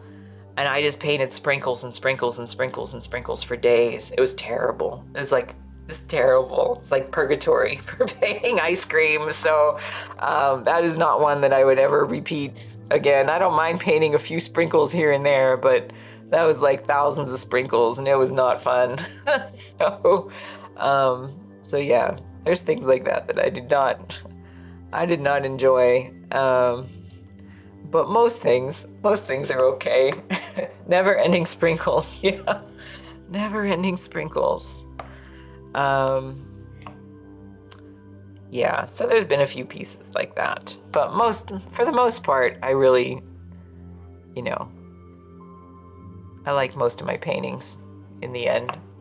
So, seeing sprinkles in your sleep. Yeah, completely nervous. So I do that actually, like sometimes what I found was I have had to, in recent months, stop myself from working until very, very late, because I would totally see, like my brain would just keep going and I would totally see what I was painting. And so when I was doing some of these things, I said, I would very often work until, like midnight. A lot of times. Sometimes I've even done worse than that. There's been times when I'm getting close to a deadline on something where I'll stay up till 2, 3, 4 in the morning. I think once or twice I actually just stayed up all night to try to finish something. So I'm definitely, I have the capacity to torture myself and to start seeing sprinkles in my sleep, or whatever it is that I'm painting. But I do have to stop myself. Yeah, I'm better. I'm much better, Cupie. I am much better than I was. Like I said, when I was doing, well, just various projects. Yeah, let's just say I'm much better than I was. So, but I have learned I do have to stop. So I don't, even for computer work or anything that I'm doing, I try to stop no later than 10 o'clock. Most of the time I can do that. Sometimes I'll still go a little bit later, but I have tried to stop myself at 10 o'clock. I'm still trying to learn that lesson. My sleep schedule is a nightmare right now. I totally understand. Nervous. Yeah, it's hard, right? Because you kind of feel like you can keep pushing through. Doesn't always work. So I'm gonna go ahead and switch to a different color. But yeah, that's terrible. So, but yes, I am trying to be much better now than I was. So we're just gonna try to put some of this kind of middle tone down here for anybody who can hear me. I know that we're in an ad. Yeah, sorry, nervous. I'm sorry. For anybody who can hear me, we're just gonna go ahead and put this. And then I'm going to use my stipply brush to distribute this a little bit more.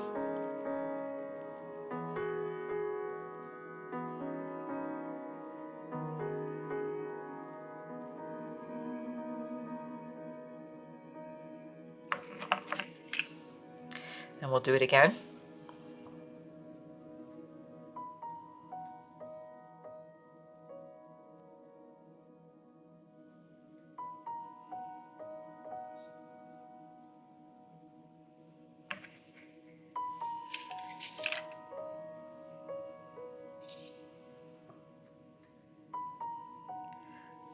And then one more time, well, a couple more times, I guess, actually.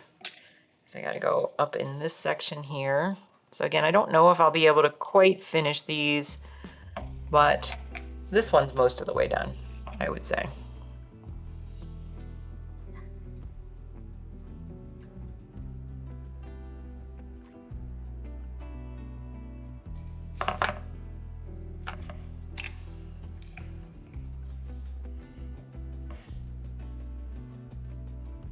Come right back in here.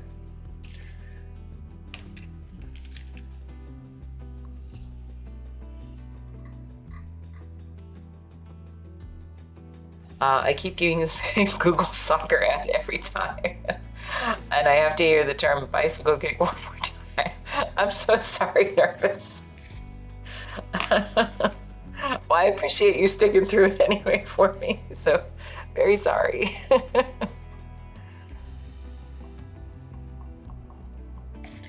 We're just going to try to get a little bit more done on this. I'm probably not going to be able to finish this one today, but this one's most of the way done, so I'm relatively okay with it as a study. But I might just take a little bit of time tomorrow when I'm working on these other white backgrounds to just try to clean these up just a tiny bit from no worries, Nervous.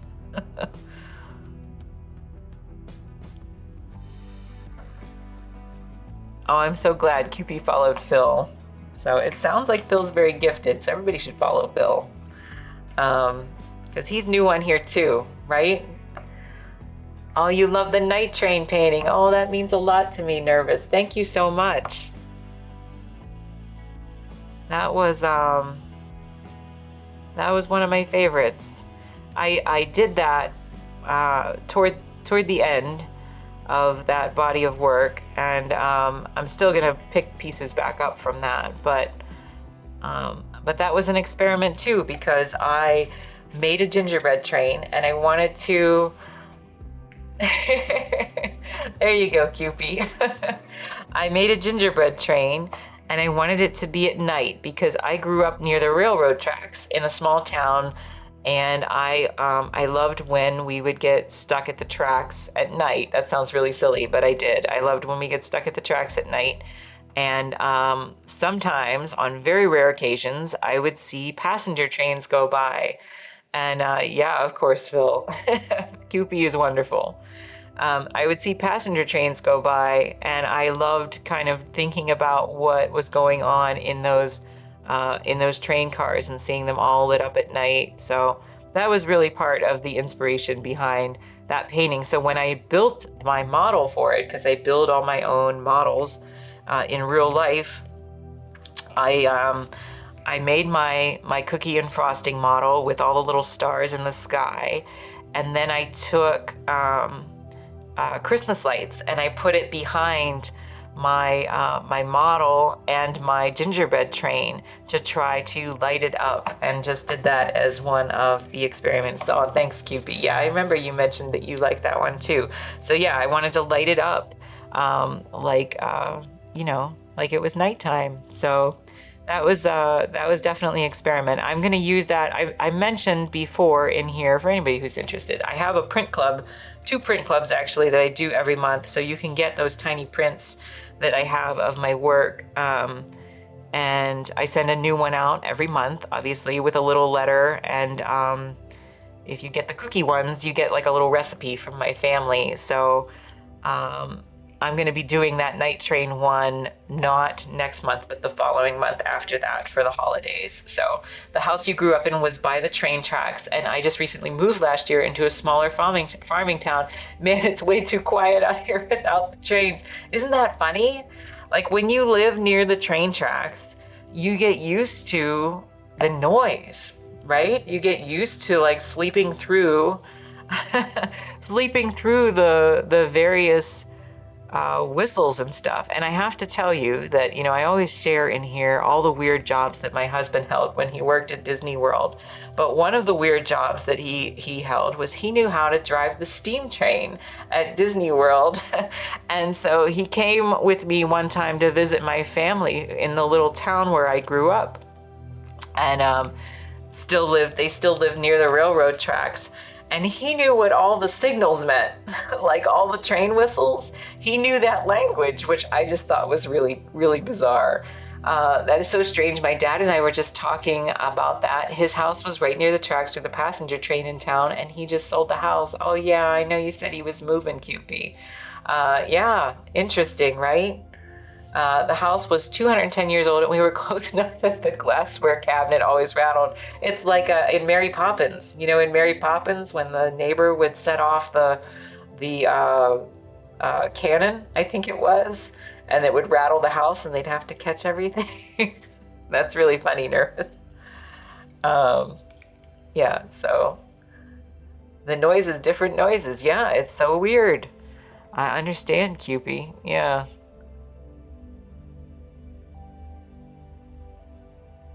But yeah, I think that was always one of those weird little jobs that my husband held that I just always thought was really cool. That you love Mary Poppins. I love Mary Poppins too. One weird little jobs that he knows how to drive the steam train at Disney World and not blow up the place, which is good. So, because it is a real steam train for anybody who doesn't know. You really do have to like add water or it will blow up. Anyway, but yeah, Mary Poppins. Mary Poppins is a great film. That's one of my favorites, actually. Did you ever see, if you've never seen it, Mary Poppins and Chitty Chitty Bang Bang, is that right? I was never a big Chitty Chitty Bang Bang. I tried to watch it a few times, but I was never a big fan. I do think that the movie, if you ever get a chance to watch it, Saving Mr. Banks, that is the inspiration behind Mary Poppins, about the author and how it came to Disney's hands. That's a very good movie that I watched just recently again, actually. It's long. There's a whole intermission. Is there really an intermission in Chitty Chitty Bang Bang? And you love it too, Nervous? That's really funny. Maybe I'll have to go back and watch it sometime, but apparently when I have lots of time on my hand, if there's an actual intermission. Saving Mr. Banks. Yeah, Cupie. It's a very good movie. Very, very good movie.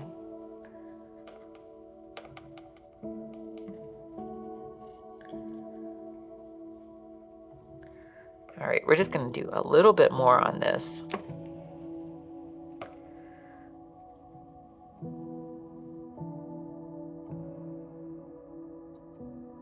Yeah, I was really disappointed actually because I saw at one point they had planned at Disney World, not that we live in Florida anymore, but they had planned to make a Mary Poppins ride at Epcot in England. And I'm so glad Cupid added to your watch list. Yeah, it's an excellent film. They had said that they were gonna add a Mary Poppins ride. They even showed like some illustrations for it, and then I think when the pandemic happened that they canceled it. So that was really disappointing because like I wanted to ride something that was Mary Poppins. That would have been super cool. Even though we didn't live there anymore, I would have made the trip. Now we got the song stuck in my head. That's funny, Nervous.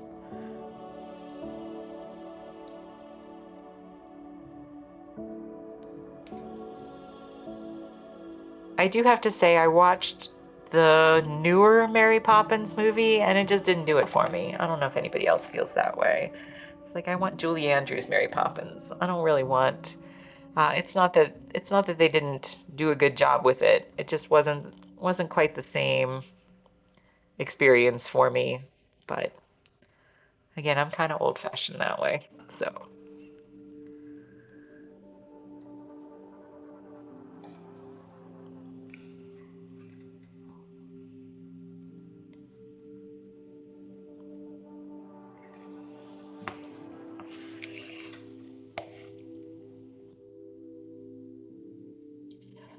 you never saw it, just didn't avoid it on purpose. It just entirely missed me. Yeah, I didn't watch it like right away. I watched it like a long time after it came out.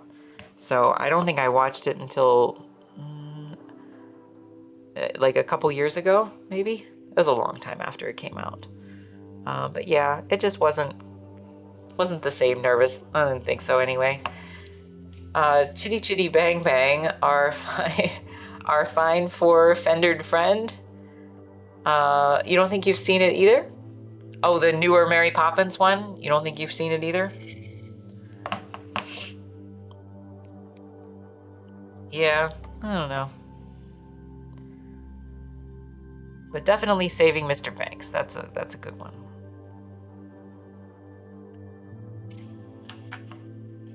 I always like stories that tell the stories of how other stories were made. And one of my favorites is, and I realize they took a lot of liberties, and it probably is not true at all in a lot of ways, but I really love, um, what is it called? Now I can't think of the name. It's the one about how A Christmas Carol was written. And oh, The Man Who Invented Christmas. And it's a beautiful film. I think it's not true at all, but I love the film. I love the imagination behind it. To think that to maybe imagine that parts of it were real, I guess. Near far in our motor car. Oh, what a happy time we'll spend. Is that Chitty Chitty Bang Bang? Maybe it was just if it truly had an intermission, maybe maybe that's what turned me off from it when I was a kid. That I just never made it around to see Chitty Chitty Bang Bang. I watched it. I just don't remember if I watched the whole thing. You did A Christmas Carol play 2 years in a row. You should watch that. The movie is actually beautiful. Whether I am under the impression that they just took a lot of liberties um, in how it came to pass. So, but if you don't think about that, the movie itself, The Man Who Invented Christmas, is actually a beautiful film. I really enjoy it. If you like that kind of thing. What always fascinates me is how Disney got the movie version of Bambi from the book source material. I don't know that story actually, Nervous. Feel free to share, because I don't know that one. How did they do it?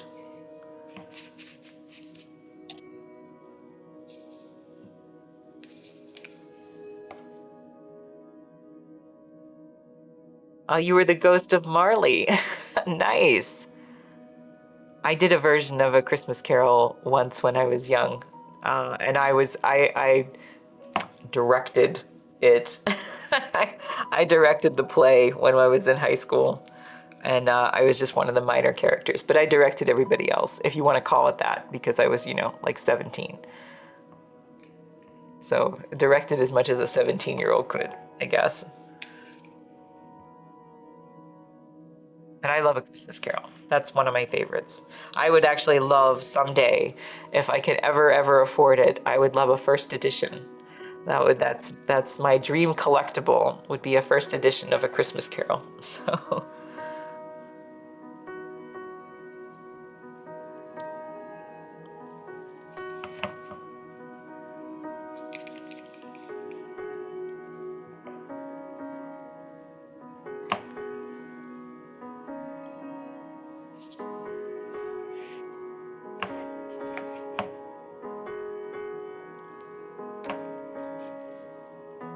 all right, I'm just gonna turn this on its side.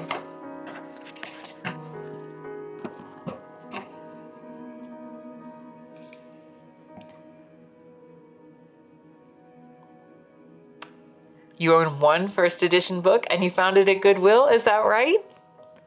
That's pretty cool though.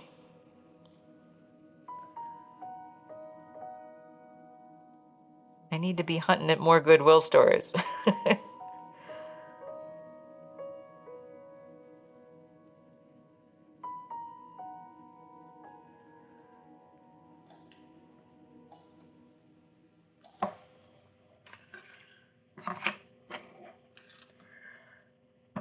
Oh, the book is so much darker tonally, is that right? It's seen as an allegory for the persecution, interesting, of Jewish people in Europe, and somehow that translate. Really? I have never heard that story. Nervous, I'm gonna have to look that up because I'm a Googler and I get curious about things. I have never heard that before. Interesting. If you go to Goodwill enough, you find some good stuff. I got a set of matching vintage Pyrex mixing bowls for $9. Really? That's awesome. That's awesome, Cupie. Yeah, you need to look it up too, right? That's very curious. Yeah, I actually don't know anything about the source material for Bambi, so I've never considered that. So thank you, Nervous. I'm gonna have to look that up.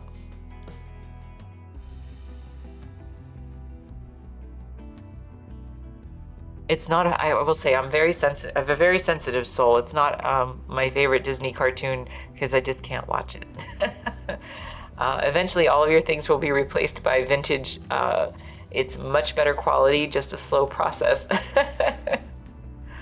I had a set of first editions of The Lord of the Rings years ago. Did you really? And you gave them to your best friends as a wedding present when they got married. Wow, Phil, that is a pretty generous gift to you. I hope they appreciated it. That's cool. That is cool. It's funny that you say that, Cupie, because so I'm sitting here in this little corner. Yeah, right. I'm sitting here in this little corner. I dig vintage stuff. So you can't see it all, right? All you can see is this, basically. But I will say, see this little orange bench was from my grandma's basement in the 70s, and I think that it was actually from the 60s. And it's this beautiful orange leather bench, or something. It's tufted, and this is sitting on it. My computer is sitting on a table that is a antique table from the 1920s that my great grandma actually got when she redeemed some coupons for something. And my piano is 150 years old that's sitting over there, and I have a lot of just, nothing that's worth anything in particular, but it's worth something to me, right? So I just have a lot of things that I consider to be beautiful antiques in here. You recommend the YouTube video, Chicago Humanities, Bambi's Jewish Roots. Interesting. That is really interesting. Yeah, I'll have to check that out. I'll have to check that out. Thank you very much, Nervous, for sharing that. That is very interesting.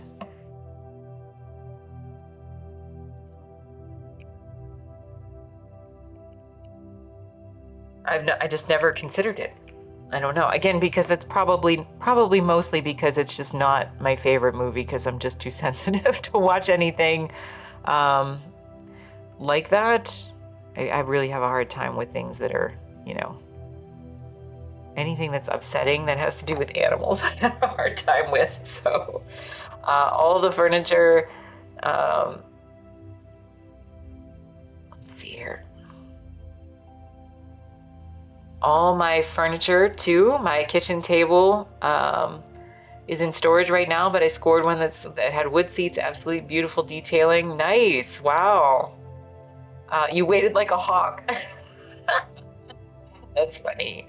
Phil, she was one of the admins of the One Ring, who were following the making of the film. Pretty huge fellow fans, so they are selfless, lovely people. Aww. That is really nice. That's really, really nice. Wow. That's a very beautiful thing. Where did you get it originally, if you don't mind me asking? Your original copies, before you gave them away. Because I would think that would be something that would be very, very difficult to procure, even if you even if you had resources to do it, I would still think that would be very difficult to procure.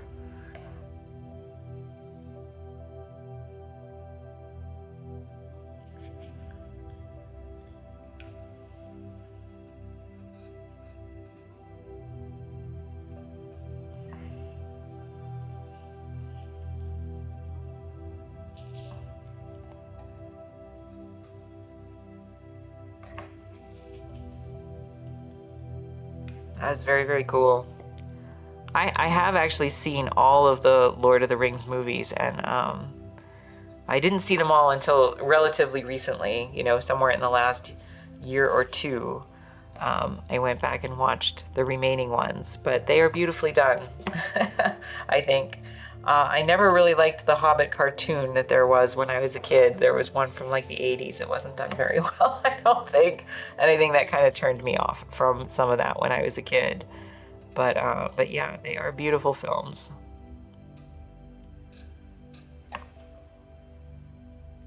That's really neat that she actually worked on some of the films.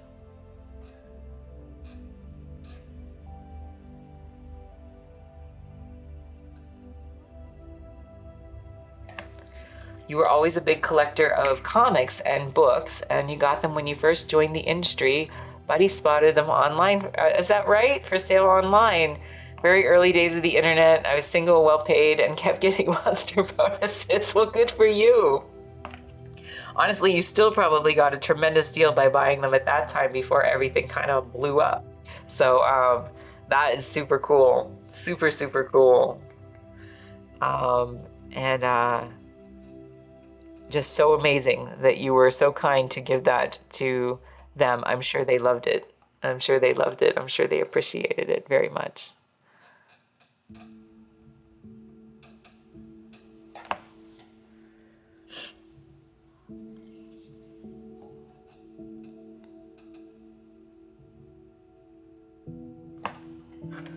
Just gonna turn this on its side. This one's not quite done, but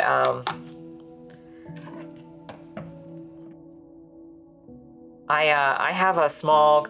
My husband's into comics, Phil, and I have a small collection. I actually like to collect. I have a number of them, but a silly little thing. I really like Lois Lane comics from the 1960s. So they loved them and kept saying, are you sure? That's very, very sweet. Very, very sweet.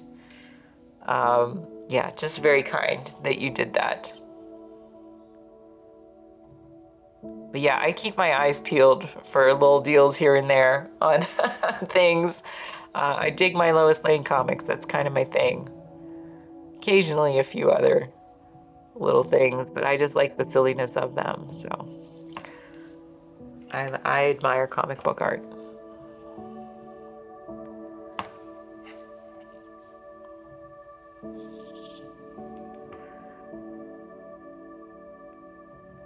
Well, I am sure that they will treasure them for the rest of their lives. So that is really wonderful. I don't even know, how rare are those? Do you know? How rare would those books be? Um, like first editions. I really have no gauge for that.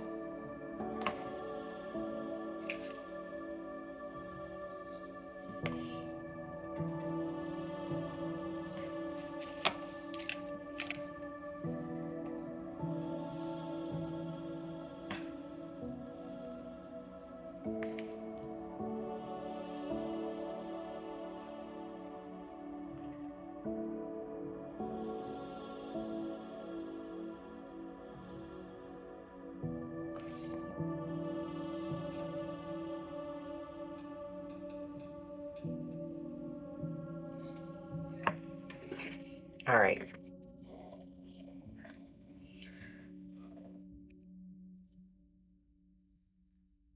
I'm not sure. They weren't signed, unfortunately. Yeah, that'd be crazy. But yeah, just before the world went crazy with the films, worth a bit more now than they paid for them. I would think so. Yeah, right. But yeah, that would be something I would definitely be curious to look up, like how many exist, because I don't know. I don't have any idea. But that's very, very cool. Very, very cool. All right, folks, I think I'm gonna have to call it a day. So, I didn't get quite done, but I did pretty good on these. We're still gonna call them studies, and we're gonna put them in conjunction with this little blue one over here. So I'm gonna finish these up tomorrow. This one's almost done. This one's just a little bit behind on that. And so we're just gonna try to, once in a while do a few of these. Yeah, thanks so much, Phil. I really appreciate you hanging out. It was very nice meeting you, and I'll definitely check out your channel.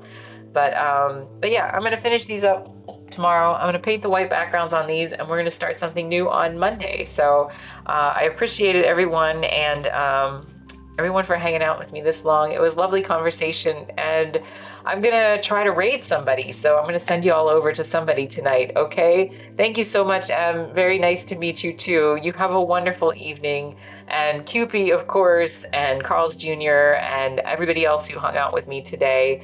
Cop and Jake and Dinos and Solar and everybody else. So thank you so much.